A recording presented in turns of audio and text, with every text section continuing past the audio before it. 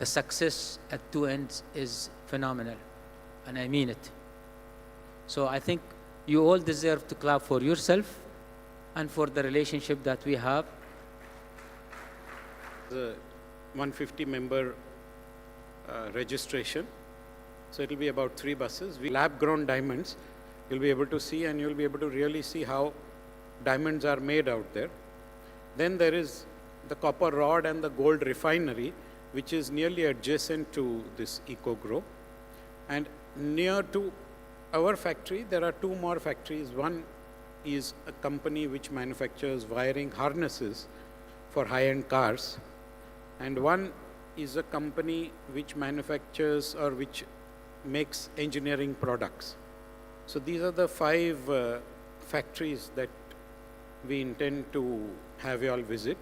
And then, of course, followed by lunch at a Novotel in Fujairah itself. And then depart back from there by about 2 p.m. so that you're back here by about 3:30 p.m. So this is the tentative program. Similarly, for the Mandir visit also, there is lunch that is organized at the Mandir. And again, depart from there maybe by 2 o'clock or earlier if possible, so that we are back here by about 3:30. And then, of course, people have got their own programs, so we'll be saying till we meet again, Alvida on Wednesday. So look forward to having you all with us. Whoever has registered, please do so. Some people told me that they want to change now, from one to the other.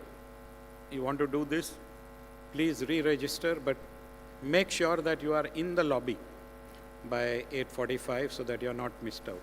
Thank you very much.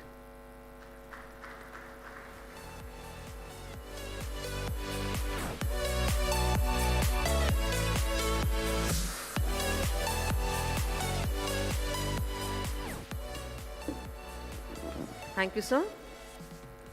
Now we'll begin this second session of the day with the subject of explore how families and wealth managers are evolving strategies, transition wealth across generations, and key areas include effective government strategies and adopting innovative technologies to ensure sustainable growth challenges and wealth transfer.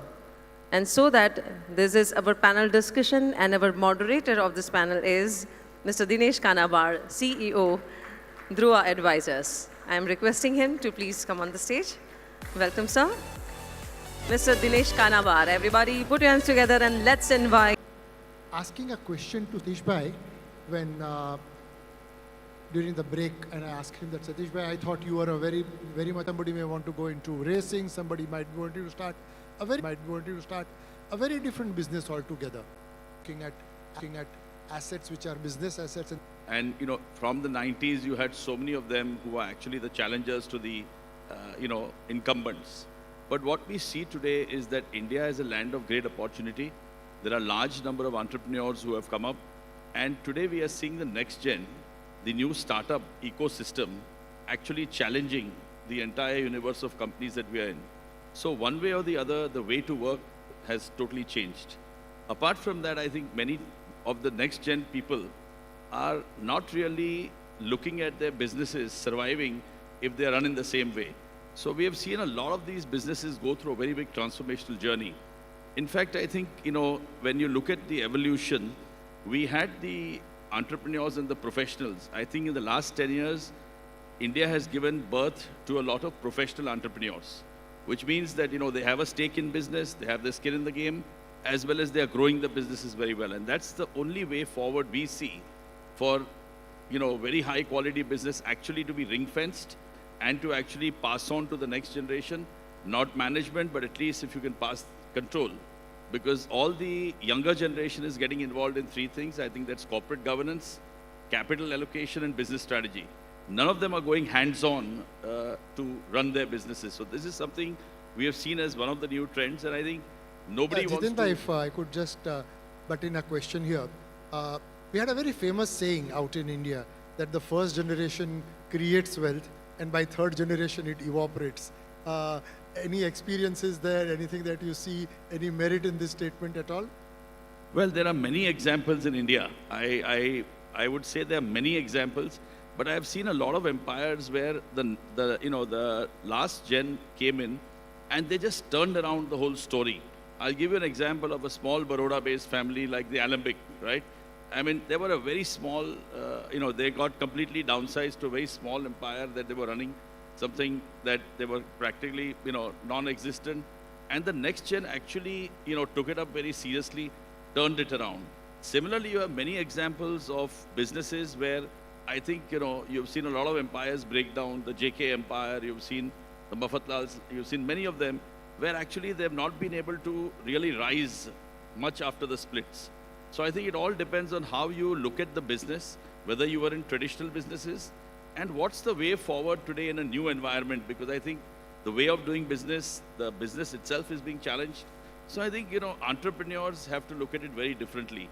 And I think one of the things we see is the younger generation is not interested, and a lot of them want to divest from the business, run their family offices, and I think there are too many of them who actually are interested in managing money, and we have unfortunately very less in the next gen who want to actually, build businesses. So that's the big worry we have, because India is a land of entrepreneurs, and we don't want that title to go away. So it's a big worry. Yuvraj, you want to come in? You and I were speaking about how do you see new generation come in, and you've been through that phase yourself. The question which comes in is that ordinarily one has seen that when an entrepreneur sets up something, is very, very good at it, creates multi-billion-dollar enterprise, but giving up is not giving up control is not something which one is used to. I have seen fascinating stories where a person says, but when I walk into the office, if I cede control to my children, the chaiwala is not going to respect me. Have you seen experiences, and how do you look at it? First and foremost, thank you for this wonderful opportunity. Yes, it is speaking as a third generation where the wealth is supposed to evaporate, as so nicely put by Dinesh. Yes, it is a challenge. The less so now than maybe 10 years ago when I took over. The reason being, it is the age of innovation, it is the age of forward thinking, and on some level, the incumbents know that they are incumbent, and that comes with a whole load of baggage. My generation is typified by the fact that we are asset light, we bring fresh perspective to the table, and as it is to cede control, as you correctly said, the overarching strategy in generational wealth inheritances, in my set of clients, the prime strategy that is appearing, that is emerging, is the fact that control of the capital is not given up. There's a saying in Gujarati that says, Muddal karta vyaj pyaru. It is a shift. Now vyaj karta muddal pyaru. So a very popular strategy that is emerging is Gen Next is not being given control over the capital, but is being control over the decisions of the cash flows that are coming in, right? So this is a more gradual way of giving up control from our predecessors to the next generation, where it is less tumultuous, where it is more calm, and at the end of the day, it is more tolerant of mistakes, because my generation is typified by making mistakes and learning quickly from them. Thank you. And Abhishna, if I could pull you in, one of the things that one sees, and this is my own experience really, that one is talking at Indian families, we haven't seen a generation of wealth. You take away cases like Birlas, for example. Otherwise, the wealth in India is comparatively of a recent origin. And when I sit back and I talk to entrepreneurs and we talk about getting examples of overseas where wealth has been passed through generations, Rothschild, whoever else, how they've grown, Walmart, etc. There's a big difference between the Indian mindset and the overseas mindset. Maybe because, as I said, the wealth is of much recent origin. Any experiences that you have, anything that you would like to share there? Many. How much time do we have? I'll start with a few, but good afternoon, everybody, and thank you to this panel. So let me set a little bit of context, right? My learnings come from spending 25 years in financial services.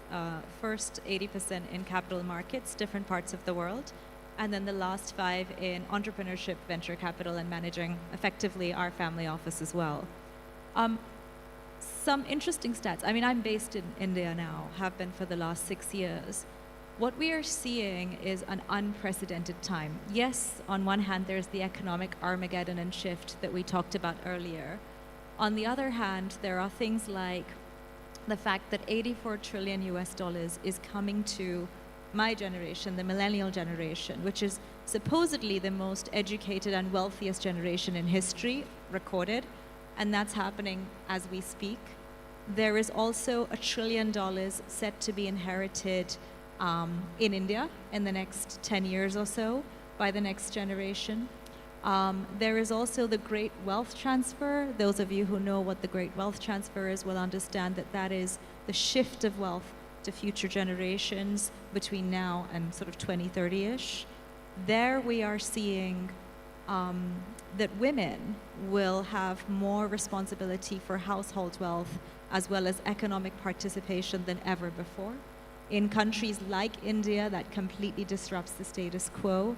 At the moment, as a venture capitalist, I see and quite often debate why women are only receiving 2 to 3% of all VC funding. We're also seeing that, yes, like you said, and like we heard, some of us heard Uday Kotak say recently in an interview, that the generations that are coming through are focusing more on just managing money versus being operational and building businesses. There is a mindset shift. And yes, it's true, the data says that the second generation dilutes 80% of wealth and the third generation dilutes 90% of wealth. So when you add up all the different complexities and factors that we are dealing with, what we are left with is different cycles of, number one, maturity, secondly, different appetites for governance, and third, different comfort levels around transfer of wealth. Now, if we look at examples like Warren Buffett, who wants to transfer his wealth mostly to philanthropy, or we look at companies that are being a little more strategic, so we could say, let's say the Walmart family, or let's say the Mars family, or even the Rothschilds. What we're seeing there, where there are lessons for us to learn, even if we're operating from a much smaller unit of family businesses or even our own family office, is how do we want to structure asset preservation, right? Sometimes in our culture, it's a difficult conversation to have if you want to sit down and say, I want to talk about my estate planning. I want to talk about my will. I want to talk about who has rights to my assets when I pass. Or if I have children, which child will have access to what and how that will be decided. Or if my children marry, what are the parameters to protect them and their future? Whereas in the West, these have traditionally been more open conversations. So I think what we see is an opportunity for us to learn and start adapting some of that. And we're seeing more of that in India. But we have to be willing to have those open, transparent conversations to say, okay, do we need to create shareholder constructs? Do we need to create company constructs? Do we want to be a private company like Mars? Do we want to be a public company and offer shares? Do we want to keep it in the family and prevent disputes? We talked about families where they've had separations, and we see many at the moment, even in India, right, going through public disputes. Do we just want to ring fence things per asset? So I think there are lots of things for us to learn, but also to start to adopt. Thank you. Thank you. That was a number of issues out there which we'll go into a bit of depth as we go along. And Ankur, if I could come to you. Bijna spoke about succession planning and sort of giving up assets. I actually known families, and it might seem like a joke, but it isn't, where if you ask the patriarch of the family, and assuming it's a patriarch for a moment, to say that if you ask him to prepare a will, it is regarded as bad omen. You are asking me to prepare a will, what I was planning for my death. And then we have seen consequences of such a thing not happening. From there, we are evolving structures where one is talking about inheritance planning and therefore creating a trust while one is alive, keeping control, but not having ownership. As a family office, you have seen a lot of it. A Patni family, in fact, has been a stellar example where wealth was created, realized, and now generations have passed. How have you seen this evolve? Dinesh bhai, thank you for the opportunity and good afternoon, everyone.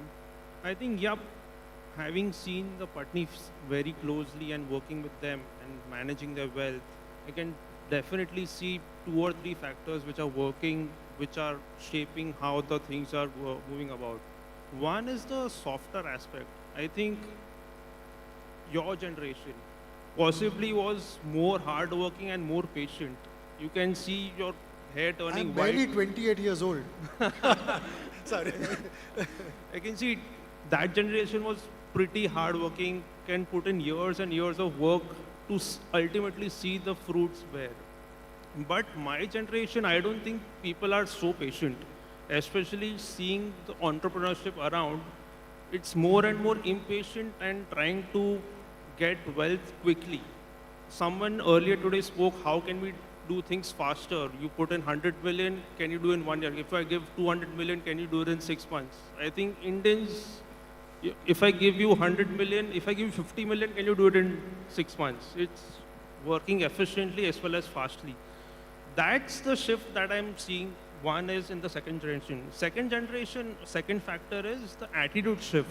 I think this generation is more open to appoint professionals. They are ready to accept and say that, okay, I'm not good at this, let me appoint a professional.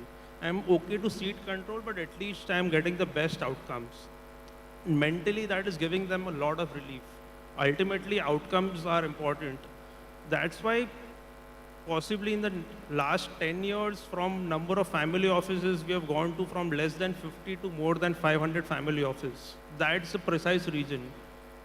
Generational wealth has been created, but family offices are created and more professionals are handling that family offices. The reason is the same. I am okay to grow my wealth, but I don't need to grow that wealth. Professionals are there to work for me and work with the family office, and I can appoint them. That is the attitude shift we are seeing over there. And that's the precise thing that I've seen at Patnis also. They could have managed the wealth. They started the family office in 2004, possibly one of the earliest family offices in India. But they had a professional from day one. For the past 21 years, they have their own professional to manage the family office. Even though they have generated a bulk of wealth, they could still manage it, but no. That's the attitude shift. And third is the number of opportunities that are coming about for investment. You can't be an expert in everything. Therefore, there are startups, there is real estate, there is AIFs, there is public equities, there is commodities. Come on, a single individual can't be expert in everything. So it's okay to pass on some part of the responsibility to professionals. You engage in the final decision making, but it's okay to have a teamwork. That's how I'm seeing how the family offices structure as well as the working style evolving from a family-led businesses to a professional-led family office.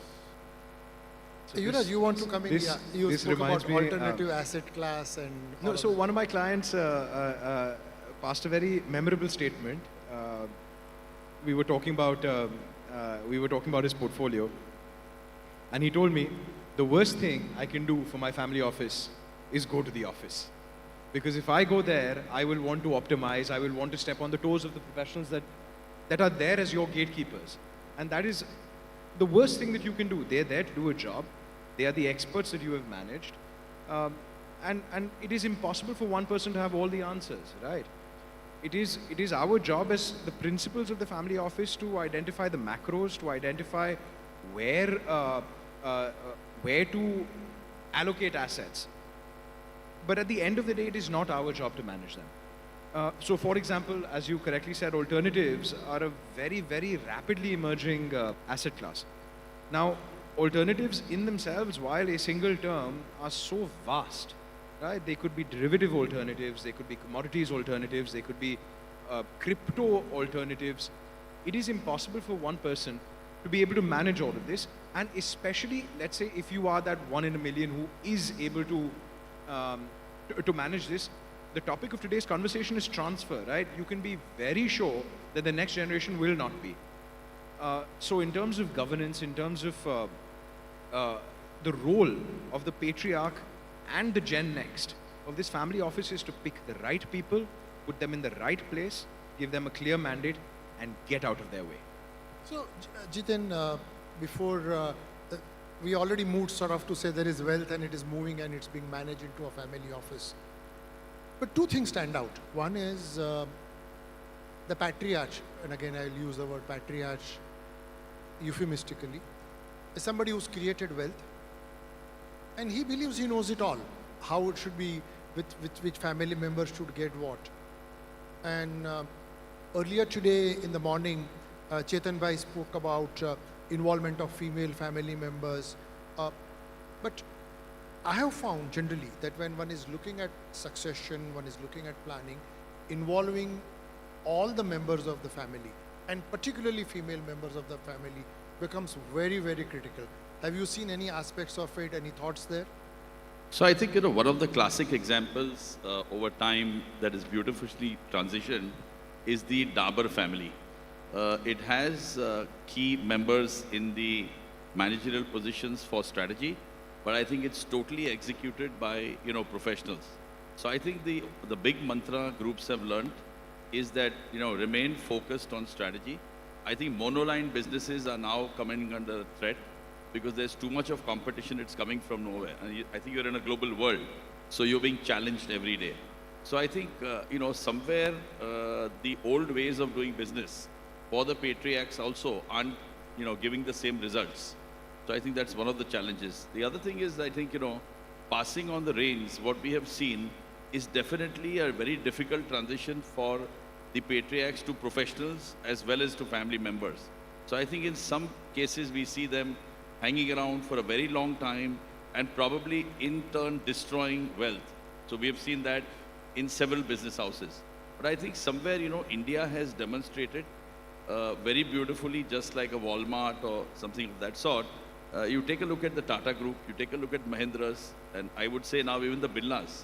I think they're functioning beautifully where none of the founders or family members are involved in any day-to-day activities.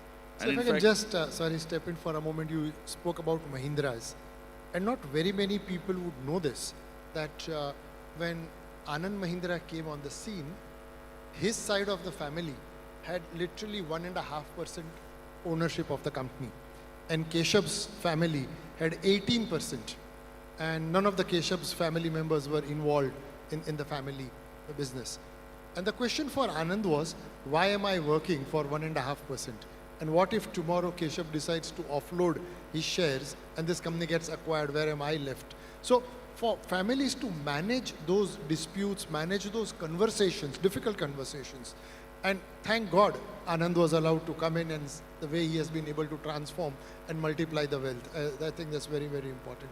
But Vishna, if I could come to you, we spoke about, again, the topic which I was asking Jiten was involvement of family members and female family members, particularly in sort of passing on the wealth. I'm now not talking about day-to-day management of the business. Of course, there's no reason why that should not be the case.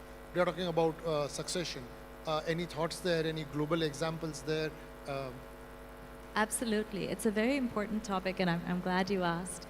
So I'll give you an example close to home. In the UAE, there is a council that was kicked off by one of the rulers last year, which looks at the fact that there are many women in the region that inherit technically a lot of wealth, but under Sharia law, the men in the families are responsible for protecting them and making their decisions and executing what happens with that wealth.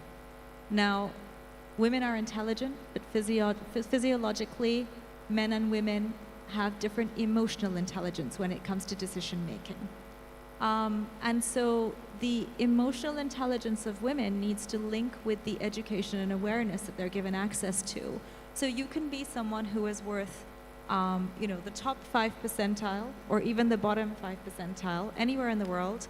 But if you don't have that understanding of what your decisions mean or what your asset allocation really looks like or translates into, you're kind of paralyzed. So the program that was kicked off here was to give women access to education in the top 5% quartile of this is your wealth, this is what it means, and okay, under Sharia law, your family members will be making the decisions for you, but there's no reason why you can't be informed and helping ascertain what that asset allocation looks like. If we take just India's story as a comparable, for the last decade, we've seen a massive shift in economic empowerment and economic literacy of women. So you've seen governments like, let's say Rajasthan, for example, where they rolled out iPhones to women during the pandemic, and they also subsequently said, go and learn how to fly drones. We want you to know how to use UPI, so your Paytm or your GPay or Cred or whatever you're using. We want you to be able to transact with dignity. If you are working as a chauffeur or a maid or a childminder, you should be able to bill your, your clients at the end of the week or the month and receive your monies. So both of those are very poles apart, right, in terms of level of wealth. But ultimately, they're supporting economic empowerment and literacy.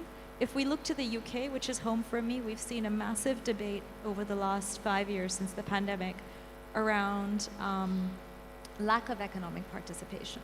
So 3 years ago, economic abuse was brought into the Banking Standards Council, where banks basically understand that if you're, for example, an elderly woman and you go into a branch, and let's say your child or your grandchild is sitting with you saying, withdraw all your money, that could be economic coercion, which has now become illegal in the UK under the Serious Crime Act of the United Kingdom. And so all of the banks had rolled out campaigns, and in fact, a year ago, there were billboards from banks like HSBC and Barclays saying, if somebody's asking you for your salary at the end of the month, that can be coercion, be careful. Just because it's a family member doesn't mean you hand it over. So lots of different facets, but I think we need to bring women into the decision-making journey. I think we need to have discussions as allies. I have a lot of male allies who educate and inform, and I hope I do the same in conversation. And I think, it starts with your brothers, your fathers, your husbands, in your own home over the dining table, and then that conversation builds out step by step. But I think that's where collaboration, making the most of left brain versus right brain, and the psychology of decision-making in economics really generates value. And we're seeing wealth managers now work towards that as we're seeing the great wealth transfer that I talked about. So in India, a lot of wealth managers are saying, more women will be at the forefront. How do we change what we're offering to suit what they're asking for? So I think that was very, very useful and very incisive. One thing which I have seen in my experience, and I think this is, what has happened is that over a period of time, families have multiple businesses and multiple family members. And there are times when there are different family members looking after different businesses. And then there is a question about which part of the business will grow, who will run it. And look at a case in point. You have Bajaj family, and Rajiv Bajaj took on the scooter manufacturer. Sanjeev started out on the financial services side. Both have grown enormously. And yet there is a mechanism where they are not rivals really. They talk to each other. In fact, I have seen examples when you are tabling a thought to one of the other, he will invite the other brother in to say, what do you think about it? Two things which I have seen work. One is a dispute resolution mechanism, because to expect that all the family members will be in sync on everything is not possible. And when I say dispute, it doesn't mean you have to become a legal dispute. Differences of opinion, how are they resolved, how are they put to bed? And from that perspective, putting a governance mechanism, because again, assuming that there are multiple businesses and different businesses have different needs for equity, resources may be limited. Somebody may say this business doesn't make sense, other person may say it. How does one evolve a family council, etc.? Yuvraj, any thought on that? Any things that you would like to share? So it is very important to understand that while there might be cross-holdings between the Bajaj brothers in each other's companies, there is very clear leadership. This is my silo, that is your silo. The primary mechanism for dispute resolution is respect, right? It starts with a deep understanding that this is my area of expertise. While I respect your opinion, and while you might be a major shareholder, the decision at the end of the day is with the captain of that business. This strategy has worked very well in n number of cases when there are large families that have diversified businesses.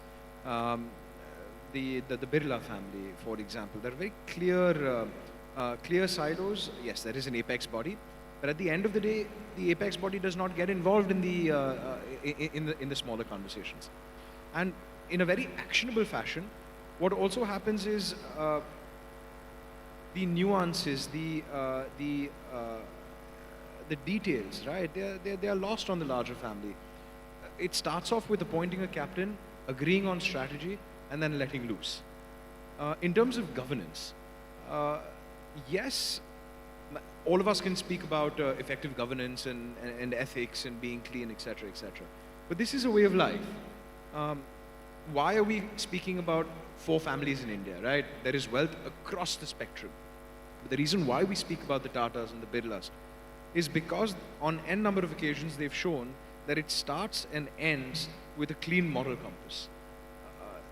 While these are things that can be put into a policy guide, at the end of the day, it starts innately. The most effective governance mechanism, especially for family offices, that we found is remove temptation. Right? So let me give you a very practical example from my own family office. The way I've structured it, because I find myself after 2 generations to have 2 sons. It's very clear, my sons will only be able to touch the capital in 3 situations. Number 1, a small amount for when they get married. Number 2, a larger amount for whatever they want to educate themselves in. And number 3, they can take out as much as they want for healthcare. Other than this, you are not allowed to touch capital. These are the kind of small practical things that, in fact, the Kotak team explained to me in a very good fashion, that these are the basic principles that you have to put into place and very actionable, that remove dispute altogether. So, Dinesh bhai, if I may come in, you gave a very good example of the Bajaj Group. If you look at Rajiv Bajaj, he's completely hands-on and he runs his business absolutely as an entrepreneur on the shop floor. And you have Sanjeev Bajaj, who's basically running the whole ship with a set of professionals. So you have both the models coexisting under one roof, but both are creating value. So I think the loud message out there is, do it if you can create value, or give it to someone else who can create value. So I think they have adopted both the models and they've done it very successfully. Interesting. There are things I would like to comment on, but we'll refrain from. Okay. So, any thoughts from your side, Ankur, on family governance, councils? How does one induct people with wide experience, professionalism into council? How can a council ensure dispute resolution? Any thoughts there? I think before reaching the council and the stage, I think what Yuvraj mentioned, the main point of resolution is respect. And I think if it's within the family, if they've known each other for a long time, that respect comes mutually. We've seen that in number of occasions. Obviously, in some occasions, it hasn't worked. Like lately, in case of Lodas, it hasn't worked. It's out in the open. Like the separation hasn't worked out as smoothly as was expected. Or in the case of Ambani's, it was not smooth. But still, there is a hierarchy or there is a mutual respect. There is someone higher in the family who, even if they don't respect each other, they respect that person who has the final say. And eventually, a common path is found. And even before it reaches the dispute, I think the larger understanding in case of splitting of the businesses on the longer term or the larger strategy. You don't need to agree on all the points on day-to-day matters. I think, again, someone pointed out very rightly, if I am good at something and if I am I'm the captain of the ship, this is my call. I don't need to hear from someone else on how to do day-to-day operations. And similarly, if it's a long-term strategy and that person is a shareholder, obviously the views are heard, and therefore most of the big businesses where the split has happened has an independent board, out of which both the whose the split happened, they may be part of the board, but ultimately it's a larger board. It's not a 2% board or 3% board who will decide the course of action. That's one of the reasons why, even though the family businesses have split in number of instances, the number of disputes, even if they exist, they are sooner or later settled down through dispute resolution or common respect. Very interesting. I don't know whether any of you have dealt with this situation, which I find myself confronted ever so often. So we have Indian families, and in most families, surprisingly, there is one odd member who's entitled to inherit and who's a non-resident. And of all places, he chooses the worst place to be a non-resident, which is USA. Okay? So you end up inheriting something in India and you could end up paying taxes in USA. Or you are entitled to something, but your exchange controlled regulations do not let you get the money out. Becomes a very, very critical aspect. You know, in fact, if I may dare say, the number of assignments that you deal with in a situation like that, where somebody comes and says, I have 2 children, illustratively, one is handling the India matters, other is doing things overseas. I would like to pass on well to him, but I just can't, because it just has to be in India. He can take $1 million out, which is neither here nor there. Any experiences there? Anything that you'd like to share there? Any of you?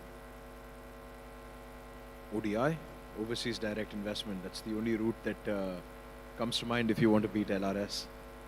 Sorry, I didn't follow. ODI, overseas direct investment, is the only route to beat LRS. Yeah, but ODI again, control remains in India.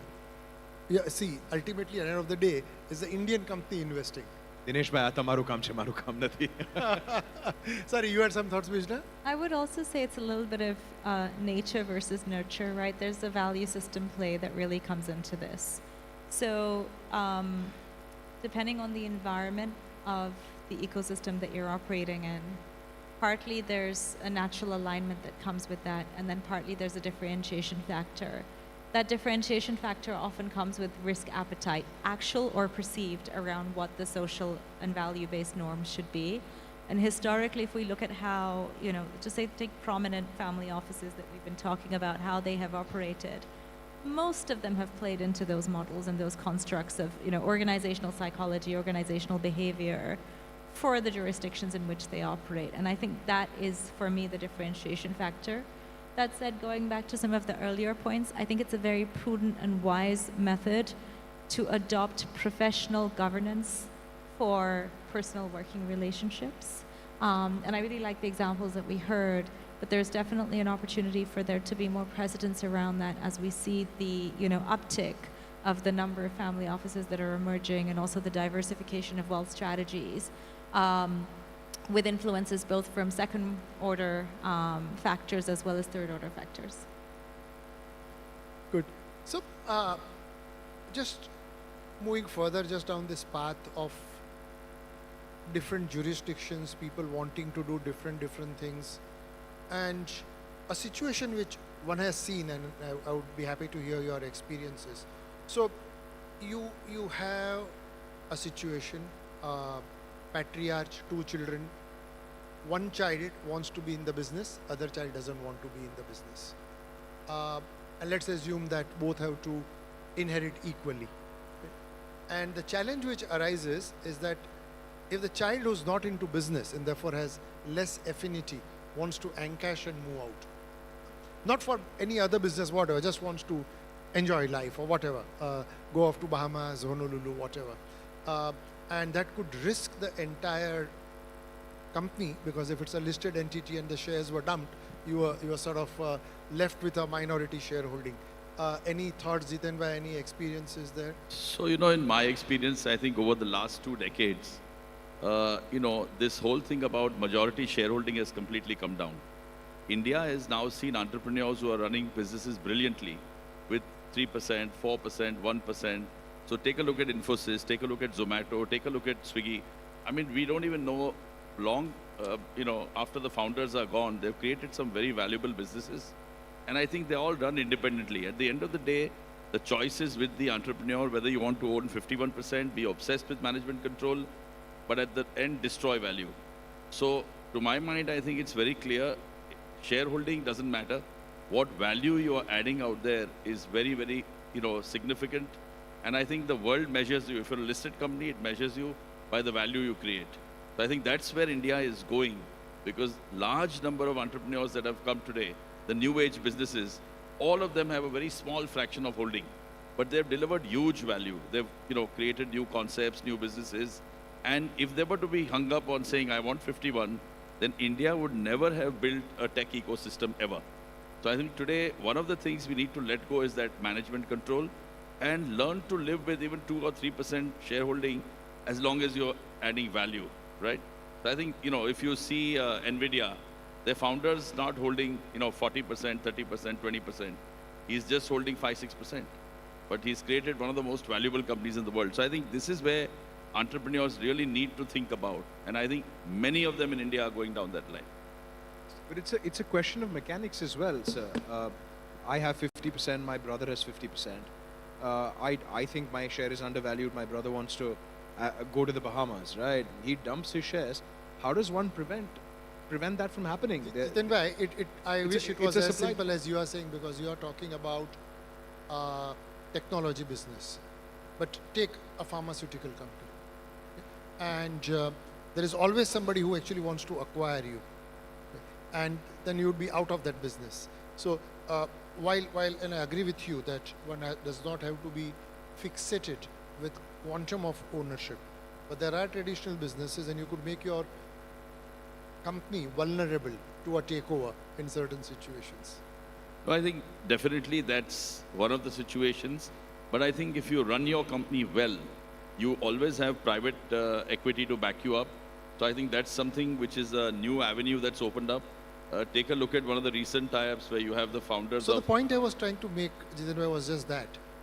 To say that when one is doing succession planning, one of the things is recognizing that if somebody does not want to be in business, if they are exiting, they cannot just go and dump the shares. There has to be a mechanism where the person who's running the business has to be afforded an opportunity to buy equity over a period of time, and finding that right balance of how do you protect the interest of the person running the business as well as those person who wants to get out is one of the most practical challenges that I have So I seen. think the larger groups today in India are ring fencing their shareholding by putting it in trusts. So I don't think any family member has an access. If you look at a Reliance or a Mahindra or a Tata's, I think these have now become so big that it's very difficult for any one faction to buy out the other, right? Absolutely. So what happens is many of these founders today very intelligently are giving only one option, the option of dividend payout to the brother who wants to be in Bahamas or wherever, So I just think that, there is no choice that they are left with. Founders want to protect their legacy. And that's happened with Walmart, that's happened with, very, very big empires that we have seen. And I think the way forward is the sacrifice. I mean, the younger generation doesn't have the right to think that this is all, my legacy and I need to get it. So I think many of the corrective actions that are being taken today by founders are to protect the legacy more than to protect the child. Absolutely, absolutely.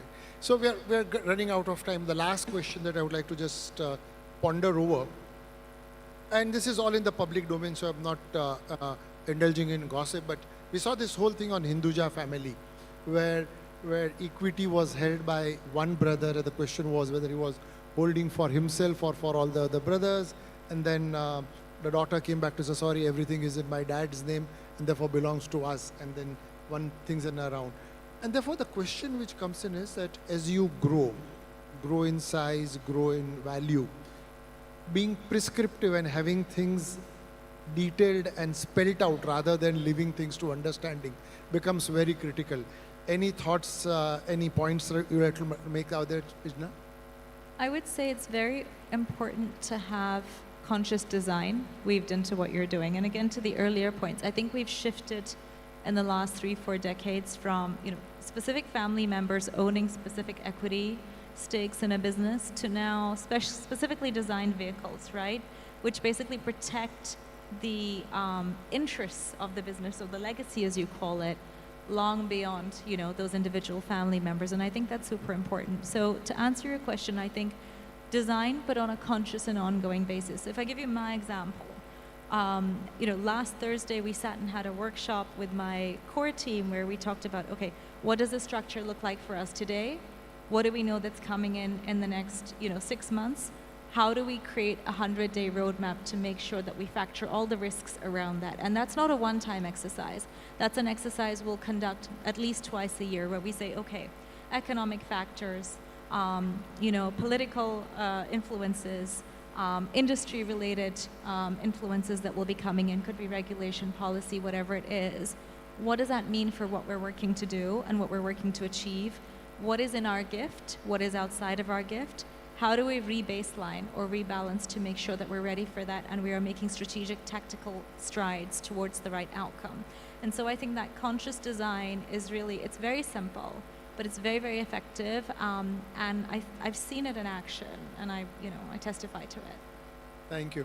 Azir, if I had to just put some concluding remarks, we had a very riveting round of discussion. We spoke about number of issues, and I can assure you that we could carry on for the next couple of hours with more and more and more thoughts. And I'm glad we have a bulletin of a time where we need to move on. But it's just interesting to understand that creating wealth may be difficult enough, but maintaining that wealth through the generations, ensuring that it is not frittered away, ensuring that your successive generations are able to use, gain, profit from it and creates value on an ongoing basis is very, very critical. We had some interesting views from everybody on the panel. I thought we had a very, very engaging conversation. I would like to thank my panel members for a very engaging session, and thank you all for listening to us very, very patiently.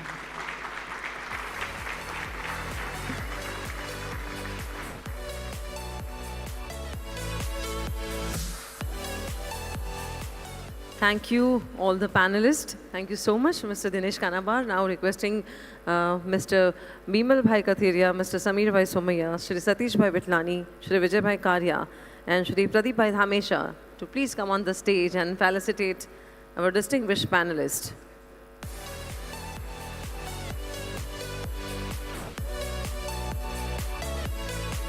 Shri Bimal Bhai Kantaria, Samir Bhai Somaya, Pradeep Bhai Dhamesha and all.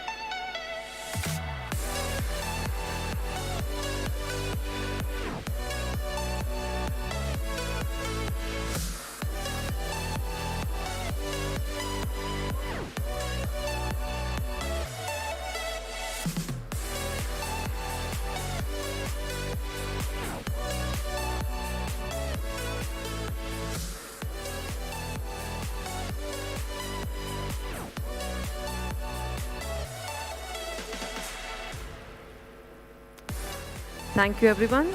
Thank you so much. Thank you.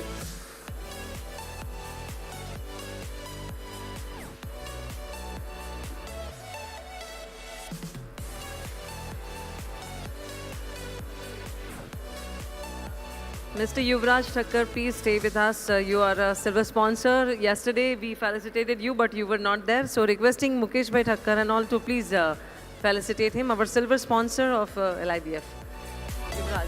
Yesterday he was there. Shri Mukesh Bhai Thakkar and Dinesh Bhai Kanabar to please come on the stage and felicitate a very young visionary Yuvraj Thakkar, our silver sponsor with the president and director.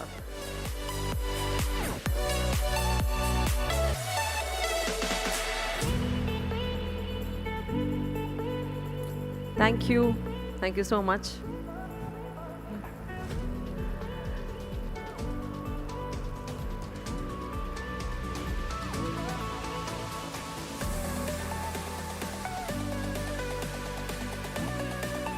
Thank you.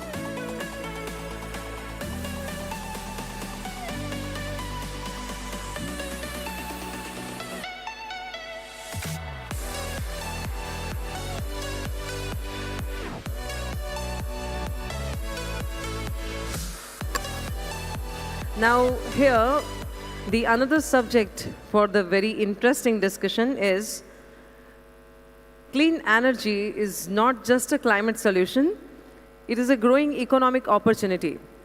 This session highlights advantages in solar PV, thermal, hybrid systems, nuclear fusion, and battery technologies, alongside government schemes and financing support also. Learn how green energy is becoming a cost-saving tool for industries and discover entrepreneurship avenues in the solar sector. So this is the subject for the next session. And so that I would like to invite on the stage, first of all, a very respectable and a proud Lohana, Chairman and Managing Director, Godavari Biorefineries Limited, Chancellor, Somaya Vidya Mandir University, and President, Somaya Vidya Mandir, Chairman, KJ Somaya Trust, KJ Somaya Medical Trust, KJ Somaya Institute of Applied Agricultural Research, and Girivanshi Prangali Mandal. And he is none other than Mr. Sanjay Somaya. Everybody put your hands together and let's invite on the stage Mr. Sanjay Somaya. Sorry, my mistake, Mr. Samir Somaya. Mr. Samir Somaya is here with us. Requesting him to please come on the stage for his keynote address on the specific subject. Mr. Samir Somaya.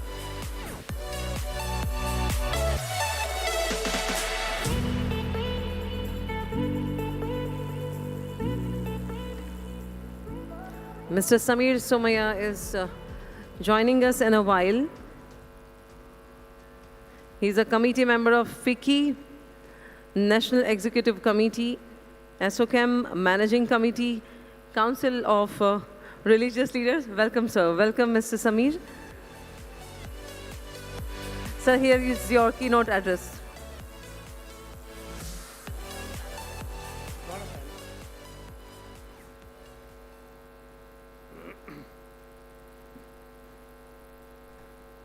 Good afternoon. Badane Jai Shri Krishna. Great to be here today. Thank you to Satish Bhai, Vijay Bhai for inviting me to speak on this biofuels for Bharat. I would like to start by acknowledging the legacy that I have received, especially in the context of the last discussion, from my father and grandfather, as they thought of building a stronger and more self-reliant Bharat. Our company was founded in 1939 by my grandfather, Padma Bhushan Karamshi Bhai Jethabhai Somaya, as the Godavari Sugar Mills, because it was on the banks of the river Godavari. As a young boy, we used to do prarthana every day, and one of the shloks we used to say every morning, and we still do, was Samudra Vasane Devi Parvatastana Mandale Vishnu Patni Namastubhyam Padasparsham Kshamasvame. Reflecting that the entire planet is the goddess, and for stepping on you every morning, please forgive me. Padasparsham Kshamasvame. In many ways, I think the philosophy of our company is to have that lighter footprint. So it's not only the shlok you say in the prarthana, but also what you need to try to do. And in many ways, I have thought that biofuels for Bharat is also a way in which we can move to that lighter footprint.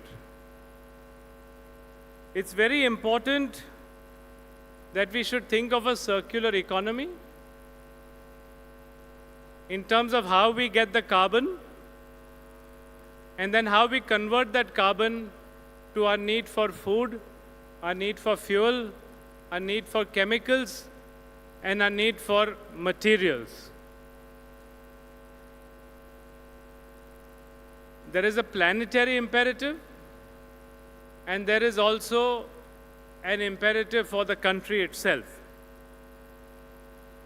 I think when we look at the planetary imperative, it is clear. Geopolitics is making more and more clear that we have to be more self-reliant. And climate change has been there for some time, in which we are seeing that the fossil way of doing things, we have to find alternatives to that. And an Indian way of looking at things. In India also, climate change does not know boundaries. So if there's climate change in one part of the planet, it will affect the other side. The geopolitics of the world influences us to see energy security. We must look at our own energy security. And finally, India has small farmers. And so when we have small farmers, we have to see that their income security should also be looked at. So these are the imperatives that come together, geopolitics and climate change, which is common to the whole world, and farmer income security, since more than half our population today is reliant still on the farm. It is important that their income security also has a basis.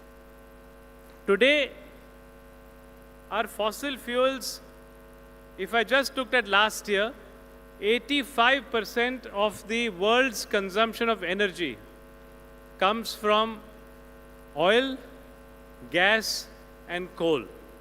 Still, we talk about a path to a lower carbon future, but that path remains at an 85% use.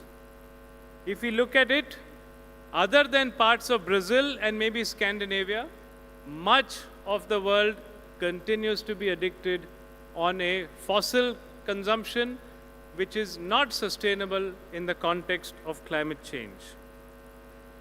If I look at India, India's per capita consumption of energy is 7,000 kilowatt hours per capita. And if I look at Norway, it is 100,000 kilowatt hours. China is in excess of 30,000 kilowatt hours, which means that if we have to, India has to grow, because energy consumption is also an indicator of development of a particular economy. So as we develop, we will have to find ways of meeting our energy needs.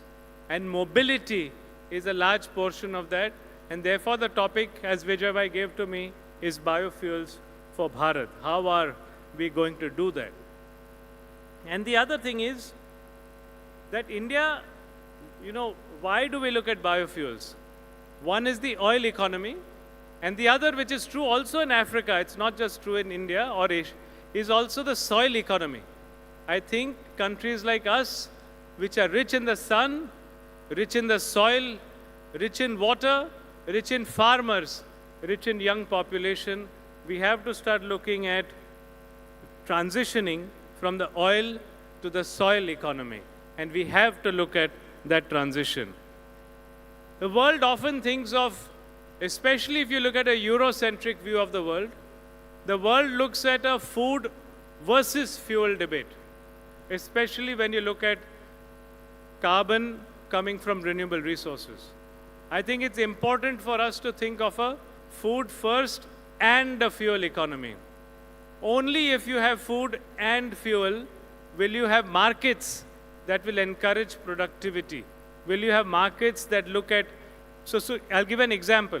In the past, when in India sugarcane was only used to making sugar, surpluses of that sugar, which was not allowed to go into the European or the American continents, it's still not, that led to a weight on the Indian market, and it would lead to an infamous economic cycle.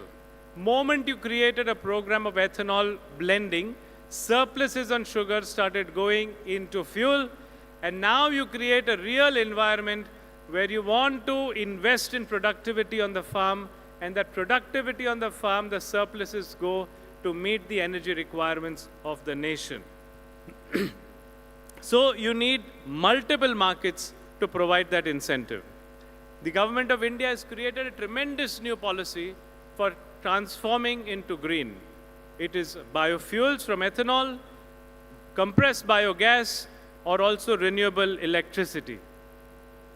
In 2018, Bharat had 1.5% blending of ethanol in gasoline.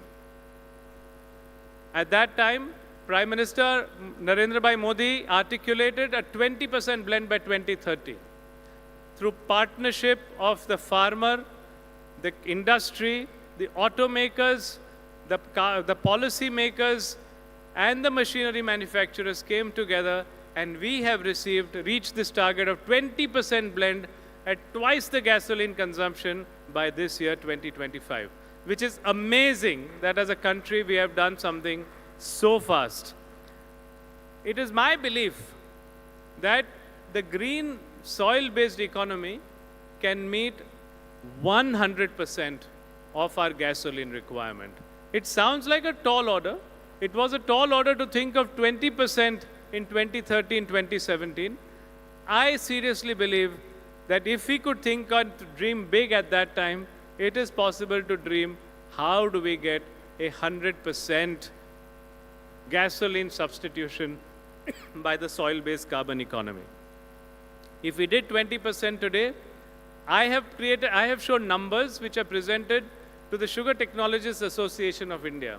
I showed them numbers through a calculation on a spreadsheet, showing that the sugarcane and the grain and the maize economy could produce another, maybe go from 20 to 25% blend. India has and burns 90 million tons of biomass residue. This is what we read about in the newspapers, putting the smog in Delhi in the wintertime. Sorry.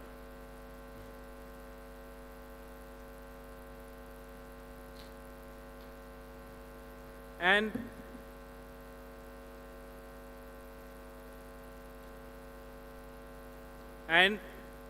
if that was converted into 2G ethanol, second generation ethanol, that would lead to enough ethanol for another 25% of biofuel in gasoline. The challenges are capital cost and operating cost. We need to get our science to work for it, blue sky thinking.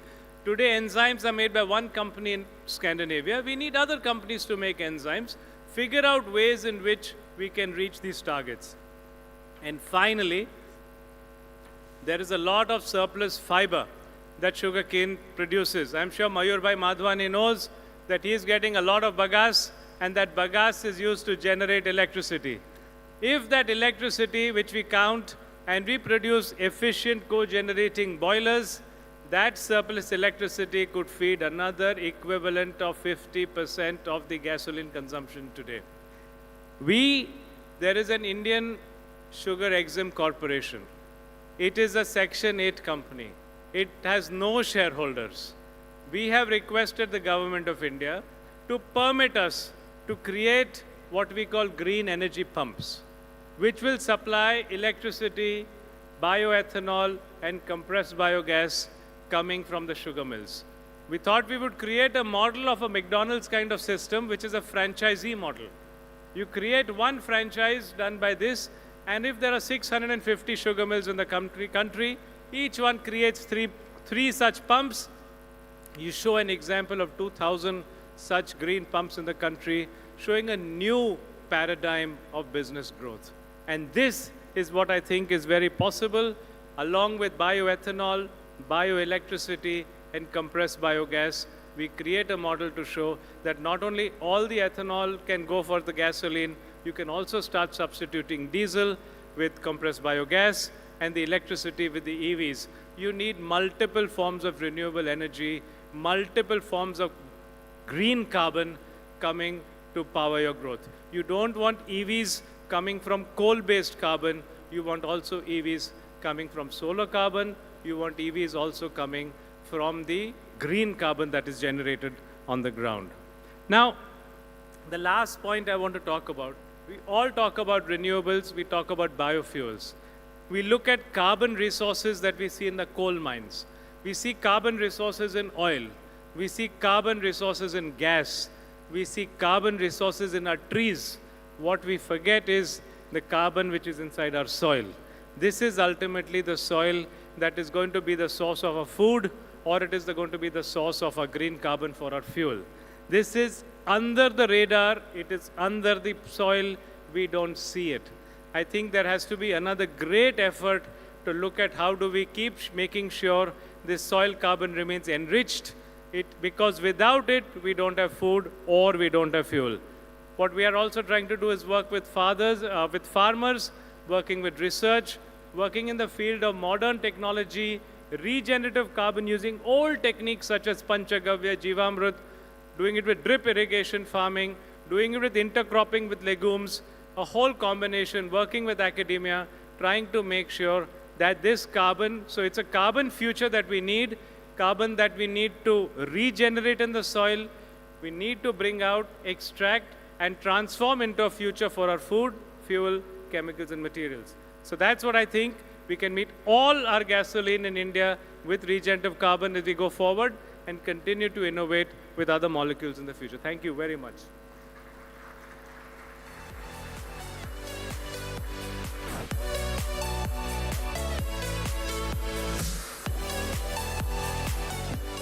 Thank you, Mr. Samir Somaya. He is our LIBF Director too, and requesting Mr. Yogesh Manek and Rashmi Chatwani to please come on the stage and felicitate him. Mr. Yogesh Manek and Mr. Rashmi Chatwani, please come.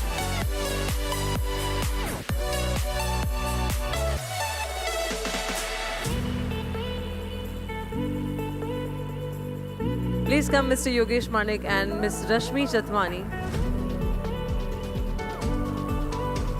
Welcome, sir.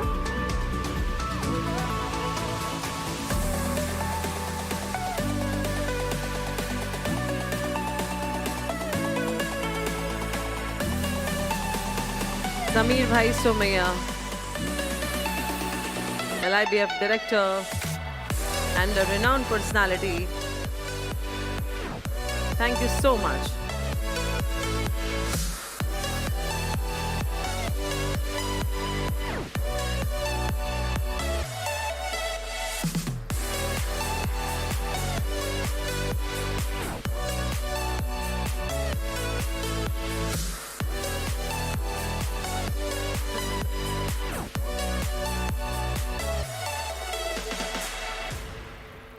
Thank you so much, everyone.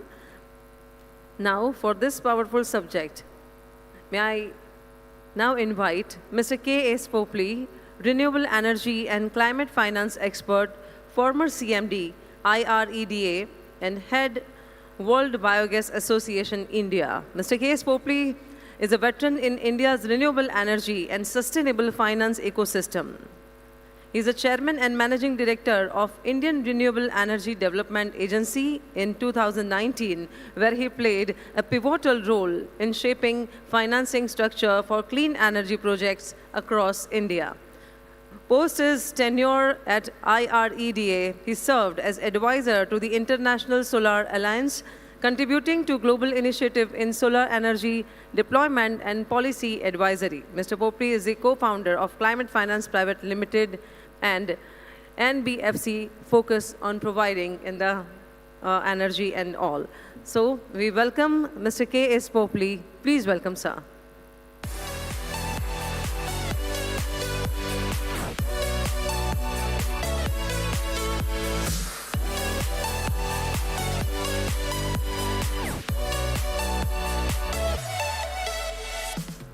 Yeah, good afternoon, everyone.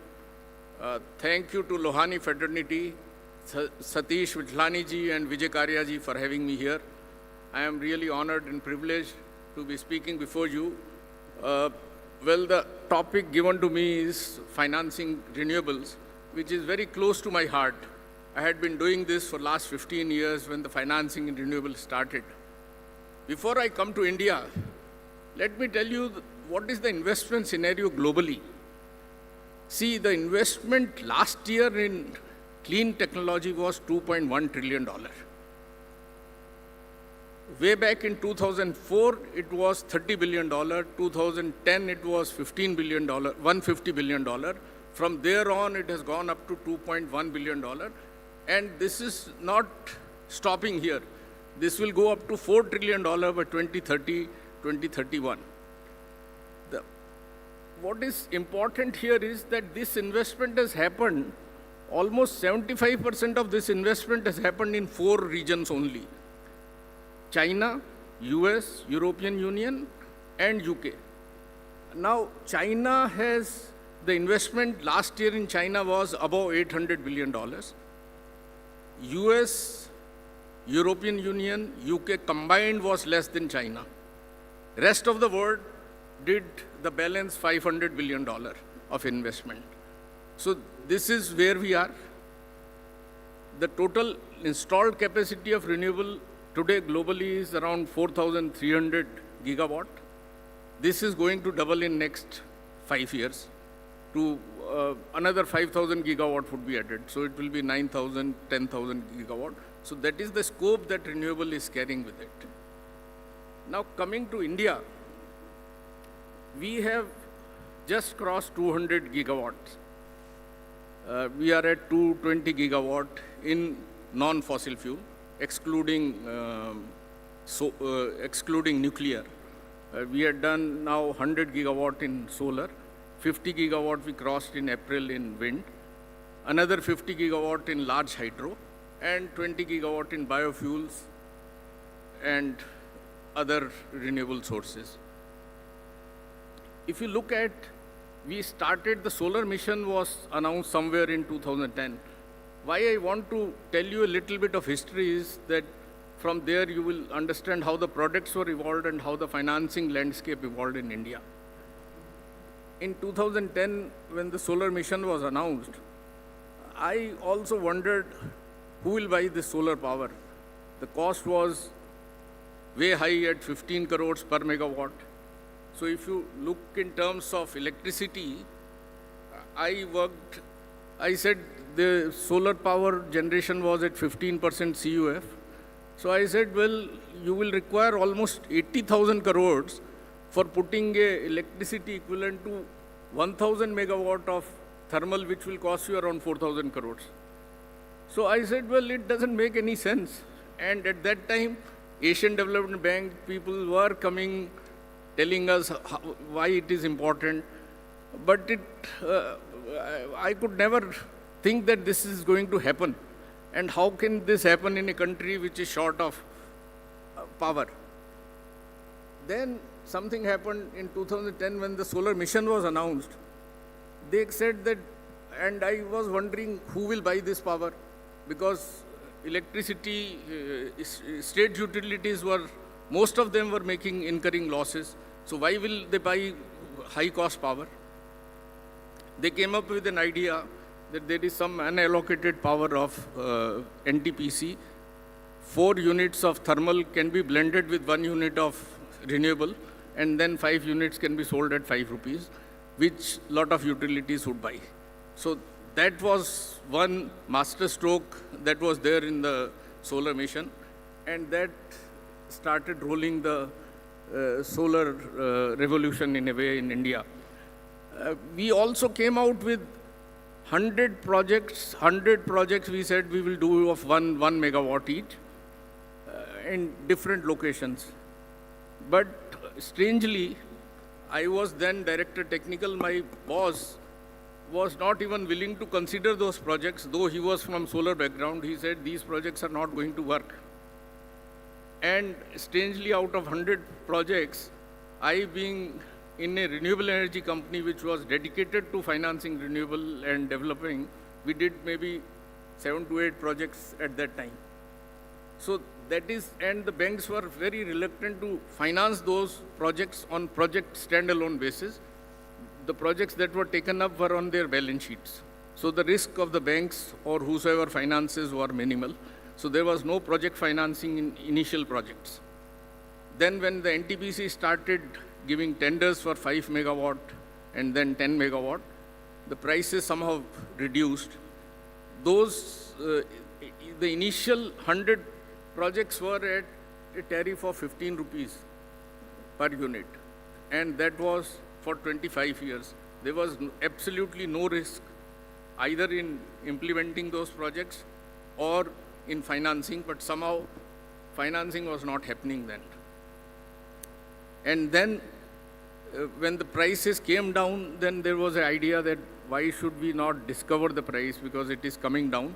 We initially started with viability gap funding.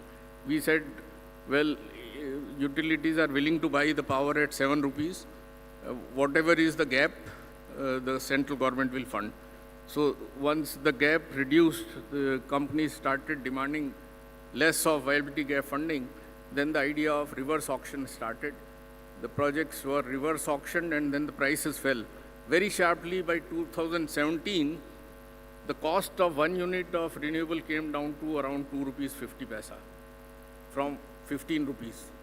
And that is such a fast pace of deceleration in tariff and reduction in cost of modules that were imported from China that this happened.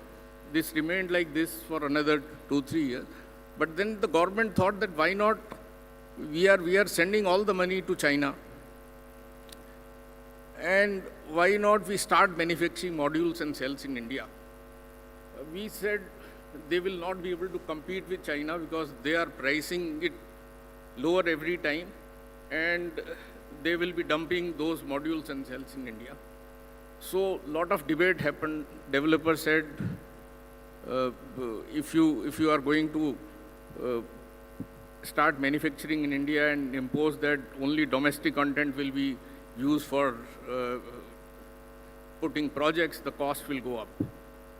Finally, they decided, yes, we will put non-tariff barriers on cells and modules, put duties, and then we came up with an idea that we will have an advanced list of approved module manufacturers for domestic content. This was happening in wind. So the wind industry survived initially on tax breaks, then it was generation-based incentives, and then they had to compete with solar when the reverse auction started in wind. Wind suffered initially for 4 or 5 years in development because they were not able to compete with the tariffs that solar was offering, and then there would be no buyers for higher cost of wind projects. There were a lot of incentives built into it. There were no transmission charges, interstate transmission charges were reduced, banking and wheeling arrangement was there, that was free. So that is how we have reached so far.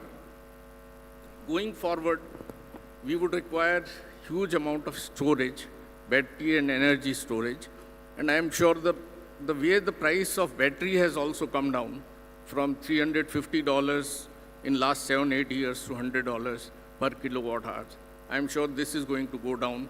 And then solar, wind and battery storage will be a formidable combination which will overtake, of course, fossil fuel generation.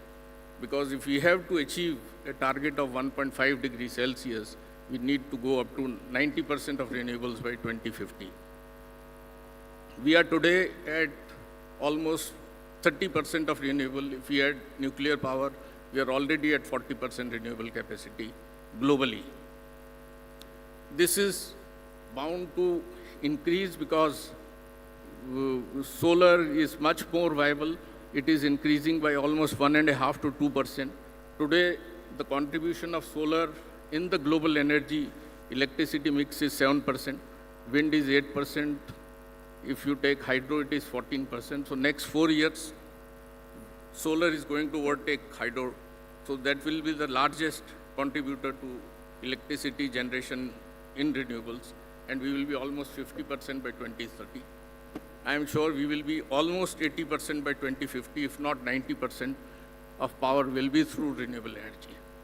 Although in India, I am also associated with India Energy Forum, where a lot of majorities of the coal people, and they feel that coal generation would still stay for next 30, 40 years.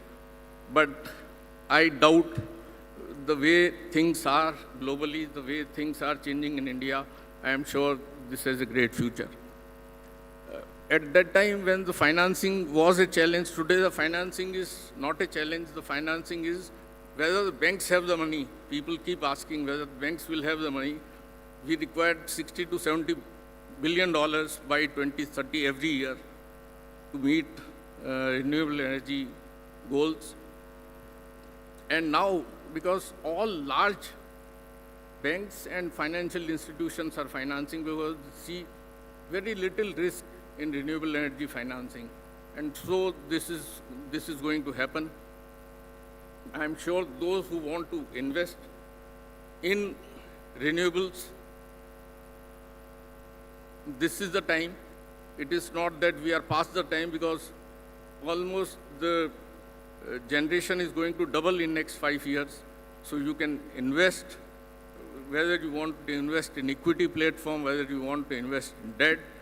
We have huge opportunity in India.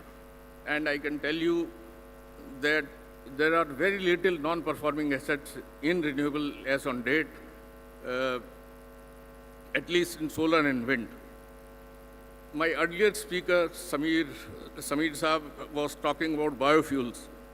Let me tell you, in biofuels, I am also heading World Biogas Association, and I happen to go through compressed biogas in detail in last 7 to 8 months. What I have realized is that policy and regulatory framework for biogas has smoothened.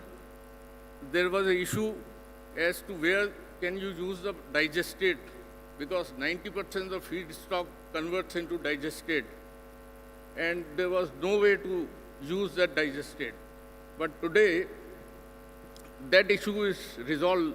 I think last month a circular came that this digestate, which is rich in carbon, can be fed back to the soil to enrich the soil condition, and that can be used as a soil conditioner. Earlier, this was not permitted because they said the soil NKP value was very high, very low in the digestate that comes from the feedstock of agri-waste.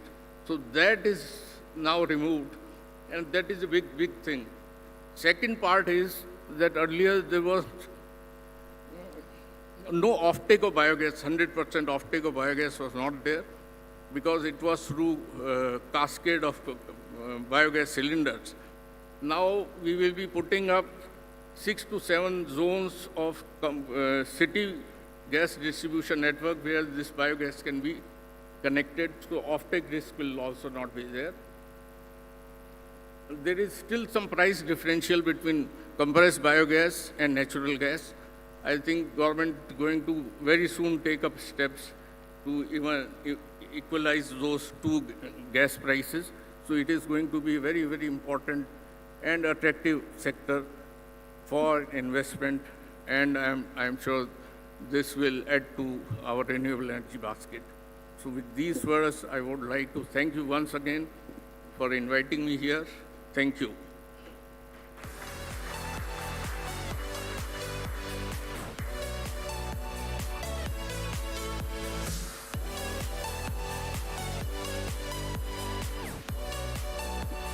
Thank you so much, Mr. K.S. Popli. I request Mr. Ketan Moria and Mr. Hasmukh Radia to please come on the stage, and let's felicitate our distinguished guest and speaker. Sorry, Ketan Morjaria and Mr. Hasmukh Radia.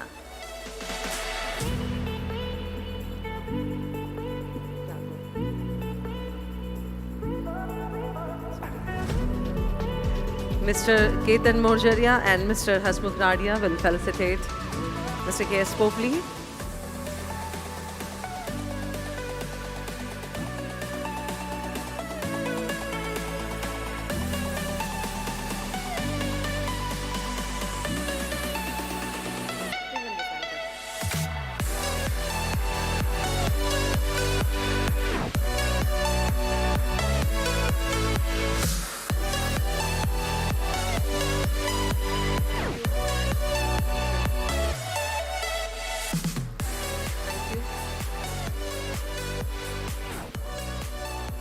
Now, may I request and invite Ms.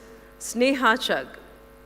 Ms. Sneha Chugg has been a key part of the Winmart Group for over 7 years, where she also founded its renewable energy division, Solution for Energy, and today she brings her wealth of experience in the energy sector to the forefront, shedding light on the opportunities that lie ahead and the immense potential waiting to be unlocked. Ms. Sneha Chugh, very young and gorgeous. Welcome, Sneha.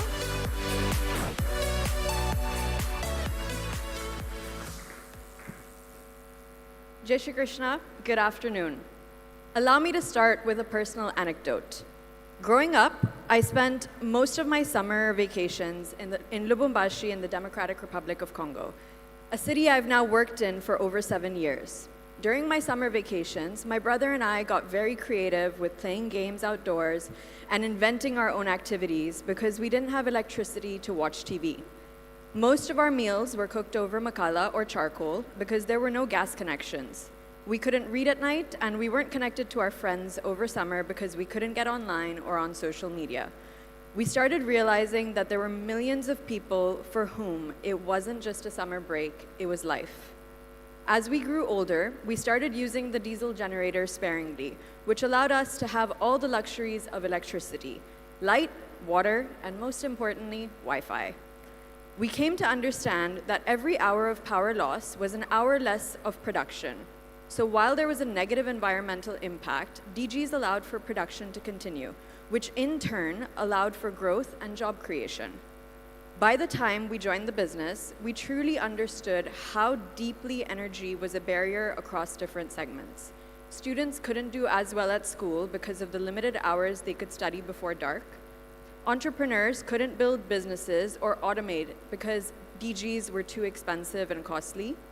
Women spent hours tending to makala stovetops to cook and heat water because of the time it takes, and also to prevent any cases of fire.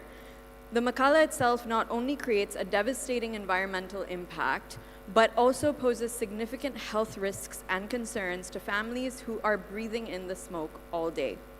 For the Winmart Group, energy isn't just a strategy, it's personal. One important factor to highlight of great importance to highlight is to ensure infrastructural capabilities to distribute any generated power, which is why that was the initial focus and target of expertise to be developed by our group through our company MES. MES has designed, supplied, installed, and commissioned multiple overhead transmission and distribution lines from 0.415 kV to 220 kV, with lengths extending to approximately 250 kilometers and multiple substations over 20 MVA. Focusing on the energy generation segment, the potential is immense. Though I would like to focus on renewable energy, I must mention DRC has proven reserves of over 180 million barrels of petroleum, with estimates varying potentially from 3 to 5 billion barrels, and current production only 25,000 barrels a day. Some estimates also show that DRC may hold as much as 30 billion cubic meters of methane and natural gas. This snapshot is not limited to DRC, but a reality across many countries on the continent, including Tanzania, Mozambique, Angola, Nigeria, and many more, which have untapped petroleum and gas reserves and limited or no refining infrastructure. It is especially apt for me to share this while we are in the Middle East, as they have demonstrated both how to unlock value from their oil and gas and then use that as a platform for developing significant infrastructure and other opportunities. Moving to more sustainable sources, DRC has an estimated wind power potential of 15 gigawatts, hydropower potential estimated between 100 to 130 gigawatts, and solar power potential between 70 to 85 gigawatts. Despite this vast potential for energy, SNEL, the local electricity authority, estimated an energy deficit only in the 4 southernmost provinces of over 1,500 megawatts, and an estimate that shows only 5 to 15% of the population has access to energy. Solutions for Energy, our renewable energy generation company, was born out of necessity, opportunity, and questioning why we couldn't convert energy scarcity into energy abundance. We began humbly with small installations on our own CSR projects, and in March 2024, we commissioned a 5 megawatt solar plant with 18 megawatt battery system at one of our mines, the first of this scale and the largest in the Copper Belt region in the DRC currently.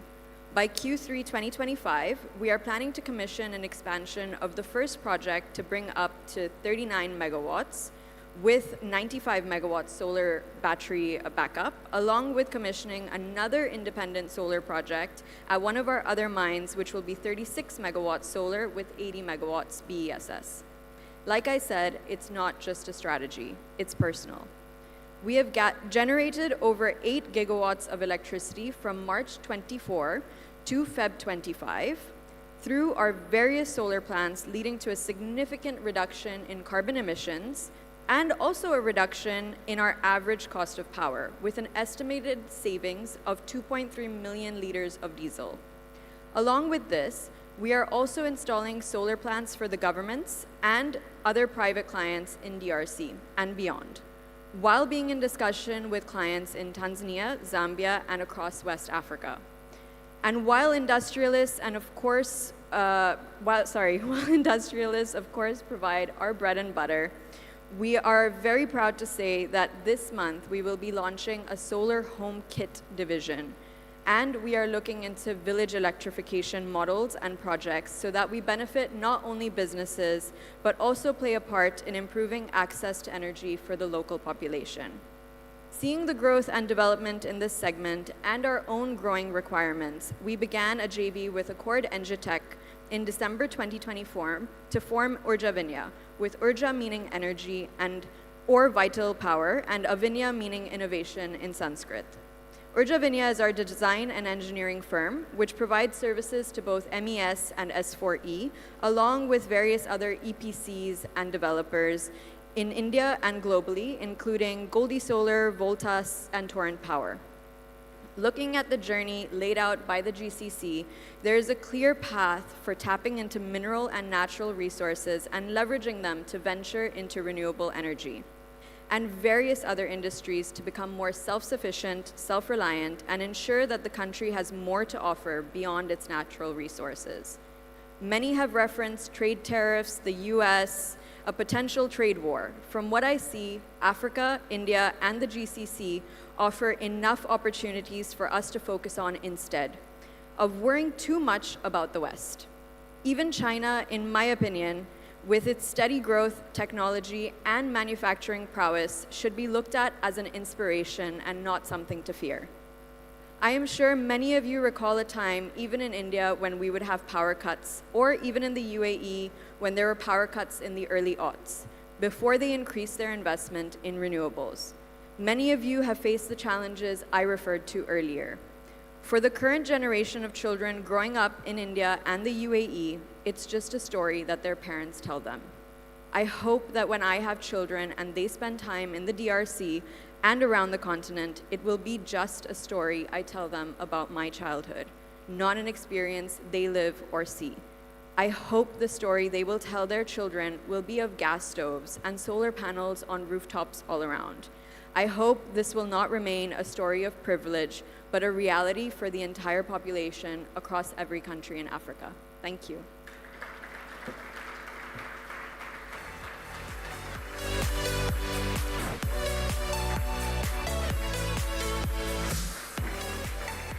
Feel really great and proud to see a young women power of Lohanas. Everybody, once again, put your hands together for Sneha Shah. And requesting Ms. Natasha Madhwani and Rupal Banrajde to please come on the stage and felicitate the very young, dynamic, beautiful and gorgeous Sneha Shah. Ms. Natasha Madhwani and Rupal Banrajde.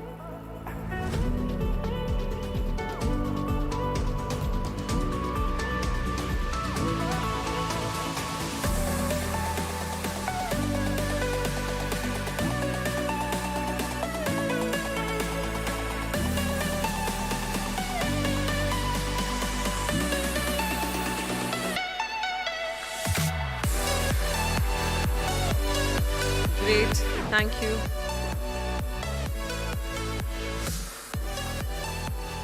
Now, I would like to invite Mr. Madhur Madhwani. Mr. Mayur Madhwani, I'm sorry, Joint Managing Director of Madhwani Group, based in Uganda, heading, and the Madhwani Group is one of the largest industrial group in East Africa, employing over 20,000 people operating in Africa, Middle East, and India. With current turnover, East Africa exceeds US $500 million and asset valued more than US $1 billion. Out crores areas of strength. Welcome, sir. Welcome, Mr. Mayur Madhwani. Everybody put hands together and welcome him.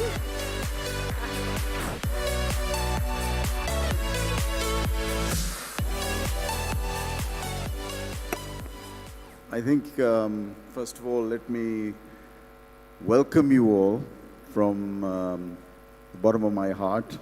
But before we go any further, it's important for me to say thank you to Satish Bhai, Vijay Bhai, these are all the individuals that have made this event possible, and their colleagues. You know, you have many of them, Nitin Bhai, you've got Subhash Bhai, you've got all of them here. And we really want to thank you for organizing this wonderful event. But nothing would be possible without all of your participation. Thank you all for being here. You're now all very experienced on renewable energy.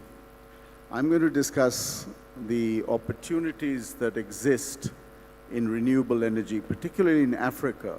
I think yesterday you heard Lord Poppert tell you that Africa is the next future opportunity. So for the younger generation, I was very happy to hear Chetan Bhai's daughter speaking about renewable energy and how she has got involved in corporate social responsibility by helping others, which is very important. The younger generation believes in renewable energy, they believe in CSR, they believe in the right things. So it's very important for us, all of us, to embrace this. Now, Africa has huge potentials. If you look at these charts I have prepared for you, I'm not going to bore you long, just quickly go through them.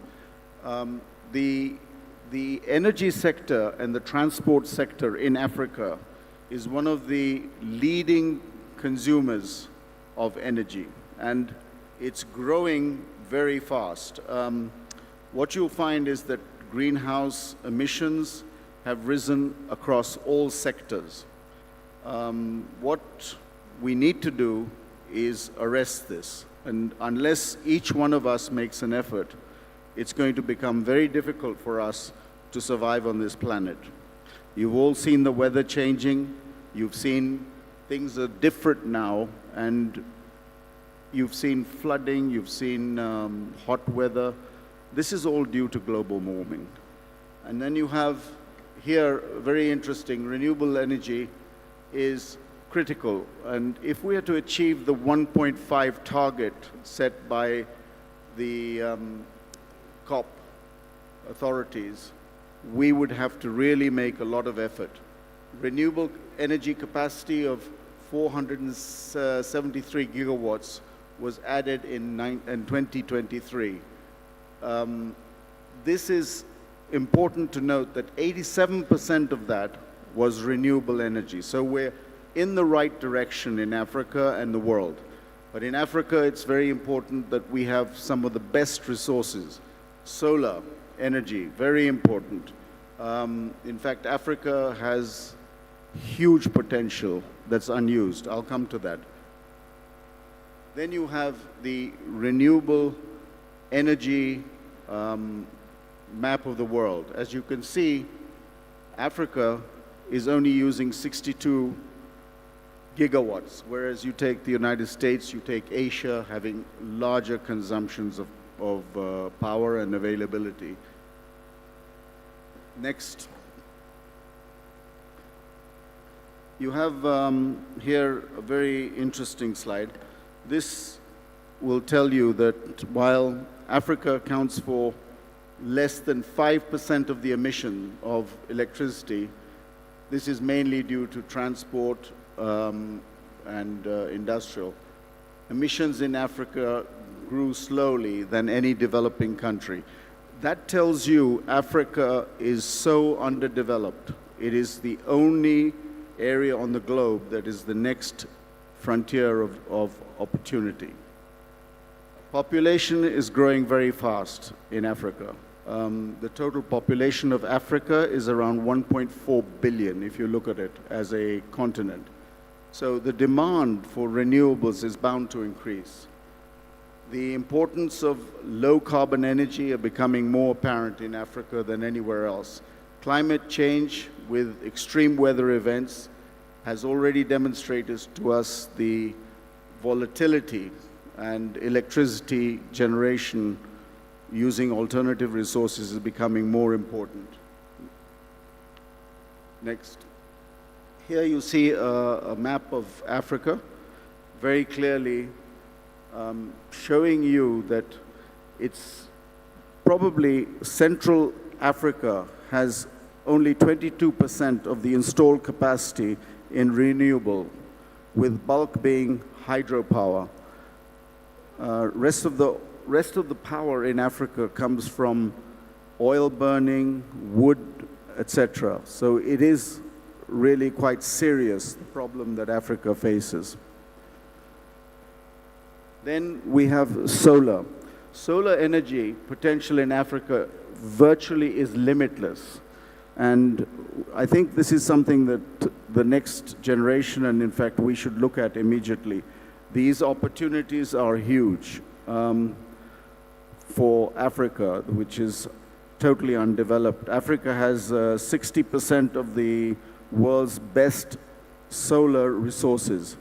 And the Wind Council estimates that Africa alone is using only 0.01% of the total wind energy availability potential of 59,000 gigawatts. So huge potential on wind and solar. Next slide.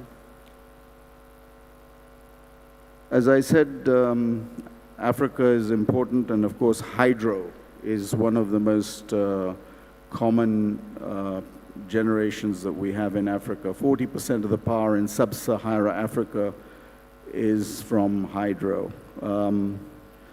But 90% of the potential of hydropower is still untapped. That's Africa, 90%. Next slide. Of course, there is then geothermal. Kenya, one of the countries, has done extremely well. Geothermal power is available in the Rift Valley, that's basically Mozambique to Djibouti. And Kenya has embraced 800 megawatts of geothermal power, which is a positive, and it continues to expand this segment of power generation. Now we have, of course, nuclear power. There are only two countries in Africa that have nuclear power. One is South Africa, and the other is Egypt. The problem with nuclear power is the costs are incredible, and having such high costs, of course, makes it less affordable. But I just would like to share with you that the government of Uganda, for instance, is really looking at 2 nuclear power plants, and they want to generate 15 gigawatts of nuclear power. I know it's a wish list, and I think they might succeed, because Uganda, as you may know in the room, has huge resources of oil, which they will be tapping on. The official figures show around 6,000 barrels of oil is in Uganda. And next year, I think by mid-2026, Uganda will be pumping oil. The pipeline is already being built. It's nearly going to be completed. Then we have biofuel blending, ethanol. I will speak about this more. You've heard a lot about biofuel. This is one of the most wonderful things, and Africa has a huge potential because we have a lot of land, we have unutilized land, and of course, taking into consideration food security, I think Africa can do well.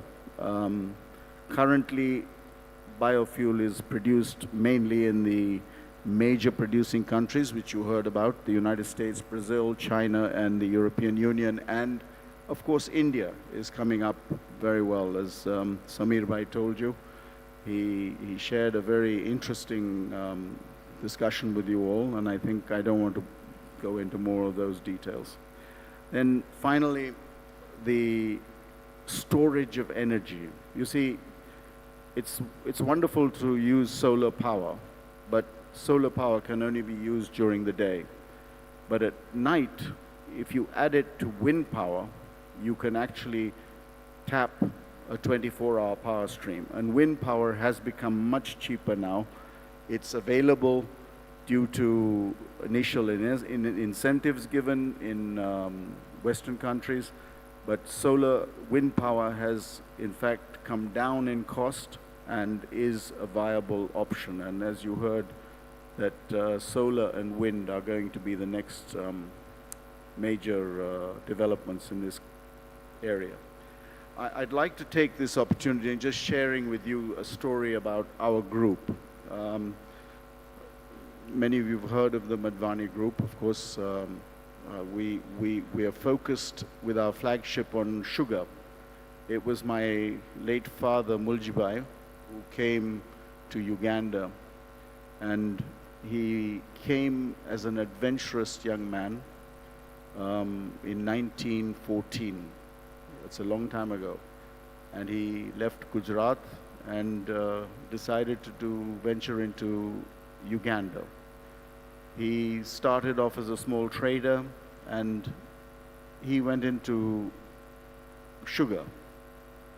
And if we can move on, these are my two brothers who have been pioneers, but we are involved in many industries, many leisure industries. You will be hearing from my daughter Tanya about the opportunities that exist in Africa for tourism.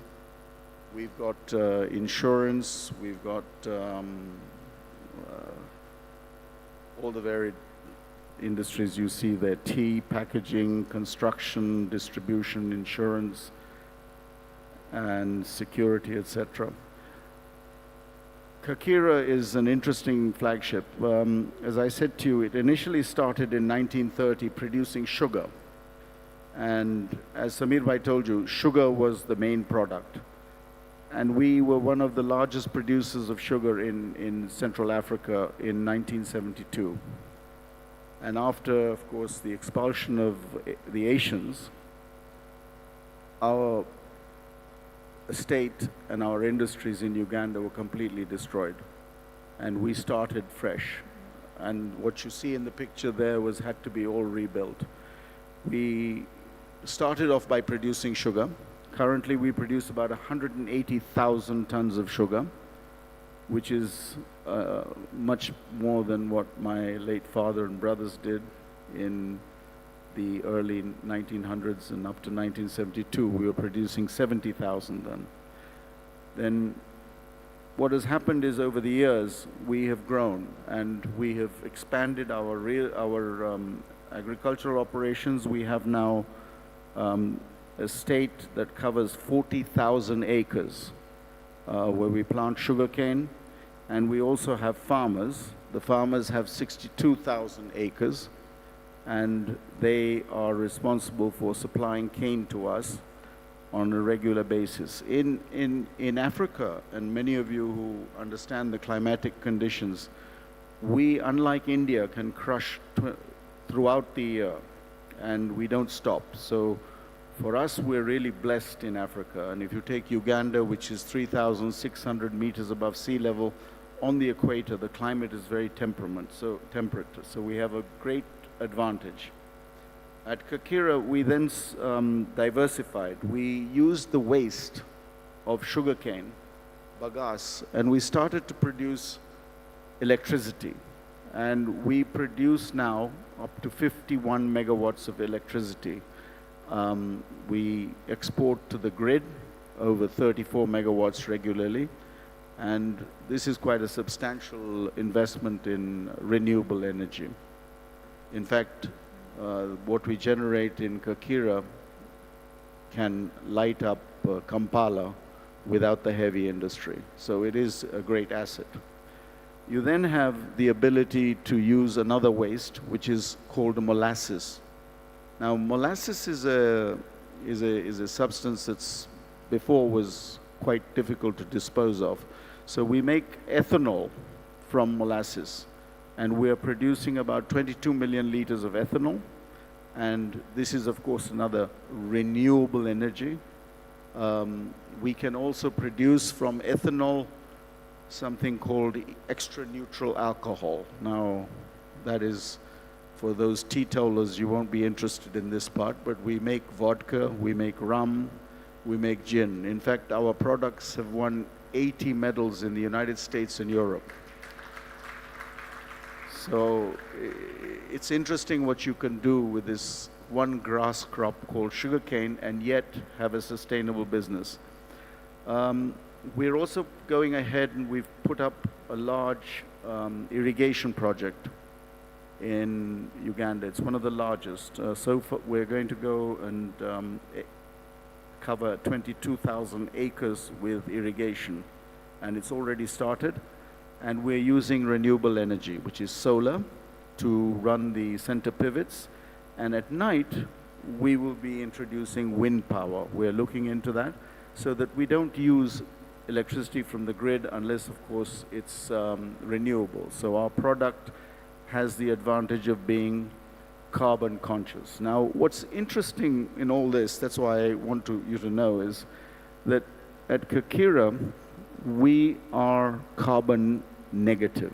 We've had this assessed by South Africans, and it's amazing that if you focus on trying to create an environment for renewable energy and other byproducts, you do always have to maintain the fact that you need to be very conscious of degrading the environment. So we have today a carbon footprint that's 1,771 tons CO2e negative. This is one of the only companies in Central Africa. Of course, we have the other thing that follows with renewable energy is to make sure that you continue in that direction. And we have started a policy of planting 60,000 trees every year. And we've been doing this for years as a company policy. And finally, we grow sun hemp. Sun hemp is again used as a biomass. And we do this in Kakira. All our fields are covered in sun hemp for a few months. So as you can see from all this, we are just a small company, but we're managing to do, and what one should do is leave less of a carbon footprint. So ladies and gentlemen, I wish to thank you all most sincerely from the bottom of my heart for listening to me. I hope I wasn't boring you too much. But it's wonderful to see all of us here, as I said earlier on. And I think there is a huge opportunity in Africa for investment in renewable energy, particularly in solar and wind. Of course, hydro is in abundance, and I think these are large projects and small projects, but it's something worth looking at. Thank you so much. Jai Shri Krishna.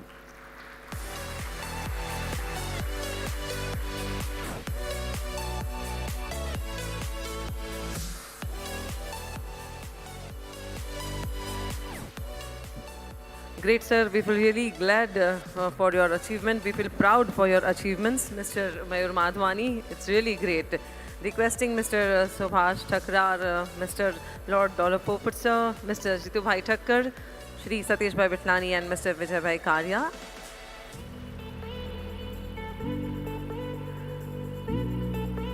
They will felicitate Mr. Mayur Bhai Madhwani.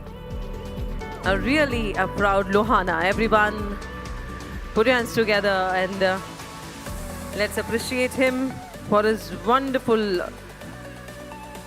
projects and wonderful achievements.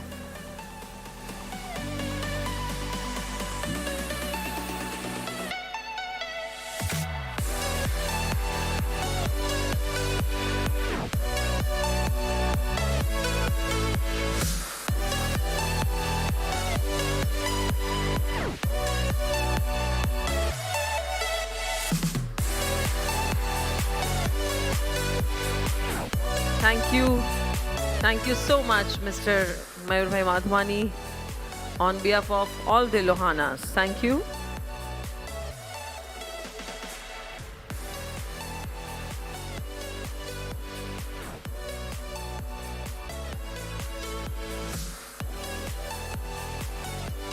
Thank you, dignitaries, and thank you all the directors. Now, would like to invite Mr. Rupesh Bhai Hindocha. He will speak about renewable energy financing. Mr. Rupesh Bhai Hindocha is an accomplished investment banker with a 20+ year track record in emerging markets. As the founder and group CEO of a Premier Solar Group, PSG, he leads initiative in the installation and financing of distributed solar PV and battery storage solutions for C&I clients across India, Sri Lanka, Dubai, and East Africa. He is also the chairman and group CEO of Starsight Premier Energy Group, SPEG, a joint venture between PSG and Starsight Energy Africa Holdings, focused on delivering fully financed sustainable power solutions and C&I clients across East Africa. Starsight Energy Africa Holding boasts a robust portfolio, over 800 projects spanning Eastern, Southern, and Western Africa. Mr. Rupesh Bhai Hindocha is here with us. Everyone, let's welcome him.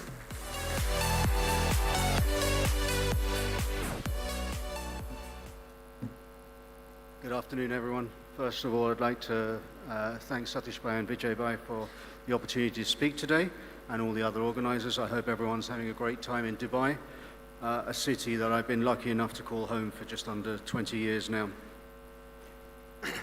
As you've heard from several of the guests earlier today, there is a shortage of energy across sub-Saharan Africa, with a lot of infrastructure deficits in a lot of the large economies that lead to frequent power cuts, expensive grid power, and the frequent use of expensive and polluting diesel generators. Solar power that you've heard of quite frequently over the course of this afternoon is a technology that isn't new. It's been around for a long time. It's been in use in many parts of the world for at least 25 to 30 years, but its adoption in sub-Saharan Africa is relatively new. One of the main reasons that we found for its lack of adoption on the continent was its large upfront capital expenditure costs. They have come down, but with the advent of the use of battery energy storage, we find a lot of projects are still heavy on the capital expenditure front, and our sole aim at Starsight Premier Energy is to actually assist commercial and industrial clients by reducing that upfront cost and financing these projects over a long period of time, anywhere between 10 and 25 years. The traditional financing structure in most developed markets is the power purchase agreement. For a variety of regulatory and non-commercial reasons, a lot of the governments in sub-Saharan Africa prohibit the private deployment of power purchase agreements to industry and prefer that industry continues to buy power from the state utility. Companies like ourselves have come and innovated various financing structures, loans, leases, asset finances to assist our clients in ensuring that they don't breach those power purchase agreement regulations, but still have an ability to self-generate. I think you heard Mayur just prior to us saying that they're carbon negative now across their industry. We're assisting many companies in the 7 countries that we're present in to achieve as close as possible to that. Solar was our initial technology, remains the primary technology, but with the advent of more advanced battery energy storage systems and a lowering of the price of those systems over the last few years, We're seeing a lot of commercial and industrial clients in Africa actually move away from diesel for sure, but also a lot from grid usage towards self-generation. There was an interesting story just that was announced last week of a copper mine in the DRC that has signed a power purchase agreement, must have been allowed there, for a baseload 30 megawatts power supply 24 hours a day through the use of just over 200 megawatts of solar and 500 megawatt hours of battery. A project like that would cost around 150 million US dollars to put up.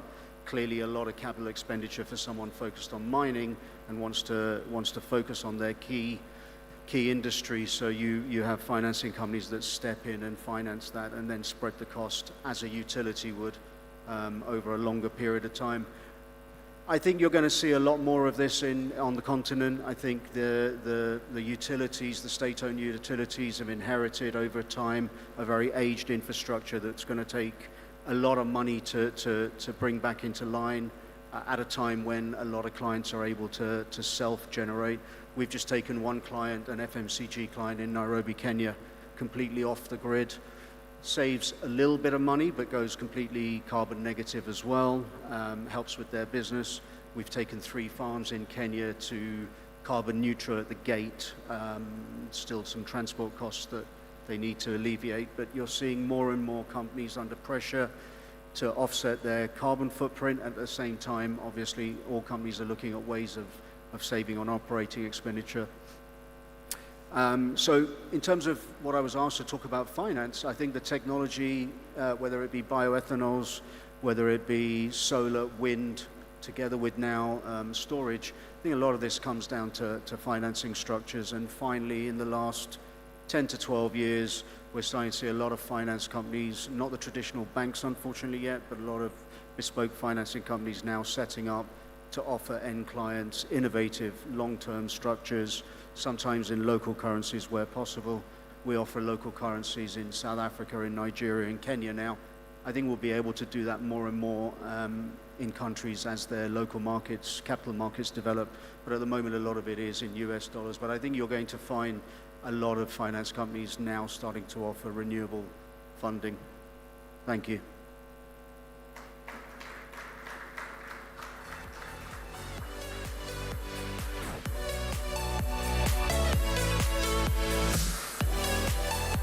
Thank you so much, Mr. Hindosha. Requesting Mr. Janak Bhai Thakkar and Mr. Kunal Vajani to please come on the stage to felicitate Mr. Rupesh Bhai Hindosha.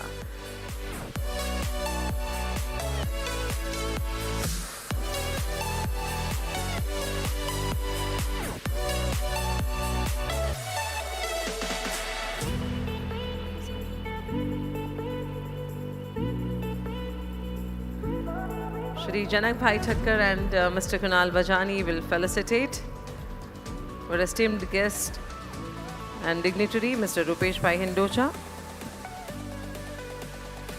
And yes, of course, a proud Lohana.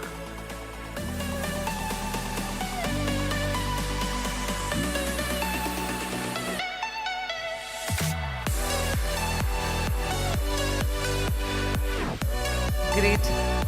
Thank you. Thank you so much, sir.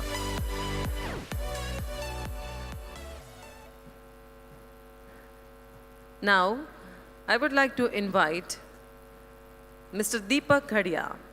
Mr. Deepak Ghadia is a social entrepreneur and pioneer in solar concentrator technology to India, and through his earlier company, Ghadia Solar, impaneled 60 plus projects, including world's largest solar steam cooking system and at Shirdi that cooks 50,000 meals per day. Now he is chairman of Sunrise CSP India, an international company, and installing world's largest concentrator at Muni Seva Ashram, where he lives and trustee of. It will generate cooling for hospital from heat of sun without compressor. And he is Mr. Deepak Bhai Ghadia. So please come.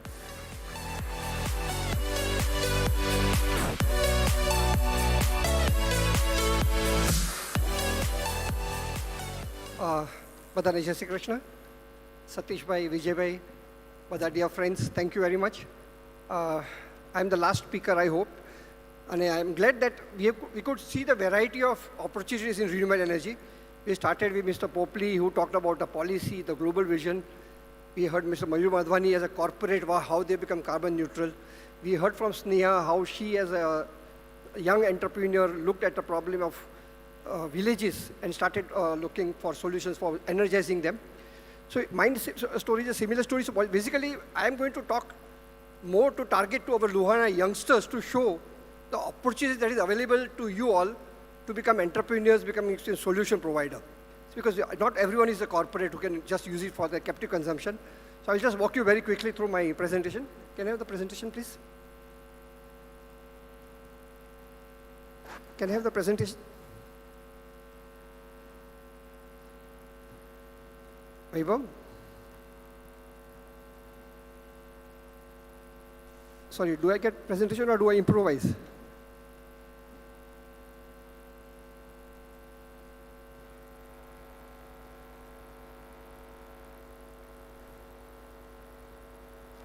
Hello.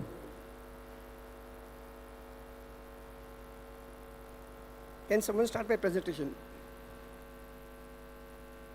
I had sent it to Vaibhav yesterday and he told me it's already in there.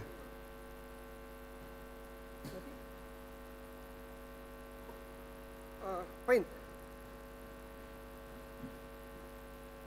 So, sorry, there is no presentation. So I will just tell you the whole story and share the vision. So just like Sneha said, for me, I studied in Germany and I was working for a very big company, one of the world's largest company in where the silicon was born, called Wakashimi.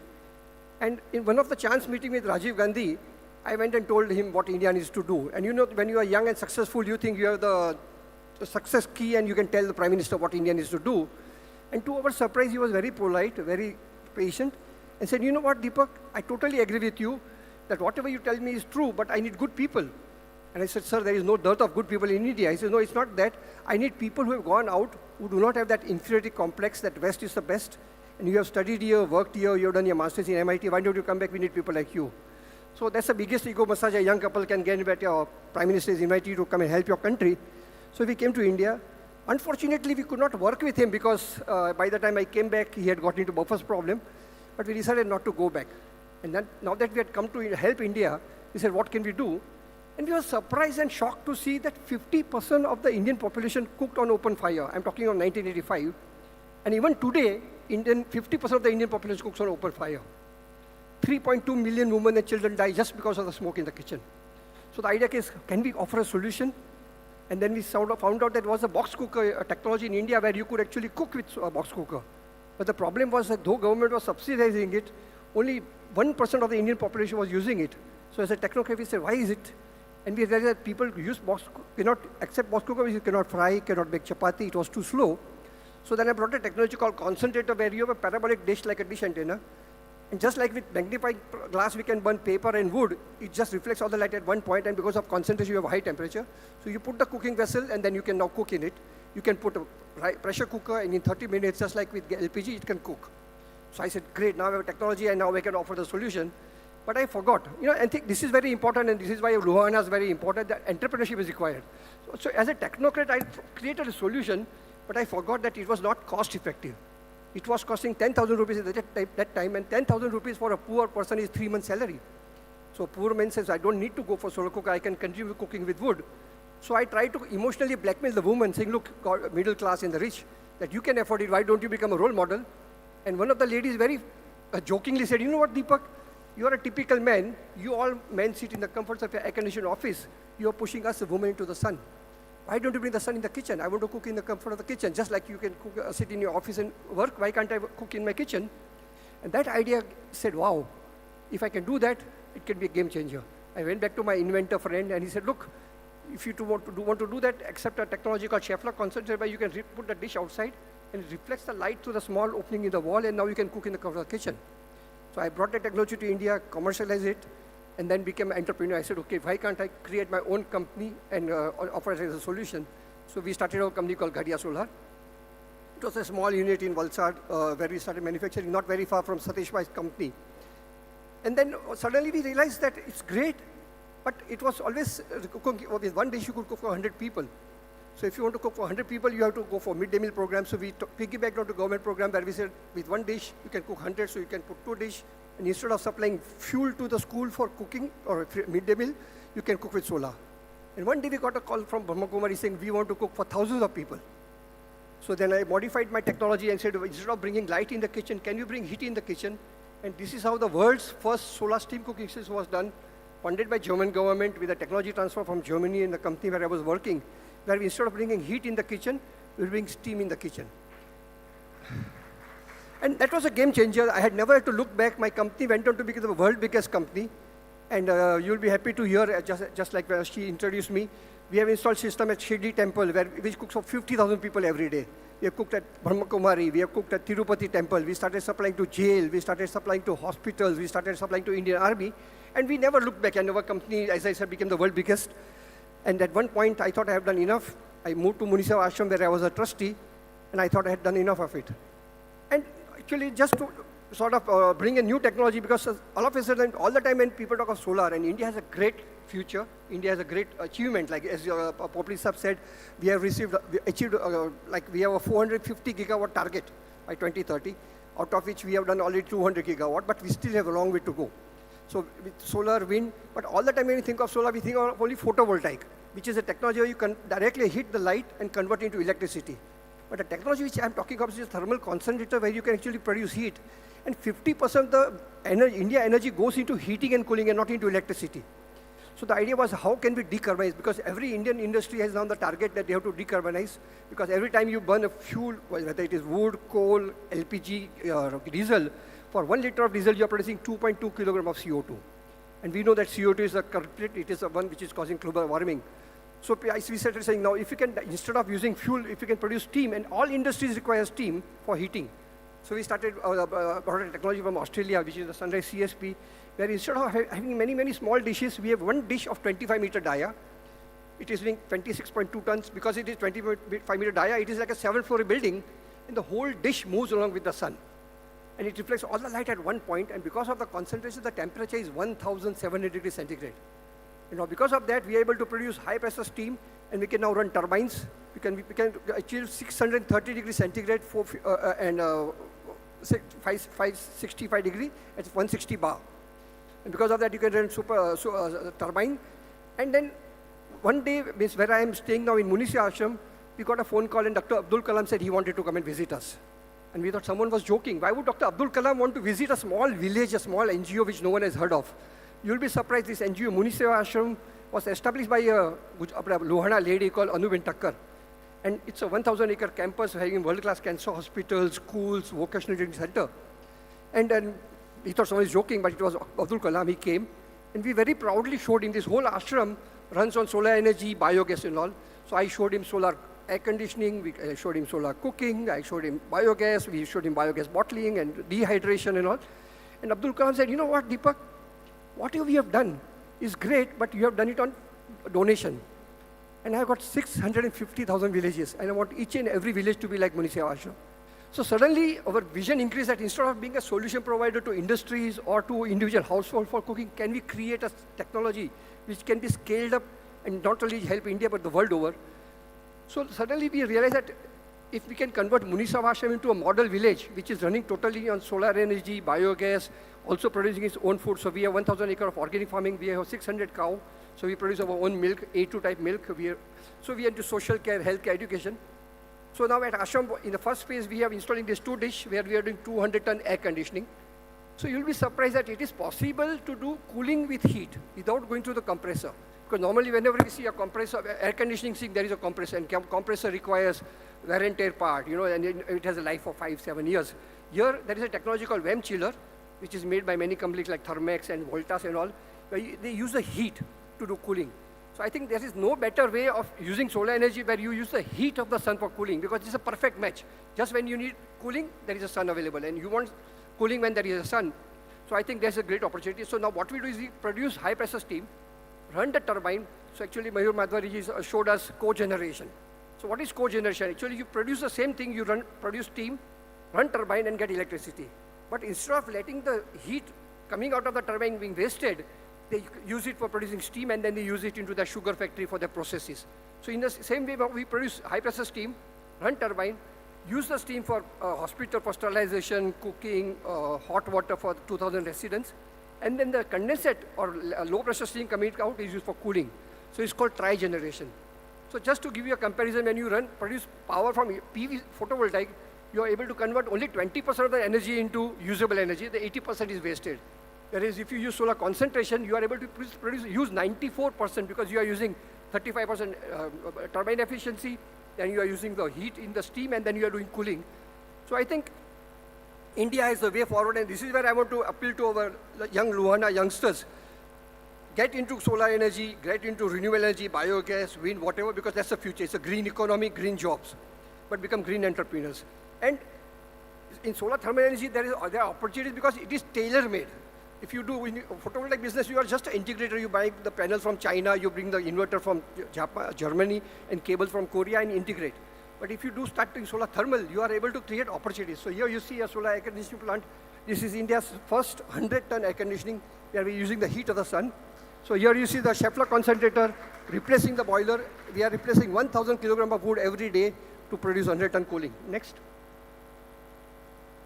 So, but the problem with Scheffler was that you required a lot of space. In villages, we had no problem, but when we go to industry, they say, oh, we don't have space. So instead of going horizontal, you go vertical now. So you see the big dish is a technology from Australia, which is a 25-meter dish. Next. So here you see it's a 25-meter dish, and it rotates along with the sun in both directions. Next. So again, as I told you, in the first phase, we are doing at our ashram process heating, where we do extraction of essential oil, cooking, sterilization, and then also space cooling. Next. Here we see the tri-generation, as I talked to you about, where we produce steam, high-pressure steam, run turbine, and then it is used for heating and cooling. Next. And the problem is, there are enough technical solutions, but how do we take it to the last mile? Dr. Abdul Kalam told me, you know what, Deepak? Technology is just a tool. If it doesn't go to the last mile, you have not really helped. Just like Gandhi used to say that till there is a last mile, last man does not wear a cloth, India is not happy. So we have done some village projects in Tirupati, where the whole village cooks on solar cooker. And this was done not by, so it's a hybrid system where you use solar cooker and biogas. So how did we manage to bring the technology to the last mile? Business model. So when you actually go and say to a poor man, buy a solar cooker, he says, no, I don't have the money. And I try to emotionally blackmail them, saying, look, you know, your poor wife has to go to the forest to bring the wood, 30 kilograms and all. And he would say, you know what, Deepak, it's my wife. Why are you worried? We are poor, we are accustomed. So we said, okay, they will never buy the cooker, but we can actually do a business model. So we have now brought a concept called you pay from your profit, not from your you pay from your profit, not from your pocket. And now with that, we have microfinanced and created a lively project. So each and every solar cooker, we teach them how to make bread, biscuit, jalebi, gathia, pakora. And one day we got a phone call, Deepak, please come, my lady is missing the solar cooker. Next. And we saw a lady very smartly not using the solar cooker for cooking, but for ironing. So people are poor, but they are jugadi. They know how to survive, you know. So I think we need to trust them. Not everyone who is educated is clever. Even poor people who cannot read are clever. Next. So now instead of bringing wood in the village, when you go to a village, you see a village woman carrying either wood or water. Now they're carrying solar cooker. They come and say, do it yourself kit. We created self-help group and create livelihood and jobs. Next. So this is the Muniseva Ashram, the cancer hospital with 1 megawatt photovoltaic power plant. Everywhere you can see photovoltaic. In the front you see the big dish. Now there are going to be 2 dishes here doing 200-ton air conditioning. And in future we are going to do tri-generation. Next. So this is the big dish. Now you can see the whole dish and the steam coming out. It is condensing because we have not piped to the kitchen. Next. And again, we were invited by Bill Clinton to Hong Kong and given the award for the work we did. For us, the biggest award when Dr. Abdul Kalam called us and said, look, Deepak, we want to use your talent, your possibilities, your ashram to take it to the world. So be proud, Ruhana, with Muniseva Ashram, we can create a model which can go not only to 650,000 villages in India, but each and every poor country in the world where decentralized power, where power can be produced locally by local people, used by local people, repaired, operated, and benefit the local community. So I am thankful that we have a great opportunity here. I would invite all the youngsters to come to Muniseva Ashram, We have a technology training center where at present people from Africa have been coming to train. We have got a vocational training center. We would love to work with you, create entrepreneurs in different technology, from solar to biogas to Stirling engine to windmill and everything. Thank you very much. Jai Shri Krishna.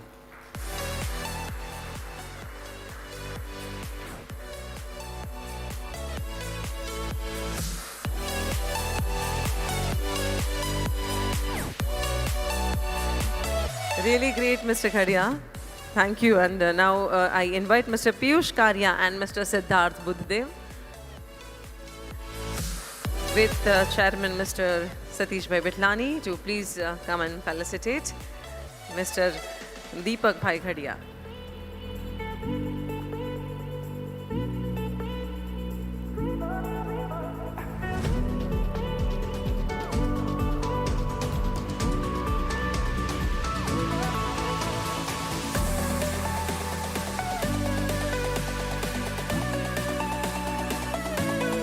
The business and kind of work he is putting in. Let us have a big round of applause, for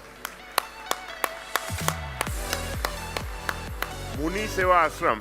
આપણા Anuben ઠક્કરે establish કર્યું હતું અને he is the one, મને લાગે છે ભાભી passed away about 20 you were called from Germany, by Rajiv Gandhi, and then he established his factory in Valsad, and now he has shifted, he is working for the philanthropy and operating from the ashram, an independent company. Really a wonderful model. There are so many people looking for you, so kindly don't go away, and just meet everybody. Thank you so much, Deepak bhai, for your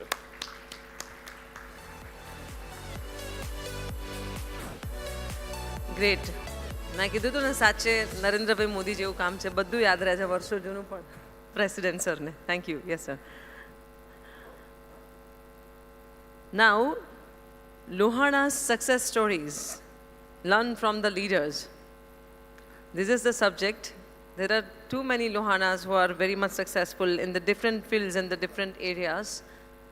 Here, we will hear about the success stories. And first of all, I would like to invite another powerful woman, Tanya Madhwani, daughter of Mr. Mayur Madhwani. Please come on the stage. Ms. Tanya Madhwani. Let's hear her and let's hear her success stories.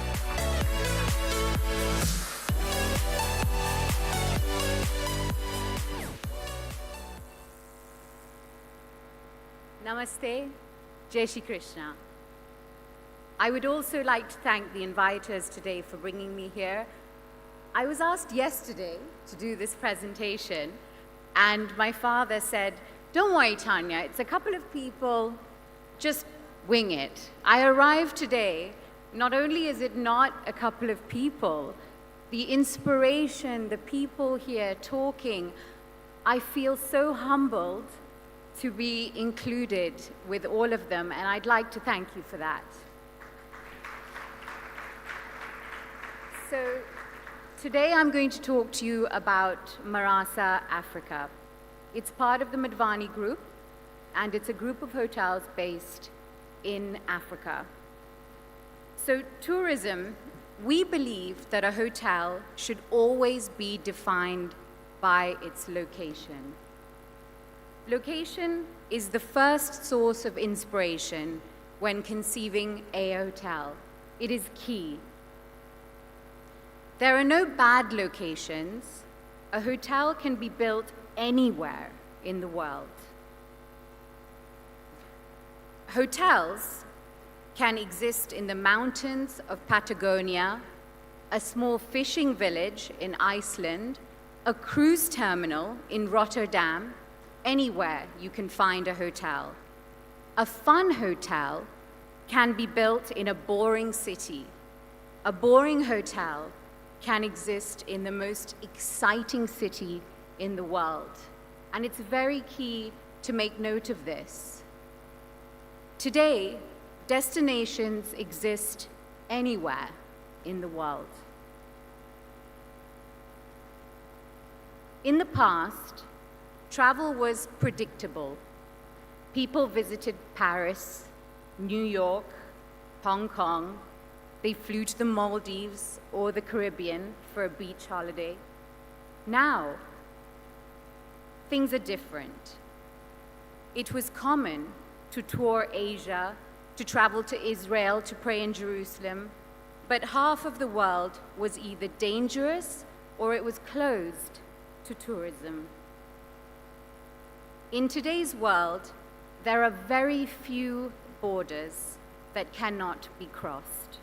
We can travel anywhere in today's world. Africa is a popular destination as Mongolia or Iran. Remote islands are big favorites, and so are isolated, deserted towns in Egypt or Chile. New vibrant cities of today, like Dubai, Shanghai, were not tourist destinations many years ago. Today, things have changed. People travel to enjoy the food of Denmark, it's not only Italy, or the northern Spain, or to Buenos Aires for tango lessons. Some like to discover exotic views, while others like to go on safari in Africa. The whole world has something for everybody. It's undeniable that traveling has become a mainstream luxury. Any point on the map now can be a destination for you. All the countries are open to hotels, destinations, experiences. Hotels are no longer a restriction as to where you're going to go because you might not find the correct hotel. People camp, they swap houses, they do pop-up hotels that are temporary hotels. There are hostels which are fabulous even today. Massive concrete hotels are built yearly in every major city. Boutique and design experiences are no longer unique. Marriott, for example, which I'm sure you all know, made small big. The Four Seasons made what was good even better. When people conceptualize hotels, developers often regard financial figures as integral. This is wrong. It's more important to get an understanding of the surrounding, creating a connection between the concept and its location. If you don't do this, there's a total disconnect between the two. So what makes an appealing destination today? What makes a city interesting and a hotel unique? As the world gets smaller, interests are becoming precisely and more specialized as to what people want. Travelers are more motivated today by more than just tropical sunshine or I want to go sightseeing. There's a lot more to what they want. The beach means surfing. Davos means power. Basel means art. Cannes means film. Vegas, well, we all know what happens in Vegas, so I won't specify.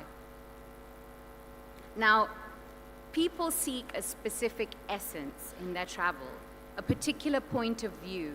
They also seek a hotel that has an experience reflecting this essence of where they are. Choosing a hotel for its translocation of a place or its perspective. At Marasa Africa, we don't build just hotels. We believe in building experiences intrinsically linked to their surroundings. We don't choose a location, we choose an experience for the travelers. Our safari lodges in Uganda and Kenya offer some of the most diverse adventures in Africa's most iconic locations. At Marasa, we see also our locations as bucket list hotels, where you go once in a lifetime and you can check it off your list. Our first hotel was Moya, which we see as an experience by the lakes. Then we have Chobe, where glamour and luxury meet at this safari lodge. Silverback, which is our newest addition and my personal baby, which I'm very excited about, is an adventure in the journey of finding the gorillas in 5-star luxury. As you all know, the gorillas are on the verge of extinction, and this gives you the opportunity to be meters away from them, watching the silverback with his harem of women. Para is an explorer's paradise with a colonial vibe and twist. Mara is our tented camp, situated in the luxurious and historical Masai Mara, which I'm sure you all know about. Aberdare is where you can go horse riding amongst giraffe, warthogs, and you get the essence of being in a country club. Then we have the Ark, which is in the shape of a boat and is hospitality's depiction of the very famous story. So you can see, as I mention our hotels, they're all very much experiences and linked. And East Africa has the most beautiful tourism that's booming, and us as Marasa are very bullish on this. And we're going to be giving all our hotels the new face that basically is needed in today's world. You must change your hotels all the time to meet the traveler. So thank you to you all for having me today.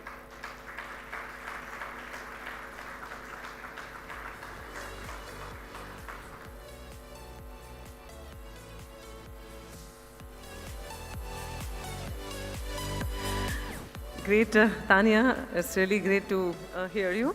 Requesting Mr. Shivani Raja and Mr. Sneha Shag to please come up and felicitate Ms. Tanya Madhwani.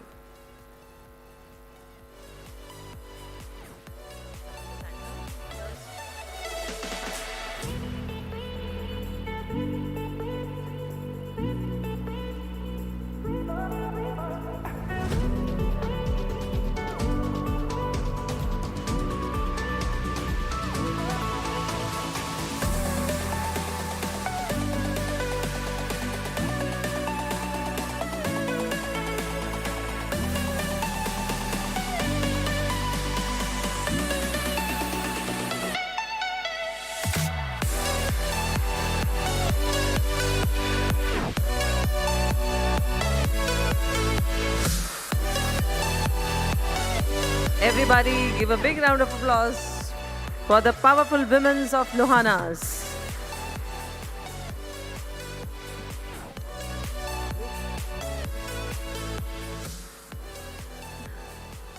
Now would like to invite for keynote tourism, Mr. Keur Bhai Jobanputra. Shri Keur Jobanputra, please come on the stage for your keynote address on tourism. Shri Keur Jobanputra.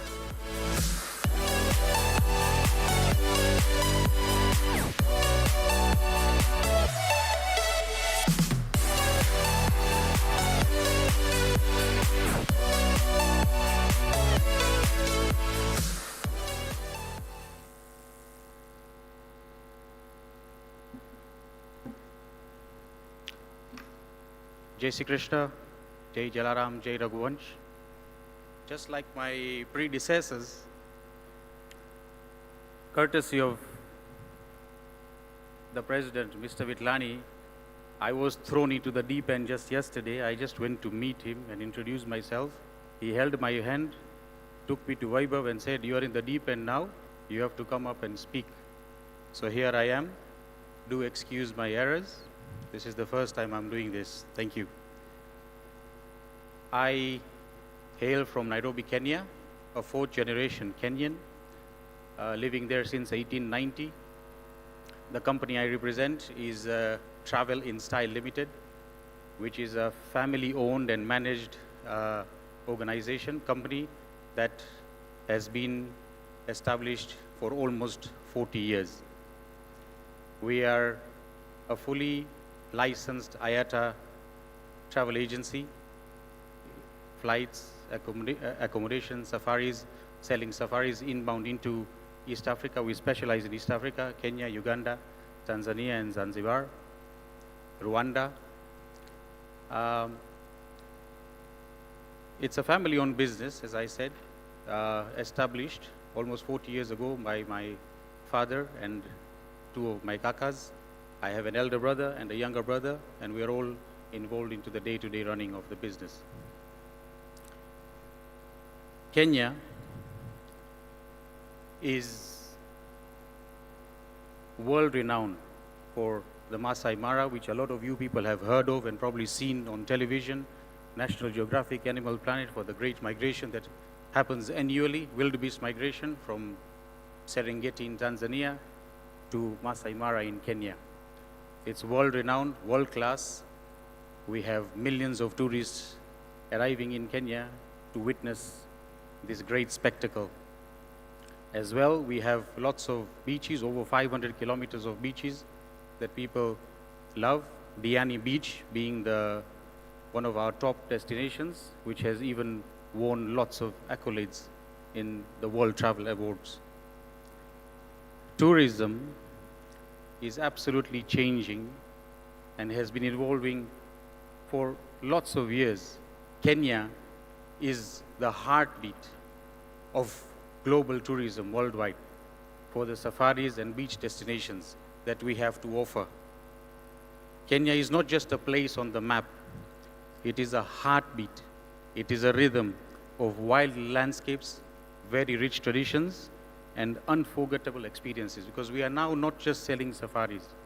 In Kenya, we want to sell experience and travel in style, I can proudly say, as the forefront of ensuring that when you come to Kenya, we give you an experience that will last with you for a very long time, if not a lifetime. That is a promise. But we don't just gather here today to talk about Kenya and the landscape. Sustainable tourism is something that is very, very important, which has to take center stage for all tourism, because sustainability is key. Nothing is infinite. We have to make sure that wherever we travel, what we leave behind is only footprints. What we take away is only photos.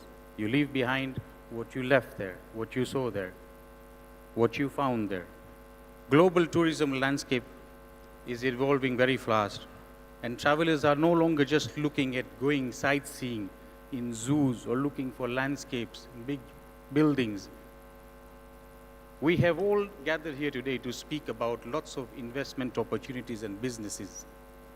We are humans. A chambadi che, a hatku che, jo machine che, lodhano. If it can break down, so can we. So, I'm not here to come and tell you about wealth management, about family businesses, about this and that. Everybody has said a lot about that. I want you to think that you are human. You need to take a break. Now and again, you must take a break. Kenya. Kenya is the destination that you should always be looking at, because you will come there and get an experience to stay with you for a lifetime. That is my promise as Keyur Jobanputra and our promise as Travel in Style. Because and again, sustainable travel is very important. We're just not looking at, we're looking at ecologies, tourism that is benefiting the communities that live around the national parks. That is also very important, inclusive. In Kenya, we have 42 different national parks and reserves. So there's a lot for everyone. And we have organized travel and tours and safaris for people who are 80 plus, who even come and climb the mountains, Mount Kilimanjaro in Tanzania, Mount Kenya in Kenya, and young infants as old as 1 year old. So we have a product to suit everybody's needs and pockets. Ladies and gentlemen, it is not a distant dream. It's already in motion. Community-based tourism is growing. Digital innovation is bridging. Today, tech is big. And in travel and tourism, we're not getting left behind as well. So there are lots of business opportunities that lie in Kenya for everybody. So as we move forward, I leave you all with this challenge to make Kenya not just a destination of choice, but a destination of conscience, so that when you come there, you enjoy, you wind down from all your daily duties of making money, money, money. I don't want you to sit here or wherever you are at home liking other people's pictures while they are in Kenya, double tapping and coming there, and you're just double tapping and enjoying it with your eyes. What you see on National Geographic and what you see on Animal Planet is through somebody else's eyes. It's through a lens, a photographic lens. Why don't you come and have a look at it by yourself, such that while you are in Kenya on a game drive, looking at a lion 10 feet away, you are posting and others are liking that post. Thank you very much for this opportunity to LIBF. Thank you.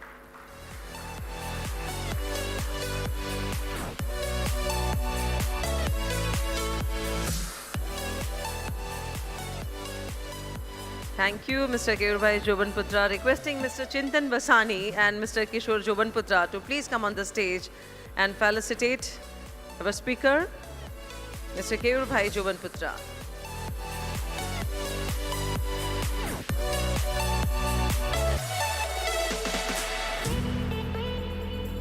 The energetic and dynamic Chintan Basani and Kishore Bhai Jobanputra, they are felicitating Keyurabhai Jobanputra.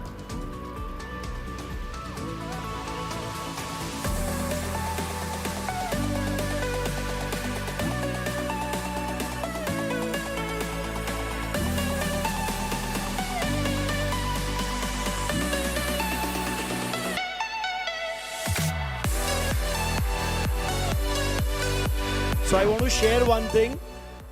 My Masai Mara trip, which was one of the best ever that I've done, was planned by him. So thank you so much.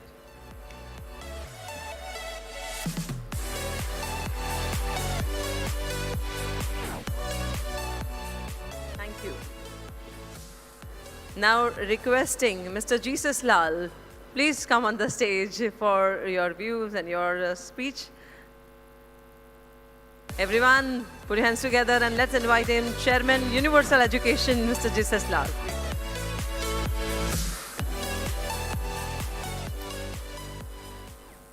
Good evening, everyone. What an honor it is to be in front of you fine people. All of you have been achievers in your own respect and in your own individual spaces. I've not really prepared a presentation, but I'm just going to keep it ex-tempo and free-flowing. Try to keep it as short as possible. We hail out of Mumbai and we started our journey in formal education. This is asset-heavy, brick-and-mortar, conventional schools that all of us have been to. The umbrella brand under which we operate is Universal Education. And we have around 9 brands at different price points, serving different curriculums. Today we are present in 10 cities and 2 countries, the second being UAE. We have a school each in Dubai and Sharjah, and a second school coming up in JVC here in Dubai. We have around 40,000 children that study with us today, out of which around 4,000 of them study free. And the total worth of scholarships that are on the offering from the organization's side for the deserving and underprivileged is just about 50 crores Indian national rupees.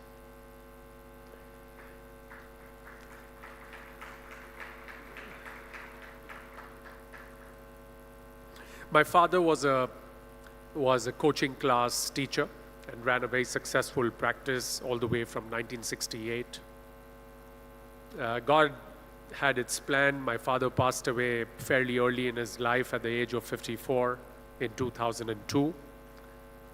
And when he passed away, the the bad moment or the ill feeling was about losing my father, but there was just absolutely no insecurity, because by then I had successfully sold off my IT company that I started in 1999. There were 3 partners, and 2 of us exited. The third partner from Milwaukee in the US purchased our stakes. And I had some money. I've never really experienced poverty in my life. My childhood was extremely comfortable. I had a loving set of parents. Grew up in a neighborhood where I had great friends, great sporting infrastructure. And when I say that, I don't mean that there were greatly made fields or coaching happening, but the ecosystem around me was very conducive for me to go and indulge in sports. In 2003, just about a year after my father passed away, we opened our first school in a suburb of Mumbai called Goregaon. Back then, the name was St. John's School. It was a state board. If any of you who've been to India would know that every state has their own board and curriculum, but on a national level, we have ICSE, CBSE, and National Institute of Open Schooling. And what we took over was a stressed asset. It was a school that was on a downward spiral. It was going down. And at 23 years, I had a plan. And when I look back and I realized that I was immature, I was enthusiastic for reason or otherwise, but whatever the case was, the plan worked. And the reason I'm saying this is that to me, anybody who's grown exponentially in life, anybody who's done extraordinary things, actually has never been able to anticipate the extent of the greatness they will be able to achieve. That consequence of greatness is a result of that one step we take at a time with a short plan, but we try to do it in a focused way, and we make sure that we invest in preparation. We invest in preparation more to make sure that we focus and get those small, tiny wins. When we win, we get accolades. When we win, we feel motivated. When we win, we get credit. And these are the things, these are the softer things for human beings that allow them to drive further, drive stronger. Every day morning, get up, energized to do more. And I think that's what happened with me. I did small things. Education is in great or good quality education is in short supply even today in India. Back in 2003, that gap was even wider. I was a product who actually entered a space at the right time and actually I just rode the wave. The inverse ratio of demand and supply was so great that all the inefficiencies that I had to present to the market and to the community got absorbed. And I kept on doing the same things. And anybody who keeps on doing the same thing again and again, consistently, for a long period of time, will get better at it. Today, we've opened a school or two every year. There are 26 operational campuses. There are over 50 institutions running in them. There are 11 in making. Hopefully, in the next 10 years, this journey will take us to 100,000 children and hopefully around 15 million square feet under management. By sharing this short experiences that I've had in my life, the only thing that I'm trying to communicate is that self-belief and the power of intent is unmatchable. If we truly, truly believe that we want to go and reach somewhere, you need to plan backwards. When you plan backwards, you will know that you need to be responsible, you need to have a plan, you need to be prepared, you need resources, you need network, you need so many things. Success is a combination of so many things. And why each one of us is successful is a hyper-dynamic subject. What worked for you didn't work for me. What worked for me is not going to work for the other guy. So hopefully people here will understand the power of network, because of which this event to me is planned. Satish Bhai, kudos to you for putting such a wonderful event together. I have met some of my fellow Samaj guys. Sorry to put it inappropriately, but that's the best. Those are the best words I got. And I'm so happy to know that people are doing so well for themselves. And that is so good. And I hope that all of you contribute to each other's success, keep on doing great things, not because you are always going to get something in return, but because that's the right thing to do. So be compassionate, be kind, be helpful, and more than often, you're going to receive back things in multiplication and not in percentage. So I love you, I love my Samaj, and I wish you all the well and all the best. Thank you.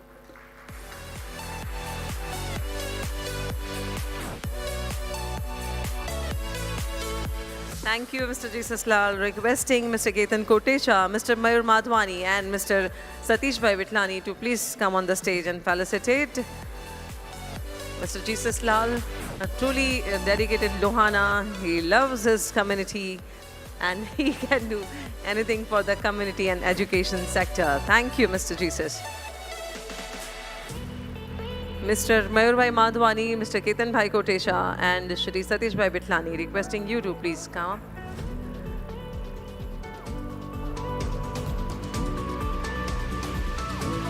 Mr. Yogesh Bhai, please join us. Please come on the stage with us. Mr. Yogesh Mehta, please come, sir.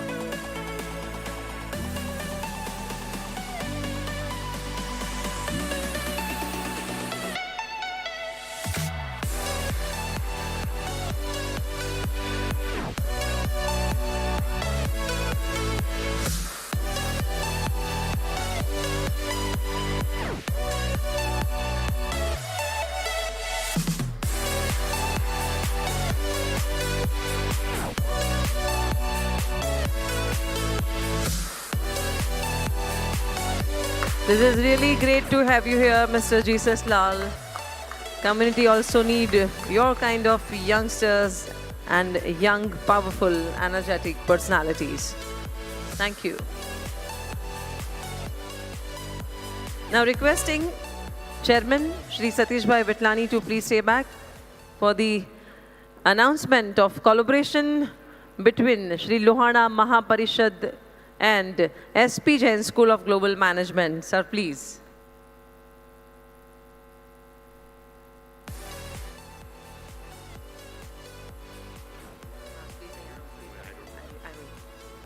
Shri Satish Bhai Vitlani, President Shri Lohana Mahaparishad. It is an announcement of collaboration between Shri Lohana Mahaparishad and SP Jain School of Global Management. And so that I would like to invite on the stage Ms.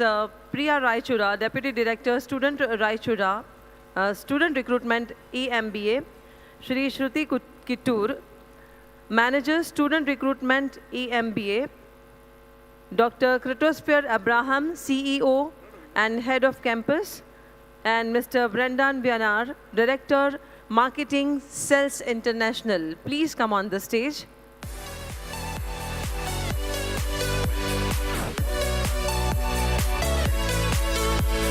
This is the biggest announcement for all the Lohanas in education sector, and it will, yes. We are very, very thankful, to Ms. Raichura and our local Dubai team, for bringing, this MOU between SP Jain and Lohana Mahaparishad. I'm sure that, they would be announcing it. I would just let you announce, what you are offering us. Kindly do it. Any Lohana across the globe would be getting 20% off straight, whoever would wish to do, the MBA, with SP Jain. This is what we are getting into, And we are very, very thankful, to Ben Raichura, who has worked tirelessly, because this is probably the first time, this kind of MOU is happening. And we are so lucky, to have the fellow brothers and sisters, who care, for our underprivileged and normal, our all Lohana community, and we are very, very thankful to them. They've been doing a lot. I'm very thankful to Rakesh Bhai, Bhavesh Bhai, Jaideep Bhai, and the whole team, for bringing all this together. Thank you so much.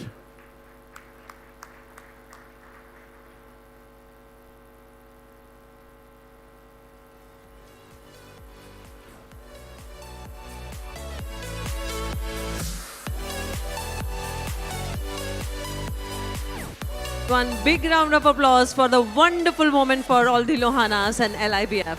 This is a big achievement for education sector for all the Lohanas. That's lovely.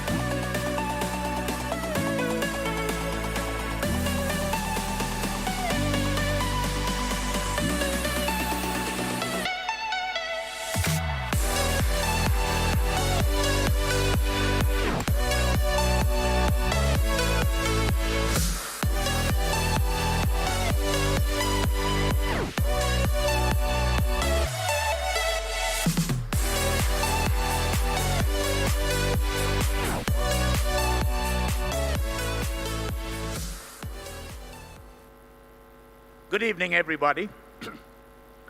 Humbled and honored to be here, distinguished guests, delegates, friends, and colleagues. It's indeed a pleasure for us to be in this forum, and as Mr. Satish rightly said, this is the first time we have slightly, pivoted from our conventional way of signing strategic partnerships with the corporate world, and for the first time, we said it might be interesting to explore how we can be of benefit to a particular community, in this case, the Lohanas. Now, I'll be very honest with you.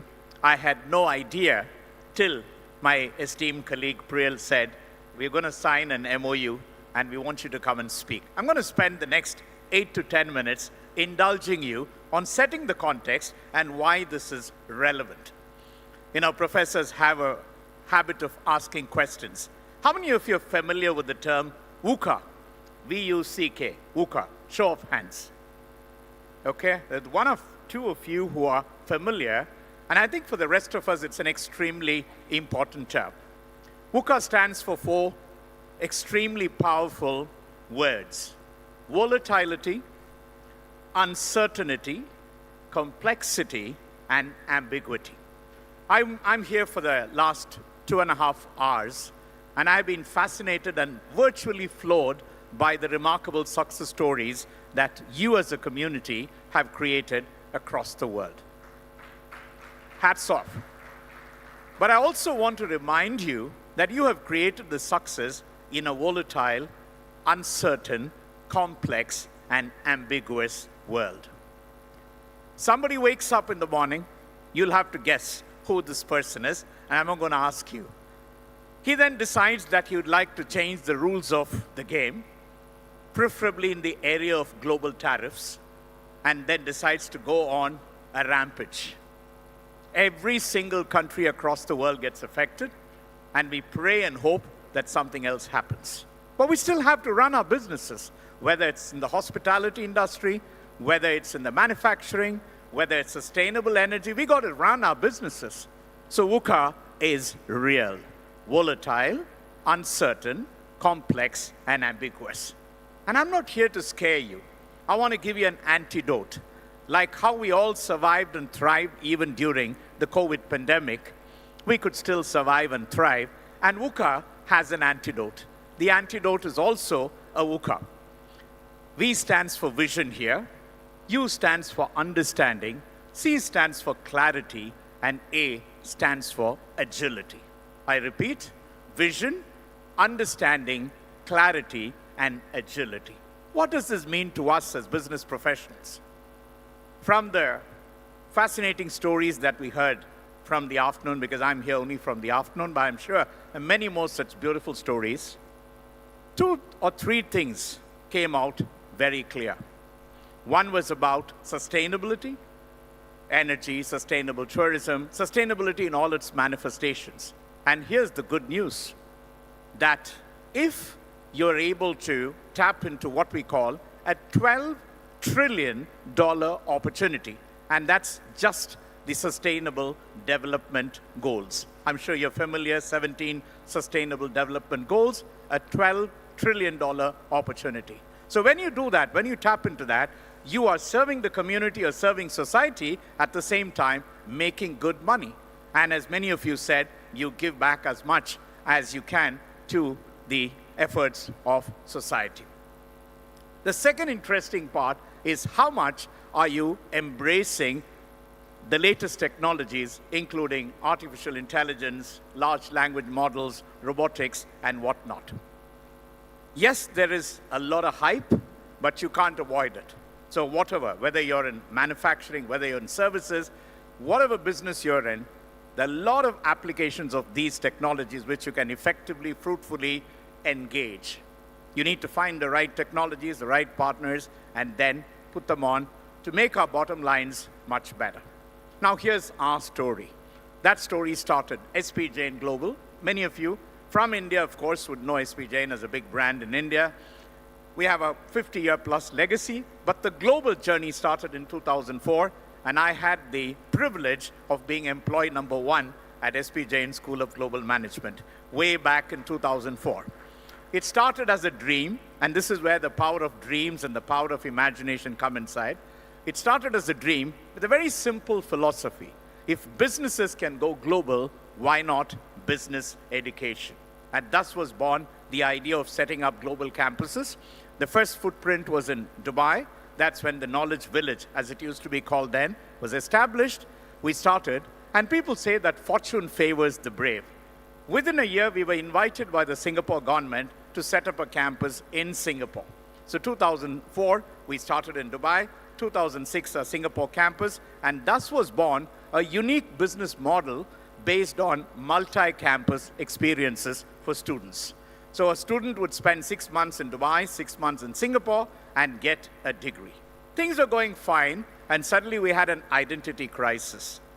Are we an Indian institution? Are we a Dubai-based institution or a Singapore-based institution? The answer came in getting a global accreditation.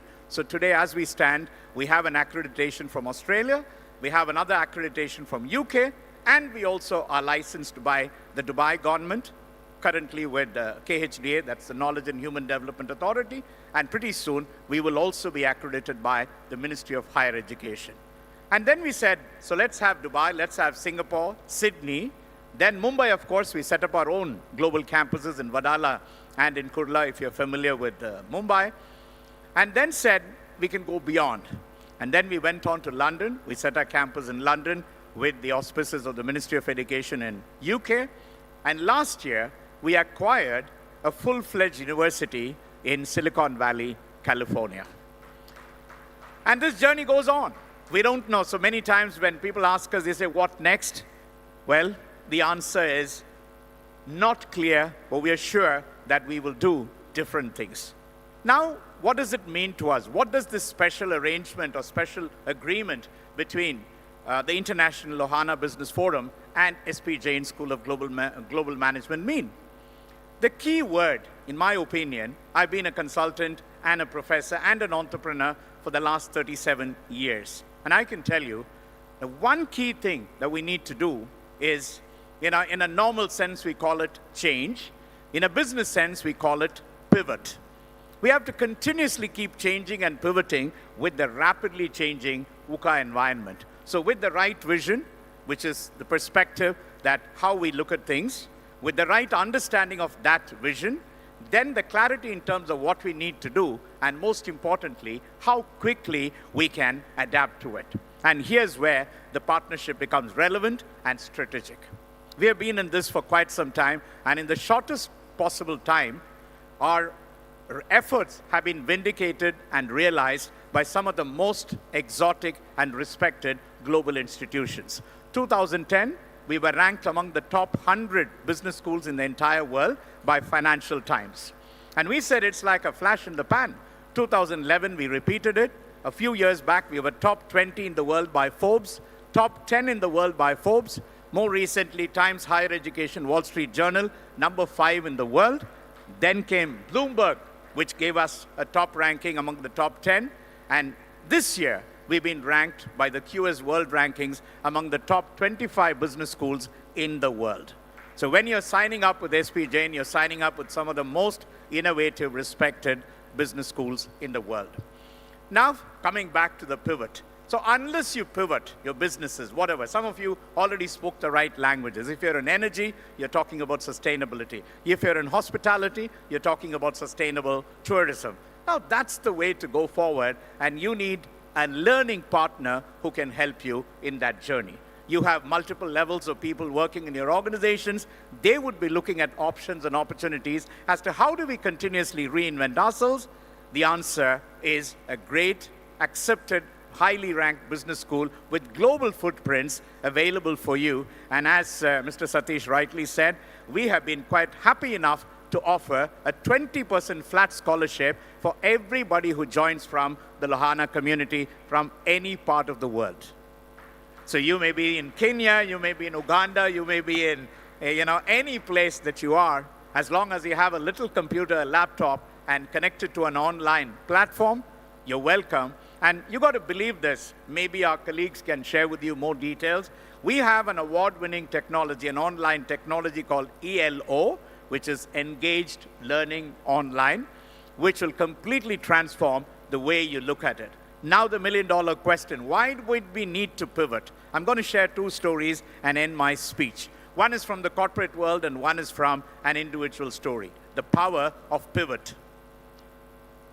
We all know Kodak. Kodak as the de facto leader in photography. The films, the equipments, the camera technology, the photographic market, virtually dominated by Kodak. And interestingly enough, some of us would know the story, Kodak was the first to recognize digital as the next frontier. They actually launched a pretty decent, good working digital camera.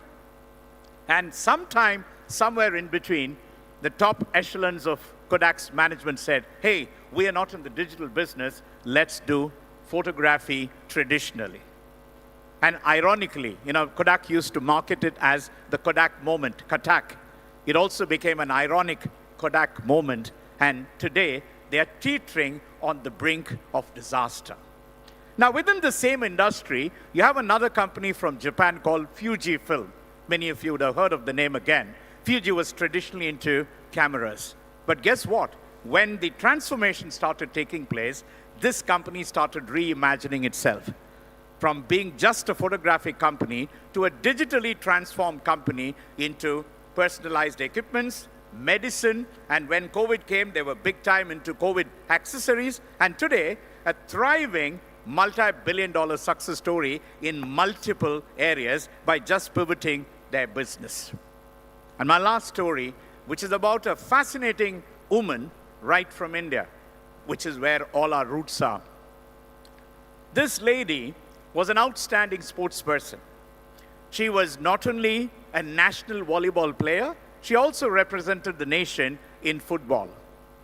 She was in the top rankings of athletics and sports. And she also had a dream to serve the country as a police officer or as a military officer. At the height of her sporting career, she went on to get a position in the Central Reserve Police Force, and she was at the moment of celebration. She wanted to celebrate this beautiful moment with her family, so she was on a train ride. And while she was going on the train ride, unfortunately, a bunch of robbers entered the train, were mugging different passengers, and they mugged this lady as well.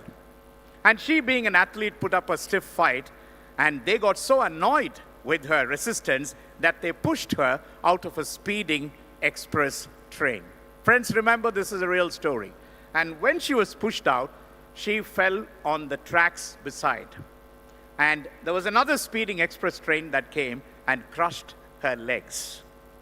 I want you to visualize this. Here was a girl who was playing volleyball and football for the nation. Here she was about to, get into a police force, both her legs crushed. In other words, metaphorically, her dreams, her ambitions, everything was crushed. And if you and I were there, what would we do? We're completely lost, given hope. Thankfully, local villagers picked her up after a few many hours, and then she was hospitalized, recuperated, with both her legs lost. But here's the pivot moment. Her friends, her family said, you now need to think big. And what big? How big? Well, they said you may want to think about climbing Mount Everest. Physically, climbing Mount Everest. And thankfully, she had the support of the Tata Foundation, which, like a lot of you, provides philanthropic support. So within a year and a half, she was able to train herself to become a world-class mountaineer. Her name is Arunima Sinha, and today Arunima is known more for her pivoted life of climbing the greatest mountains. Friends, the big message in this evening is there are going to be all these challenges, continuously all kinds of challenges, political, geopolitical, climate change, all kinds of challenges. But the big thing is that we have an awesome God-given brain that can take us places only if we continue to pivot. So on behalf of SP Jain School of Global Management, I want to thank the International Ohana Business Foundation Federation for giving us this great opportunity. We want to partner with you. Together, we'll make the world a much better place. Good luck, and God bless you. Thank you very much.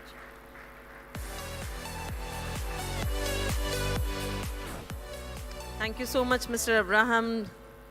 Thank you for your gestures for LIBF. Now requesting, yeah, sure. Mr. Satish Bhai Vitlani will felicitate Mr. Abraham. Yes. Mayur Bhai, please join us. Mr. Mayur Bhai Madhwani, Jesus Lal, and Samir Bhai Somaya, please come on the stage. Mr. Mayur Bhai Madhwani, Mr. Jesus Lal, Shri Samir Bhai Somaya, please. And Parth Kotecha. Parth Kotecha, if he is around. Requesting Mr. Parth Kotecha to please come up.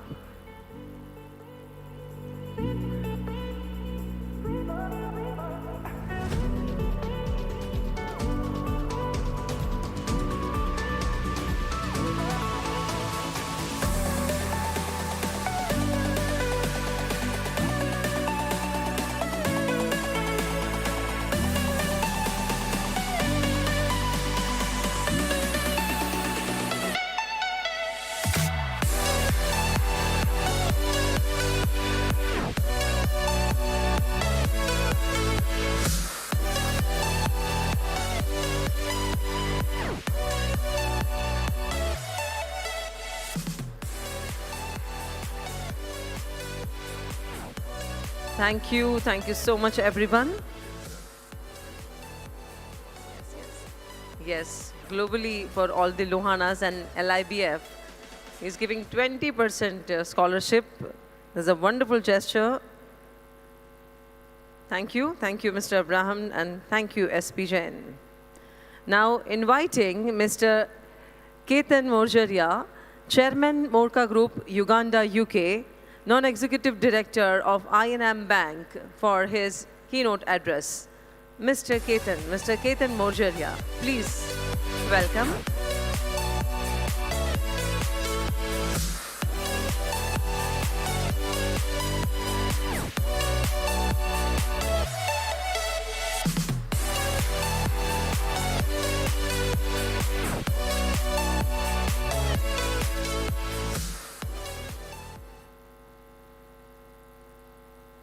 Jai Shri Krishna, Jai Jalaram. Good evening, everybody. Thank you, Satish Bhai, for giving me this opportunity. I know you have been after me for the last couple of days that I must come and say something on this topic. And it was really confusion because I didn't know exactly, do I talk about any success story or do I talk about something particularly about the banking and financing? So I chose to talk about capital, commerce, the evolving landscape of banking, trade, finance, and fundraising. Our focus is on the dynamic shifts happening in the banking, trade, finance, and fundraising which are the lifelines of modern commerce. We will explore how these sectors are evolving and what the future holds. But before I talk about that, it's very important because Satish Bhai did ask me, they want to know in terms of how did we start our journey into banking and what was the kind of incentive which took me back to Uganda. I'm born in Uganda and left in '69 to go to UK. And at the time, 2 years later, Idi Amin expelled all the Asians and we couldn't go back to Uganda. Now, after doing the education and getting married, I still have my heart and my love for Uganda, and I thought I must go and visit Uganda once in my lifetime. I came down in 1982 in Uganda, and I saw totally the country was devastated. The road structure, everything there was just destroyed. And like what Mayubai said, all the manufacturing sector, industries, everything was gone. Now, in UK, I educated myself as a chartered accountant, so had the finance background in me. And looking at all these opportunities here in Uganda, I said, hang on, coming from an entrepreneurial family, I said, there is something I must do. I was only young, 25 years old. And I said to my newly wedded wife, listen, you have to give me the support, because if you don't, it's going to be very, very challenging for me to come into the business here in Uganda. But my wife was very supportive. So in those early days, just newly wedded, we settled down in Uganda. And the initial businesses which I did was there was no essential commodities available in Uganda. When I say essential, there was no sugar, no salt, no cooking oil, and not even any particular, even the bread, we had to get it from Kisumu. The local food, everything, there was just nothing there, and that created a huge opportunity. But the biggest challenges came, funding. We didn't have the money. We had just got qualified, coming as a young person, and said what to do. But anyway, with God's grace, and like what Dinesh Bhai said, early bird, early opportunity.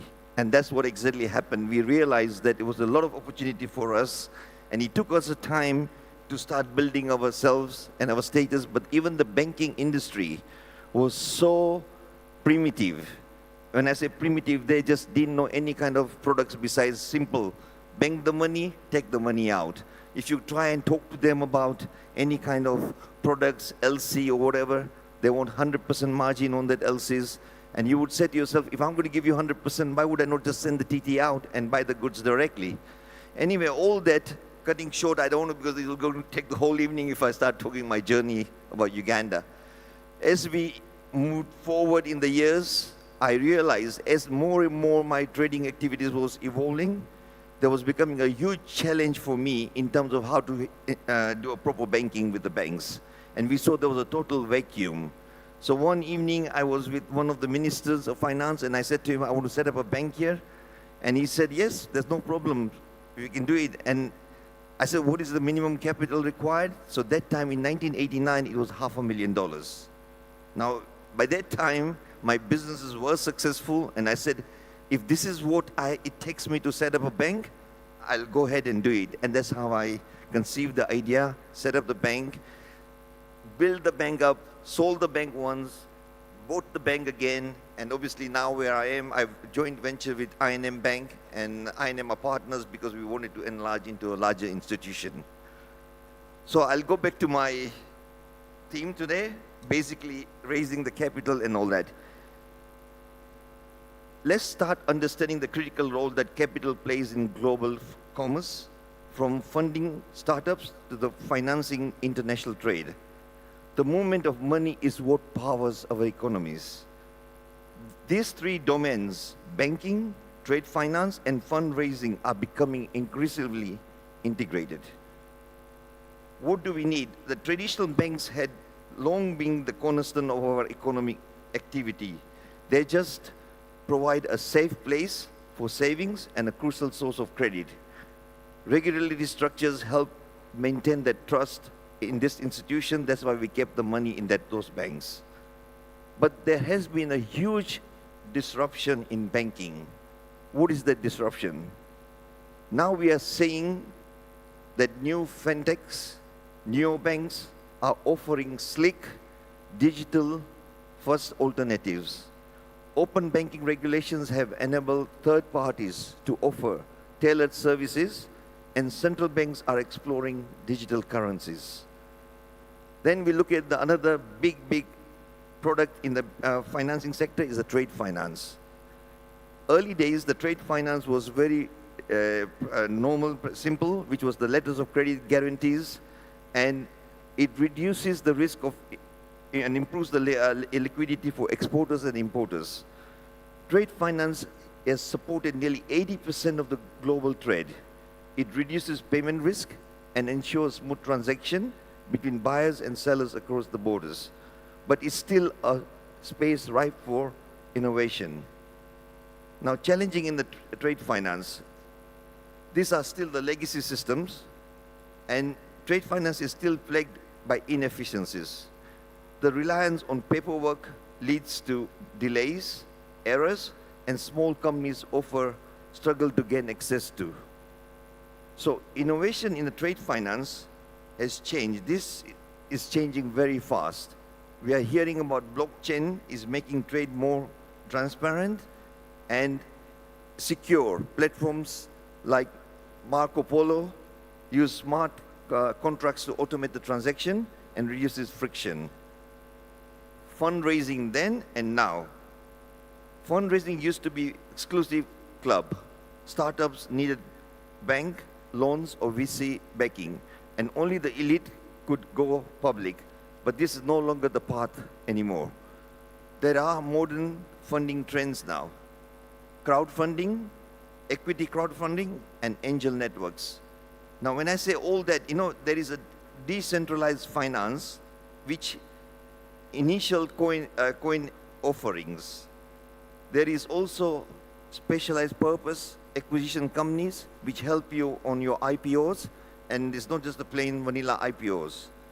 These methods have given the fundraising, crowdfunding allows anyone to support a project, and DeFi platforms enable peer-to-peer investments without intermediaries. SPACs offer a faster route to public markets. The role of regulation. With innovation comes responsibilities. Regulations like payment service directives encourage competition while maintaining security. In crypto and DeFi, new rules are being developed to protect investors and curb illegal activities. So what is the future landscape now? The future landscape is inclusive financial services, ESG, and impact investment on those rise. We looking forward, the financial ecosystem will become more embedded into everyday services. Digital currencies will need to work across borders. Financial inclusion and sustainability will be the key goals. There are so many case studies and examples, and if you look at it now, the modern payment infrastructure, there is Revolut, Monzo, digital first banks. There's a blockchain platforms and the fundraising Ethereum, which is an open source blockchain platform, second largest cryptocurrency platform by the market capitalization after Bitcoin. Yes, all this comes with opportunities and obviously risk. So what are the opportunities? There are financial inclusions, faster, cheaper services, and broader access to capital. And the risk, cybersecurity threats, regulatory uncertainty, and asset volatility. So all along this, if you look at it now, the banking dynamics are changing around the world. The banks are not pure vanilla banking like when we started 35 years ago. It was a simple transaction, banking, taking out, giving loans. Like even in Uganda today, I will still tell you how much still the system is backwards. Although we have got IFRS regulations and all that, as a collateral security, they don't even take any tangible assets in their calculations of any non-performing. So if your asset was non-performing, straight away after the allowable days, you have to provide 20%, 50%, and 100% provision. So all the banks were having a lot of challenges, and this is why the minimum capital requirement has also gone higher in Uganda. So the banking market or the banking industry is changing, and I just hope that we all have to move along with that. And in certain ways, I feel that it is going to benefit the new generation, new dynamics of the market, which is evolving, that the bank will be able to support with all these new products and all that. So with that note, thank you very much. Thank you, Satish, for giving me an opportunity. And I hope mine was something knowledgeable to everybody. Thank you.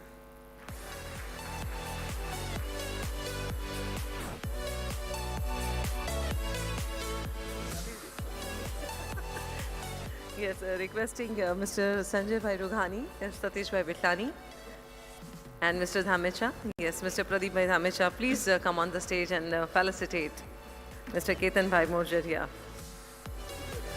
Yes, Mr. Pradeep Bhai Dhamecha, Mr. Sanjay Rughani, and Shri Satish Bhai will felicitate Shri Ketan Bhai Morjaria. Please, sir.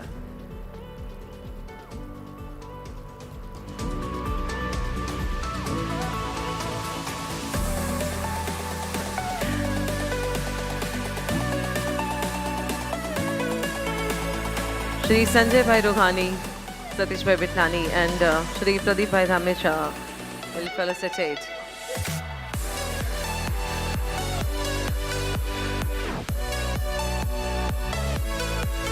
Chairman of Morka Group from Uganda and UK, Shri Ketan Bhai Morjaria. Great to have you here, sir. Thank you. Thank you so much.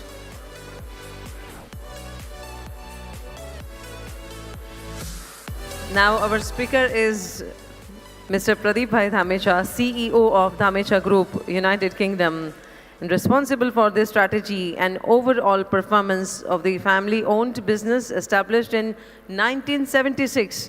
Operates several trade-only cash and carry warehouses in London and Midlands area. The Queen has awarded him OBE, Order of the British Empire, for his services to export, to economic growth and philanthropy. Director of Synergy Bank, Trustee of Laduma Dhamecha Charitable Trust, and Trustee of Shri Vallabh Nidhi, which has 2 temples at Wembley and Leiston. Mr. Pradeep Bhai Dhamecha, everyone put hands together and let's invite him for his occasional speech and keynote address. Mr. Dhamecha.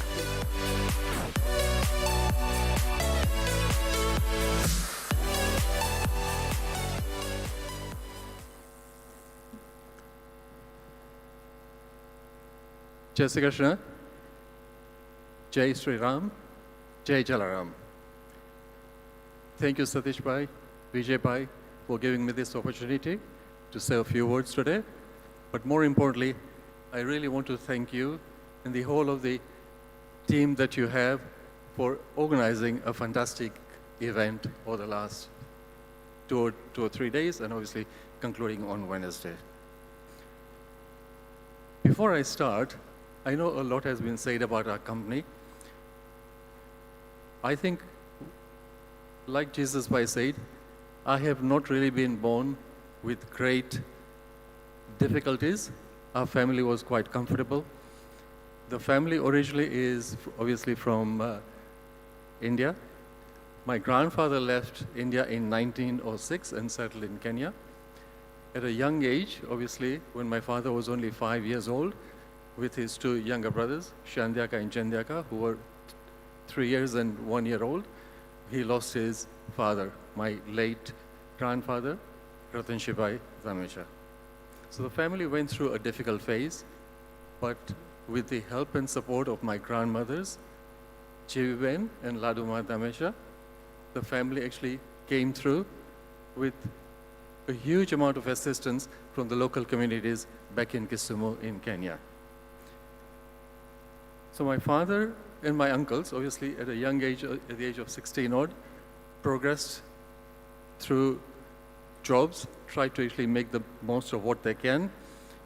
My father's first job was actually as a banker at Barclays Bank back at the age of 16. Ensuring that obviously they had to raise the family as a joint family. We have always been a joint family. Even today, we are still a joint family back in the UK as well. Through the Africanization policies, we had a successful hardware business there. My father decided in 1971 to settle in the UK. After his initial period, buying and selling properties, having a small store, he decided to actually go into the cash and carry business in 1976, so it's going to be 50 years next year. So in reality, what we have has really been the foundation stones laid by my late father, Koridas Pai, and my two uncles, Shandyaga and Jandyaga. It is really through their hard work, effort, dedication, and everything that you can say that they have done to actually build the businesses that we currently have. They have actually retired, well, they actually handed over the business about 30 odd years ago to the second generation, because we were actually involved in the business anyway at that stage, having completed our education. The business has grown. We currently now have about 13 branches all over the UK. We serve 20,000 independent retailers. That's really 50% of the independent convenience stores in the UK.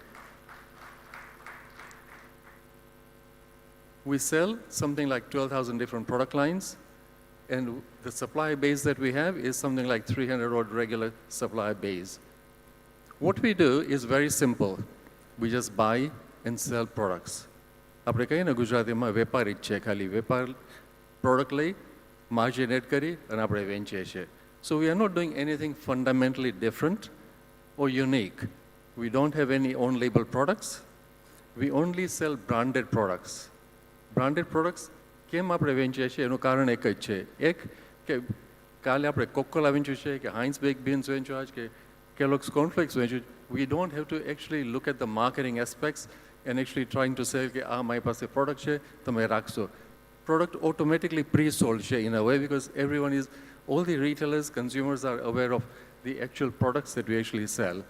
So that's the reason why we have stuck to that core philosophy of having branded products that we sell to our retail customer base.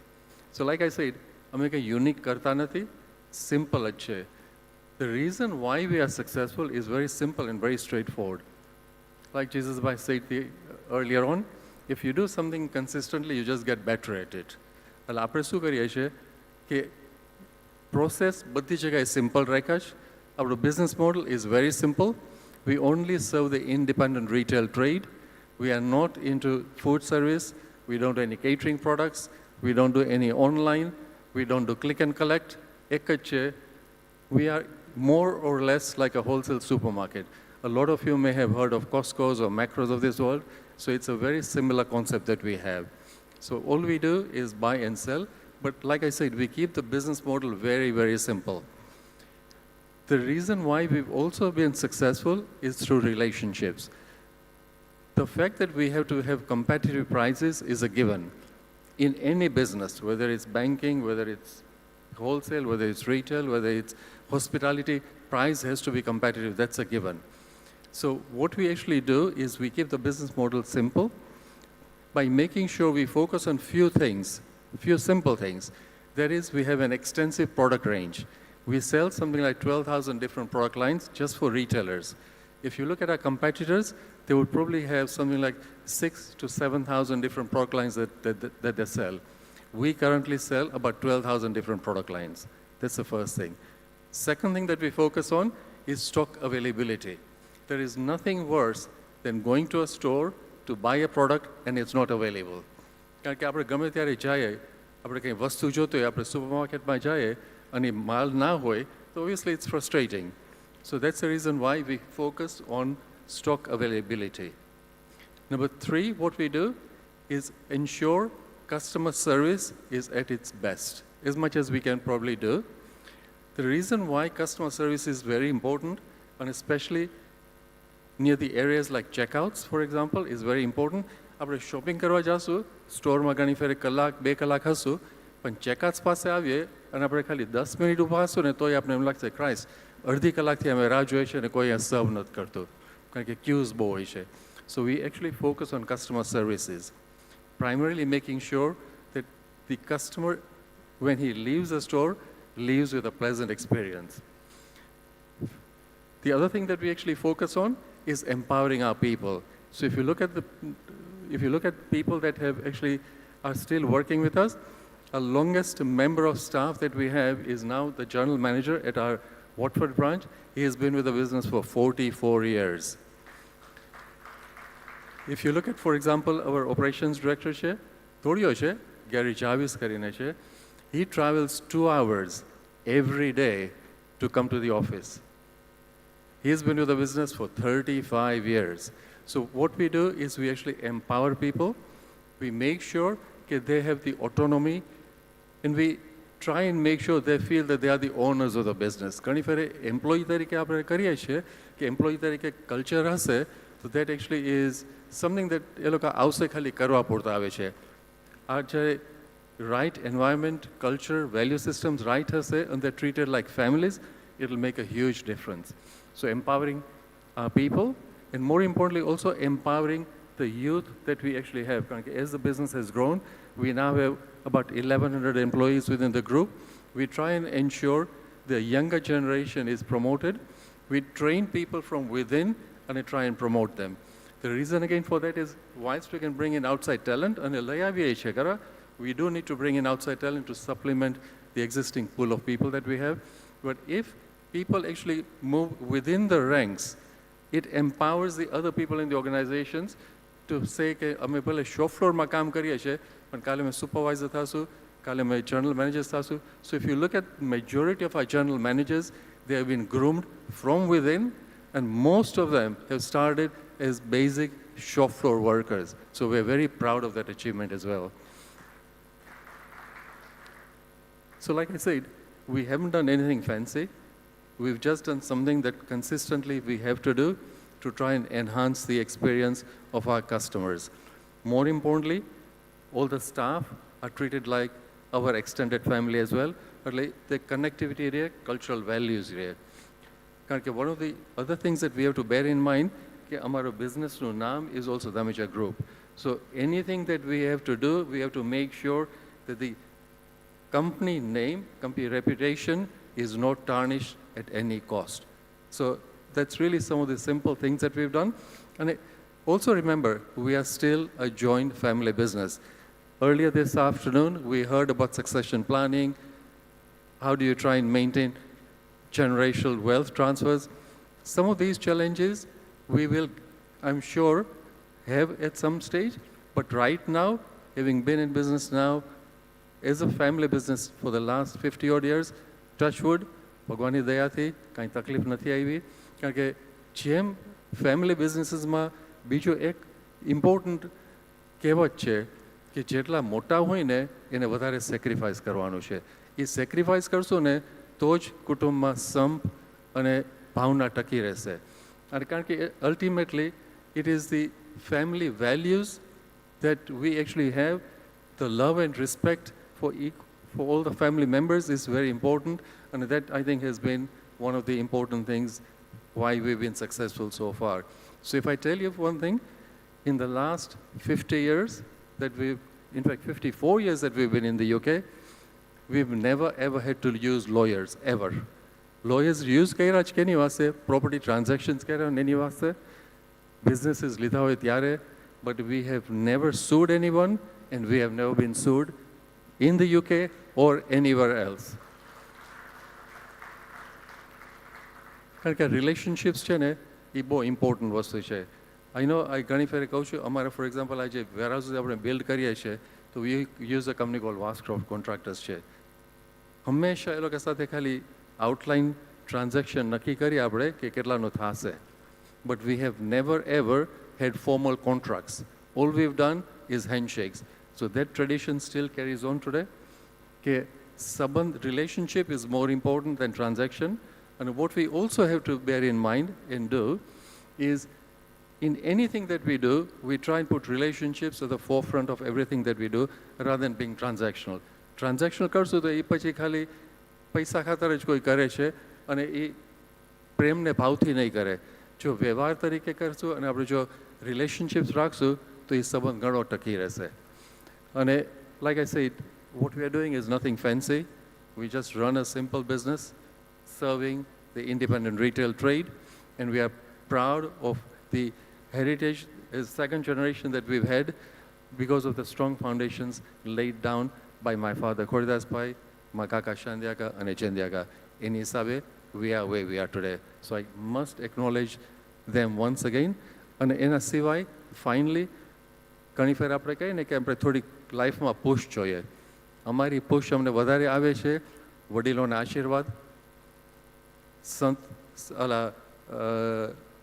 ને પુરુષો ને બધા જે આવે છે, અમારા જે ગુરુ છે બધા છે જામનગરમાં છે, બરોડા છે, એ લોકો બધાના આશીર્વાદ છે, એ અમને પુશ આપે છે. કારણ કે ઘણી ફેર હોશિયારી એકલી નથી કામ આવતી, બધાના આશીર્વાદ છે ને એ મોસ્ટ ઇમ્પોર્ટન્ટ વસ્તુ છે. અને એની હિસાબે આપણે એમ લાગે છે આપણે બધું કરીએ છીએ, ઘણી ફેર આપણે નથી કરતા, બીજા બધાના સાથ સરકાર અને આશીર્વાદ છે ત્યારે આ બધું થાય છે.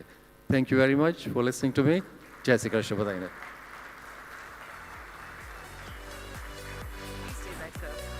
Such an iconic and inspirational personality, Mr. Dhamecha is really grateful. Everybody, once again, put your hands together for him. And most important that Laduma Dhamecha Trust offers scholarship to a large number of students from Lohana community. Once again, give a big round of applause to him. And I both sachi વાત કરી કે આજે શાખ Prestige જે છે એ આપણા gesture પરથી જ બનતી હોય છે અને એ જ ઇમ્પોર્ટન્ટ છે, not a business or not a number of your target or of your amount. So એક લેગસી છે and the legendary family, the Dhamecha પરિવાર. એકવાર જોરદાર તાળીઓ એમના માટે. Yes, requesting Satishbhai Vithlani.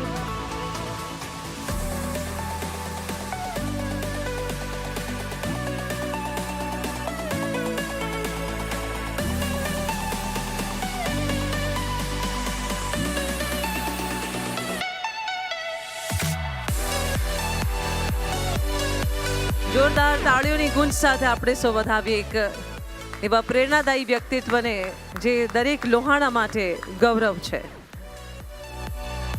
મને 100% ખબર છે કે પ્રદીપભાઈને નહીં ગમે, પણ પ્રદીપભાઈ હર વર્ષે there is a process you are unstoppable through under privilege છોકરાઓને હર એક સ્ટુડન્ટને 2 લાખ રૂપિયાની સ્કોલરશિપ આપે છે.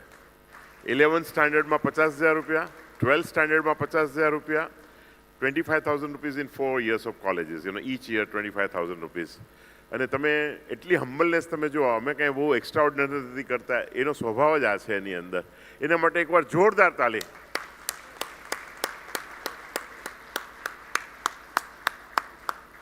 અત્યાર સુધી લાખો રૂપિયાની ઓલરેડી મારા ટેન્યરમાં I think you have entered into it. Not only that, he has made Akash ભાઈજી થ્રુ ઇવન જે છોકરાઓ જે છે એને બીજી ટ્રેનિંગ જોતી હોય એની અંદર કે ભાઈ એ લોકોને કદાચ કોઈ સબ્જેક્ટની અંદર તકલીફ પડતી હોય તો they have made an arrangement that they would walk an extra mile અને એને ત્યાં આગળ એની જે ખોટ છે એ somehow આકાશ ભાઈજુ કાઉન્સેલિંગ કરીને એને એક્સ્ટ્રા ટ્યુશન આપીને બી પૂરી કરે છે. We are very very thankful to you Pradeepbhai for all your help and support.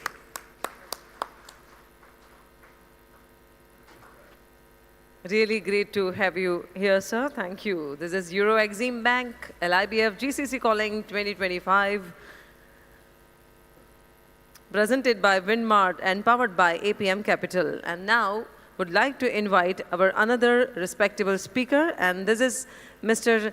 Bimal Kantaria, requesting him to please be with us on the stage. He is Managing Director of Elgon Kenya Limited and trustee of Hindu Council of Kenya, Jalaram Mandir in Kenya, Kenya Zonal President, Shri Lohana Mahaparishad and Director LIBF. And he is expert in agricultural. Please, sir.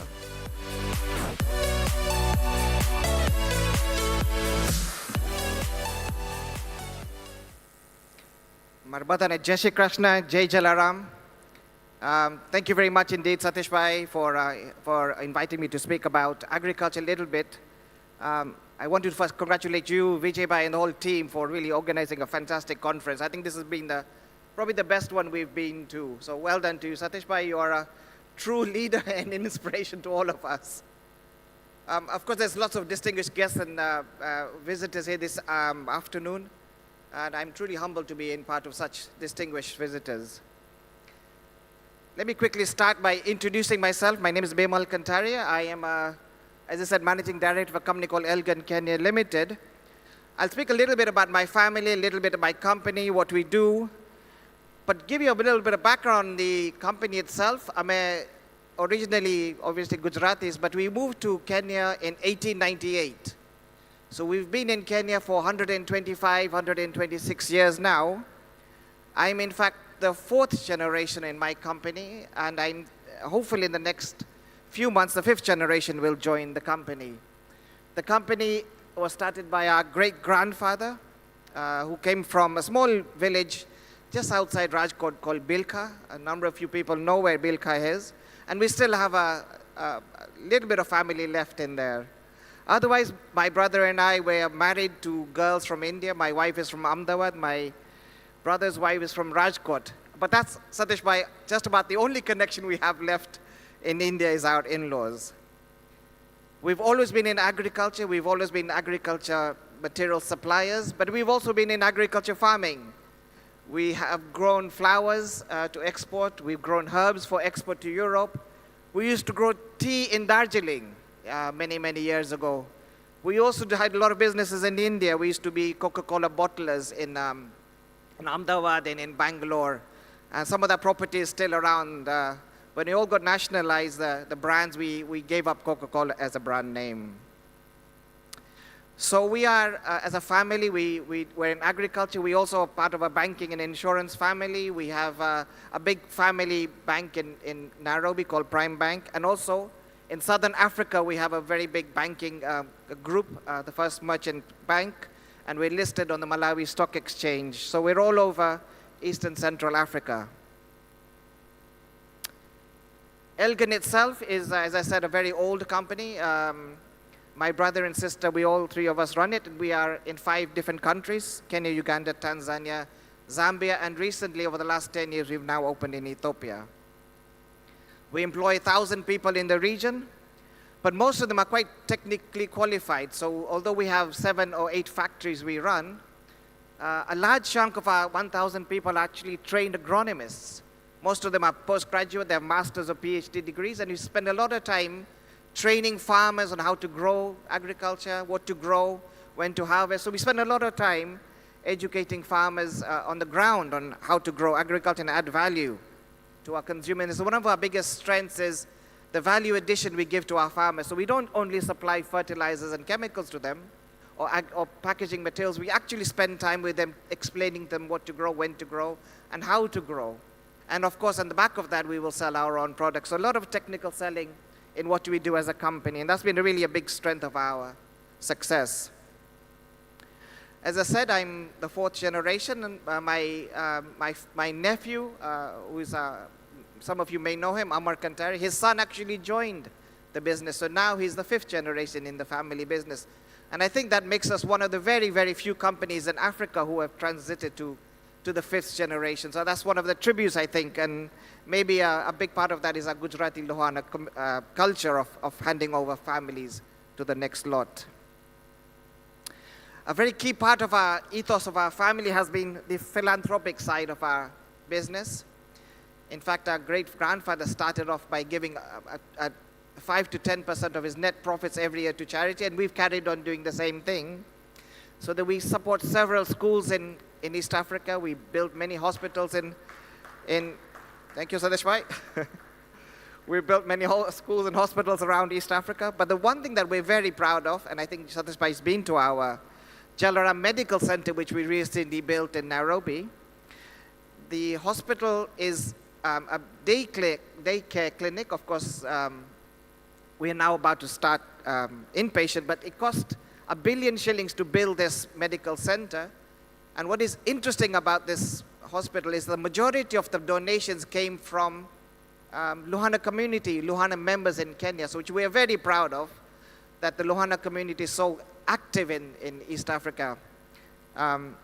Trustees, the initial trustees were by my late father, Rajni Bhai Kantaria, and Rasik Bhai Kantaria is also a trustee right now. And after my father passed away, I took over as trustee of Jalaram Mandir. We have got a very big donor in the room, Chetan Bhai Chugh, who's recently given a big donation to Jalaram Mandir. And I want to just thank Chetan Bhai, if he's still around, for his fabulous donation to the Jalaram temple.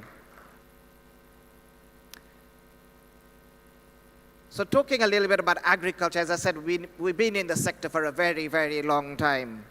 Some interesting statistics about agriculture in Kenya, and I'm happy to say, Madhwani family is here deeply in agriculture. A number of families here who've been quite active in agriculture in Africa, but there's still so much more room and potential for more investors to come. And one of my key messages today is you should be investing in agriculture, but in Africa. Keir talked a lot about tourism in Africa and Kenya, and my message is still the same to you as well. I think Africa or Kenya, East Africa, is still the last great opportunity to make money from. I know we have a lot of husband by Radias here from Kenya. A number of us have been there for a long time. Just use us as an example to say, if we've been there for such a long time and we're still carrying on investing in Africa and East Africa, then maybe a good potential for a lot of you young people out there is to come to see our area of the world, see what we do. We're quite happy to share experiences. But I urge you, stop thinking about Europe, stop thinking about America as a place to invest. Those places are very competitive. They're very clever people in there. But a good place to come is where we are. I know Chintan has been there a couple of times, and Chintan is thinking of investing in property there. Eventually, Chintan. 60% of total arable land is in Kenya, in Africa, but only 10% of it is actually cultivated. So it's still a massive amount of space available. But more than actually growing agriculture, my plea to you is talk about value addition. There's so many things you can do around agriculture, including, of course, manufacturing. Like we do fertilizer blending, we do pipe manufacturing, we make greenhouses, we make greenhouse plastics. We add so much value in supplying inputs to farms, but also you can buy agriculture produce and convert it into another product. For instance, I'll give you an example. You can buy tomatoes for 10 rupees. I don't know what the shillings are 10 shillings or 10 rupees. But by the time you convert it into ketchup, there's about 50 to 100 times value addition in that. You take a packet of a kilo of potatoes, for instance, costs you 150 rupees or whatever. By the time you make chips from it, maybe 20 or 30 times the value addition in that same kilo of potatoes. So these kind of simple value addition products, doesn't cost much in machinery, plenty of produce available in East Africa, is where I really think you should be thinking about investing in. Value addition, agro-processing, still plenty of potential there. Cold chain logistics are expanding. Just having a chain of trucks transporting goods from the farms to city center, very profitable. You can go into financing of the agriculture value chain. Still plenty of room there. We've talked, Ketan Bhai Morjare spoke about his bank as well. But INM Bank is one of the big financiers of agriculture in this country. Export potential is still massive. We have got trade agreements in Europe through our EPA agreement. We have trade agreements with America, with AGOA. We've got with UAE, somebody mentioned this morning about the CEPAs. Again, preferential trade agreements with Africa through most of the world. And that's why a lot of our investors invest in Africa and then export to all these regions. The AGOA agreement is very profitable through America. We have duty-free, trade-free access to the American markets. Of course, now with the new Trump presidency coming in, we have a 10% duty. Still very, very preferential compared to other states. So my humble request is, if you're thinking of investing, and you're thinking of investing outside of India or outside of GCC or UAE, East Africa, Africa is really a fantastic potential for you to come. Come and meet us, come and talk to us. Keir and I are here, Hasmukh Bhai Radia is here. There's so many here from East Africa. Come and talk to any of one of us and see where we can maybe co-invest. My cousin Nishit is here, Nishit Raikundele, who's again another very interesting person to talk to. Pooja is here from Dar es Salaam. Again, Pooja, so you can be another great ambassador for us. So there's a number of East Africans here. You can come and talk to us about the potential of East Africa. Satish Bhai, thank you for inviting me. Congratulations to the whole team for already hosting a wonderful conference, and wish you much success. Jai Shri Krishna. Thank you.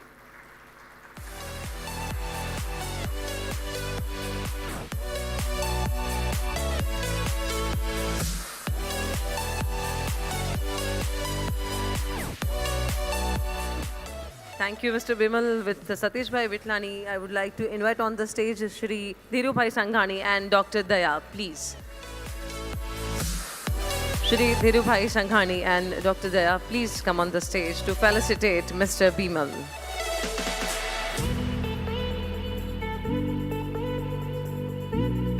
His valuable thoughts on the field of agricultural.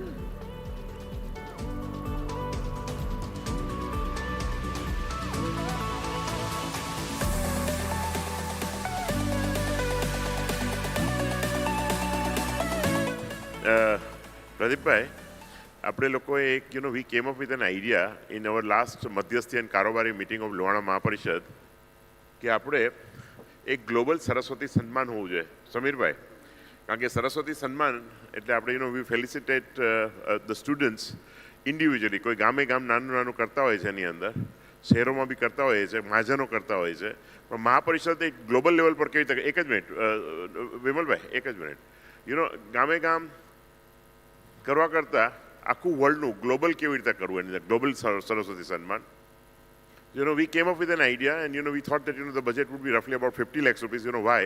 કારણ કે globally કદાચ કોઈ સ્ટુડન્ટને India આવું ન પોસાતું હોય તો એ દીકરાને અને ઇવન ઇન્ડિયાની અંદર બી જો ટ્રાવેલ કરવા ન પોસાતું હોય તો એ દીકરાને અને પ્લસ વન ઓફ ધ પેરેન્ટ્સને આપણે ટિકિટ આપવાની એને ત્યાં રહેવાનો ખર્ચો આપવાનો અને એનું સરસ્વતી સન્માન અમદાવાદ ખાતે હર જુલાઈમાં કરવું એવું ઠરવ્યું.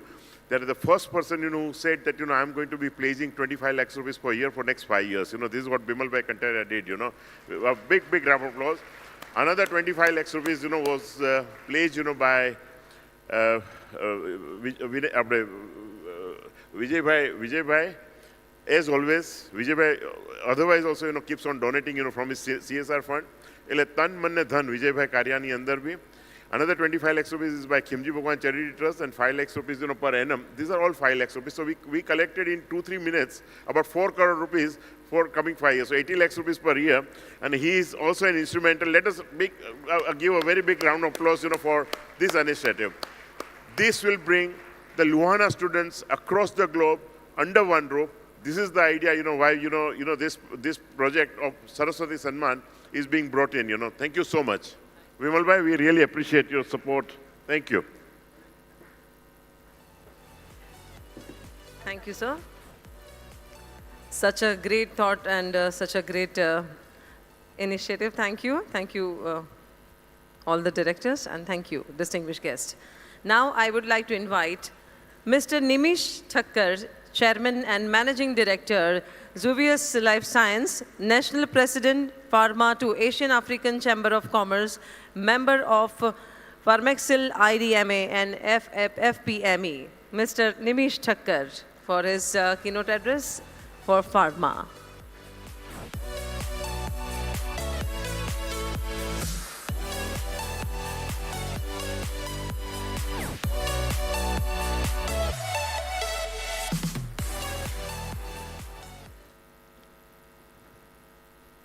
Jai Sri Krishna. I sincerely express my heartfelt gratitude to Satish Bhai Vitlani and Vijay Bhai Karya and all other members of Lohana Parishad for conducting such beautiful business platform and forums. Such forums are going to be a real game changer for the next generation to come. Cancer is a rapidly spreading disease spreading across the globe. Cancer accounts to 1 in 6 deaths worldwide. WHO has published a report saying that by the end of 2026, cancer would be ranking among the #1 disease, surpassing diabetes and BP. We at Zuvius Life Sciences are on a mission to fight this dreadful disease. Zuvius is a bootstrap company. My entrepreneurial journey started by taking a loan of 5,000 rupees, and today, by God's grace, we are valued over 270 crores. This number looks fascinating, but the journey was full of risks and challenges.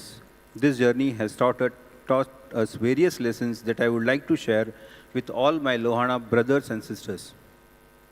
The first lesson that we had, don't fear your competitors. When we started our journey, The competition at Zuvius we had was with companies like Intas, Zydus, Hetero, Cipla, whose marketing budget was more than the company size of Zuvius.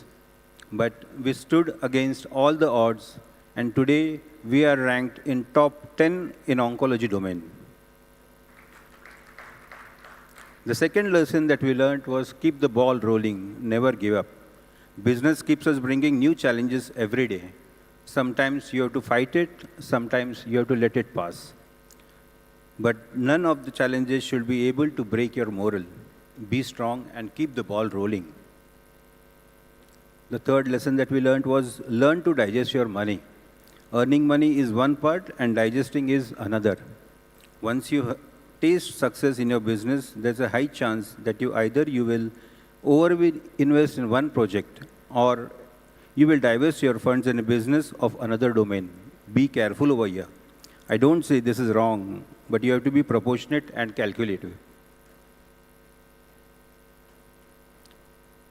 Face your problems head on, don't run away from it. Many times people have a habit of procrastinating. They keep on avoiding the problems and push them ahead. Believe me, this is not going to help. Be bold, be strong, and face your problems head on. I am sure you will find solutions to erase them. The last but not the least, keep a reserve for your unseen challenges. There are many problems that we foresee and make arrangements for it. But I suggest be prepared for unseen challenges and keep a reserve for them.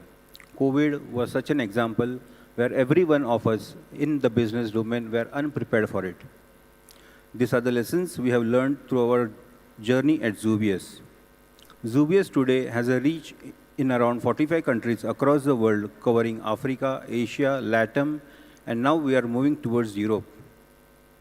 Zuvius is awarded with multiple national and international recognitions.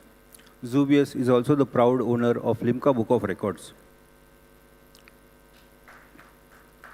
Also, I would like to share the 5 main strategies that every business should have to reach at a next level. Continuous innovation. We at Zuvius Life Science started with 5 molecules of cancer, and today we have around 250 molecules for cancer treatment. We are proud to say that Zuvius is the manufacturer of widest range of anti-cancer drugs in the world. We were very focused. Whatever we did, we were focused in our goals. We didn't deviate or disinvest till we achieved our goal. At Zuvius, we had a very clear focus from day one that we want to be the world leader in providing cancer treatment. And after a period of long 20 years, we achieved the first step towards it. Zuvius is a process-driven company and not person-driven. This is the biggest mistake Indian companies do. They are more people-driven. The decisions are more dependent on the people rather than the processes. Try to make process-driven company to work for you. Being a process-driven company helps you to scale up easily. Treat your employees well. Your employees are your first customers. If you treat them well, the results will be overwhelming. The last strategy that we had was customer-centric approach. At Zuvius, we had always kept the patient-centric approach. Any policy we make, any strategy we build, we ensure the prima facie is in the patient's interest.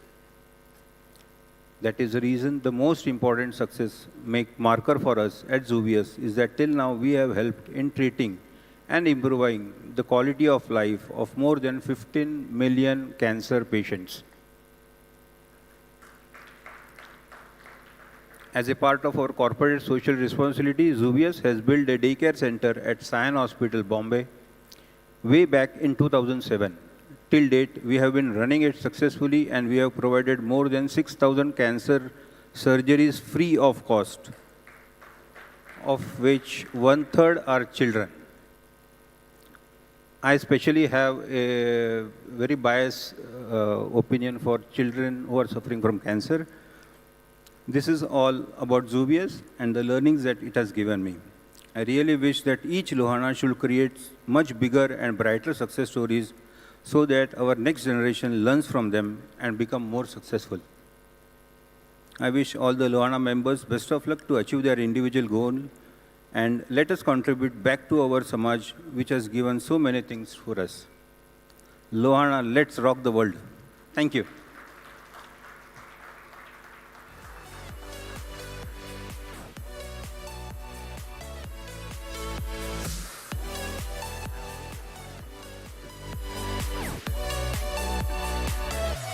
Thank you so much, Mr. Nimish Thakkar. I request Mr. Harshil Karya and Mr. Silpan Bhai Karya to please come on the stage with Mr. President to felicitate our esteemed speaker, Mr. Nimish Thakkar.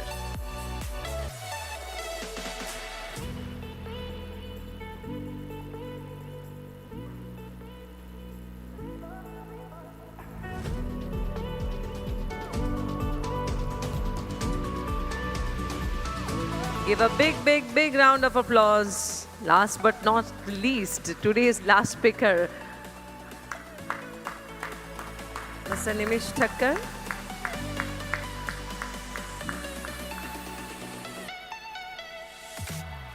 Tomorrow we will have another interesting session. Before that, today evening we will enjoy Arabic music and all. Yes.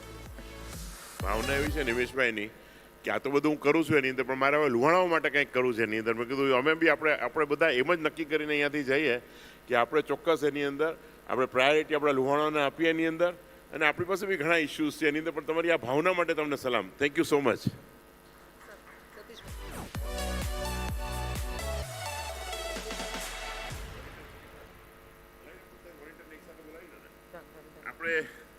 આપણે બધા જે અહીંયા આગળ જે enjoy કર્યું મને ખબર છે એની અંદર તમે લોકો 45 મિનિટ અંદર લેટ આવ્યા હતા એટલે આપણો 45 મિનિટ લેટ પ્રોગ્રામ ચાલુ થયો છે એની અંદર don't any of you please whoever is going to criticize, I'm going to tell them that look at your watch, what time did you come in, in case if you're coming 45 minutes late, then don't blame me. Are we okay? Are we on the same page then? Yes. Okay. We must felicitate our volunteers. Do you all agree? These people made our life easy. These are the people, who really have worked very hard for making it. You understand, these preparations have been going on, for quite some time. And I'm really indebted to each and every one of them for making this program the way it is going. I'm really indebted to them. And, personally, I tell you that, there is a lot of work. These people are, they have taken out, their time. I'm a retired man. I have nothing else to do, than this. But, these people are really busy. And I'm really very indebted to you. We'll just read out the names, so that they are all on the stage. So we'll not take too long.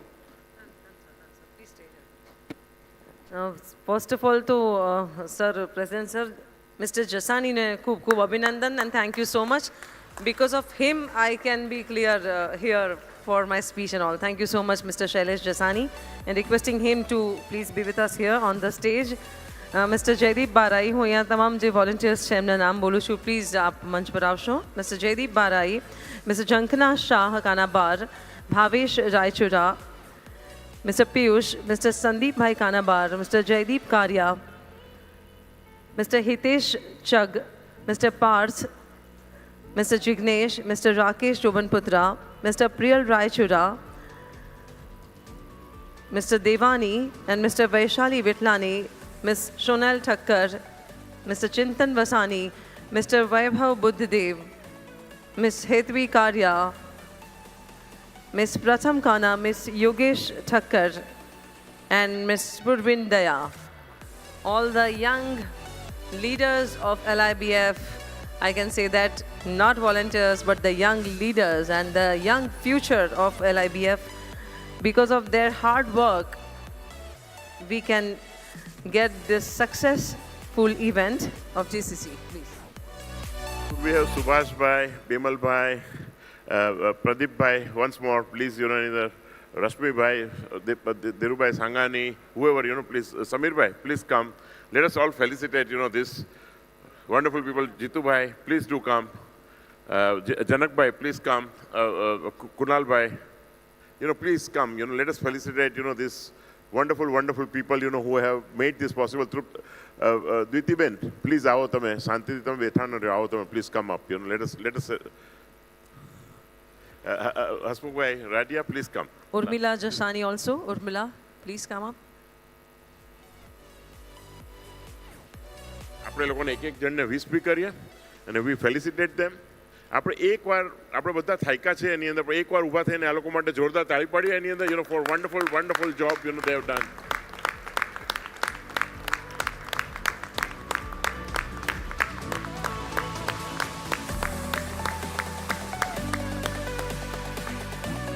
આપણે બધા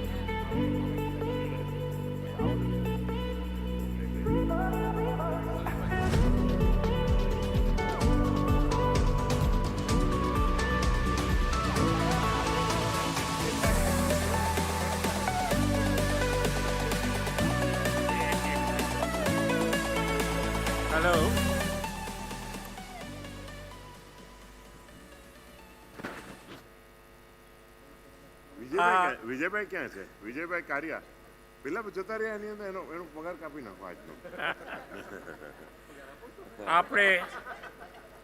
આપણે બધા અહીંયા એકઠા થયા છે લોહાણા કોમ્યુનિટીની જે માળા ગૂંથવાની છે એ માળામાં દરેક મણકાને કેવી રીતના ગોઠવવા એ સતીશભાઈને જ આવડે છે. અરે બાપરે, મને તો આટલું બધા વોલેન્ટિયર્સ તો છે જ, પણ આપણા બધાના સુપર વોલેન્ટિયર સતીશભાઈ છે. તમે બધાએ જોયું કે કેટલા આપણા એન્ટરપ્રેનર્સ છે, પણ સૌથી વિશેષ લોહાણા કોમ્યુનિટીમાં દયા ભાવના છે. અને મેં જોયું છે ચારે તરફથી, મારે 25 વર્ષ મિડલ ઇસ્ટમાં થઈ ગયા અને it is like home coming today. અને thanks to Satishbhai.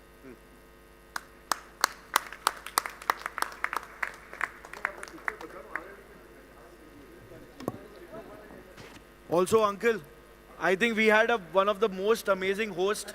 Let's give a round of applause to Divya. Thank you.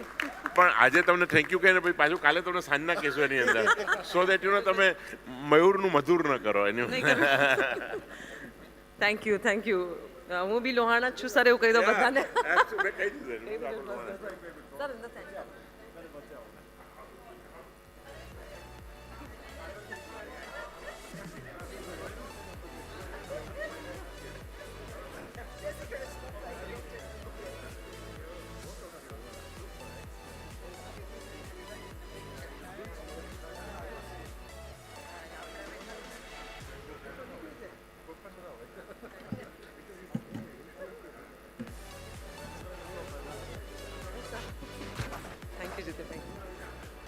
So the great team, young team, all the volunteers and everyone, say with me, Jai Raghuvansh, Jai Jalaram. That is wonderful. Vijay Bhai Karya, if you are around, please join us.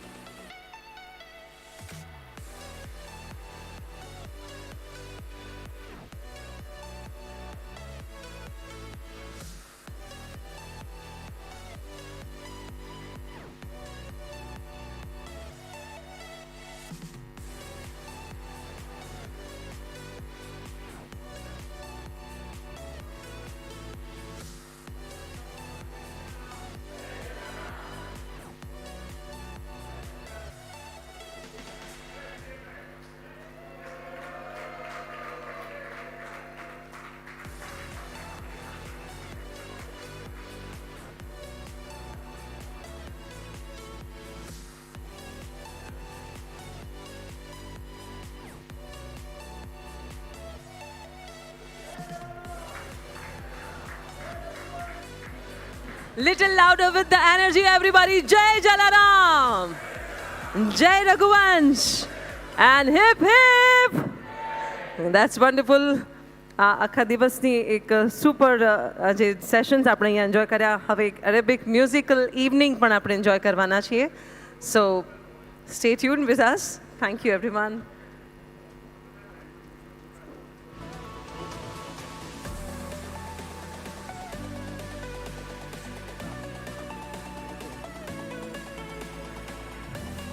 Yesterday you missed a wonderful violinist, and today we are having Arabic music band, so don't miss it. After some time in the evening, we can enjoy here the Arabic musical band. So be with us.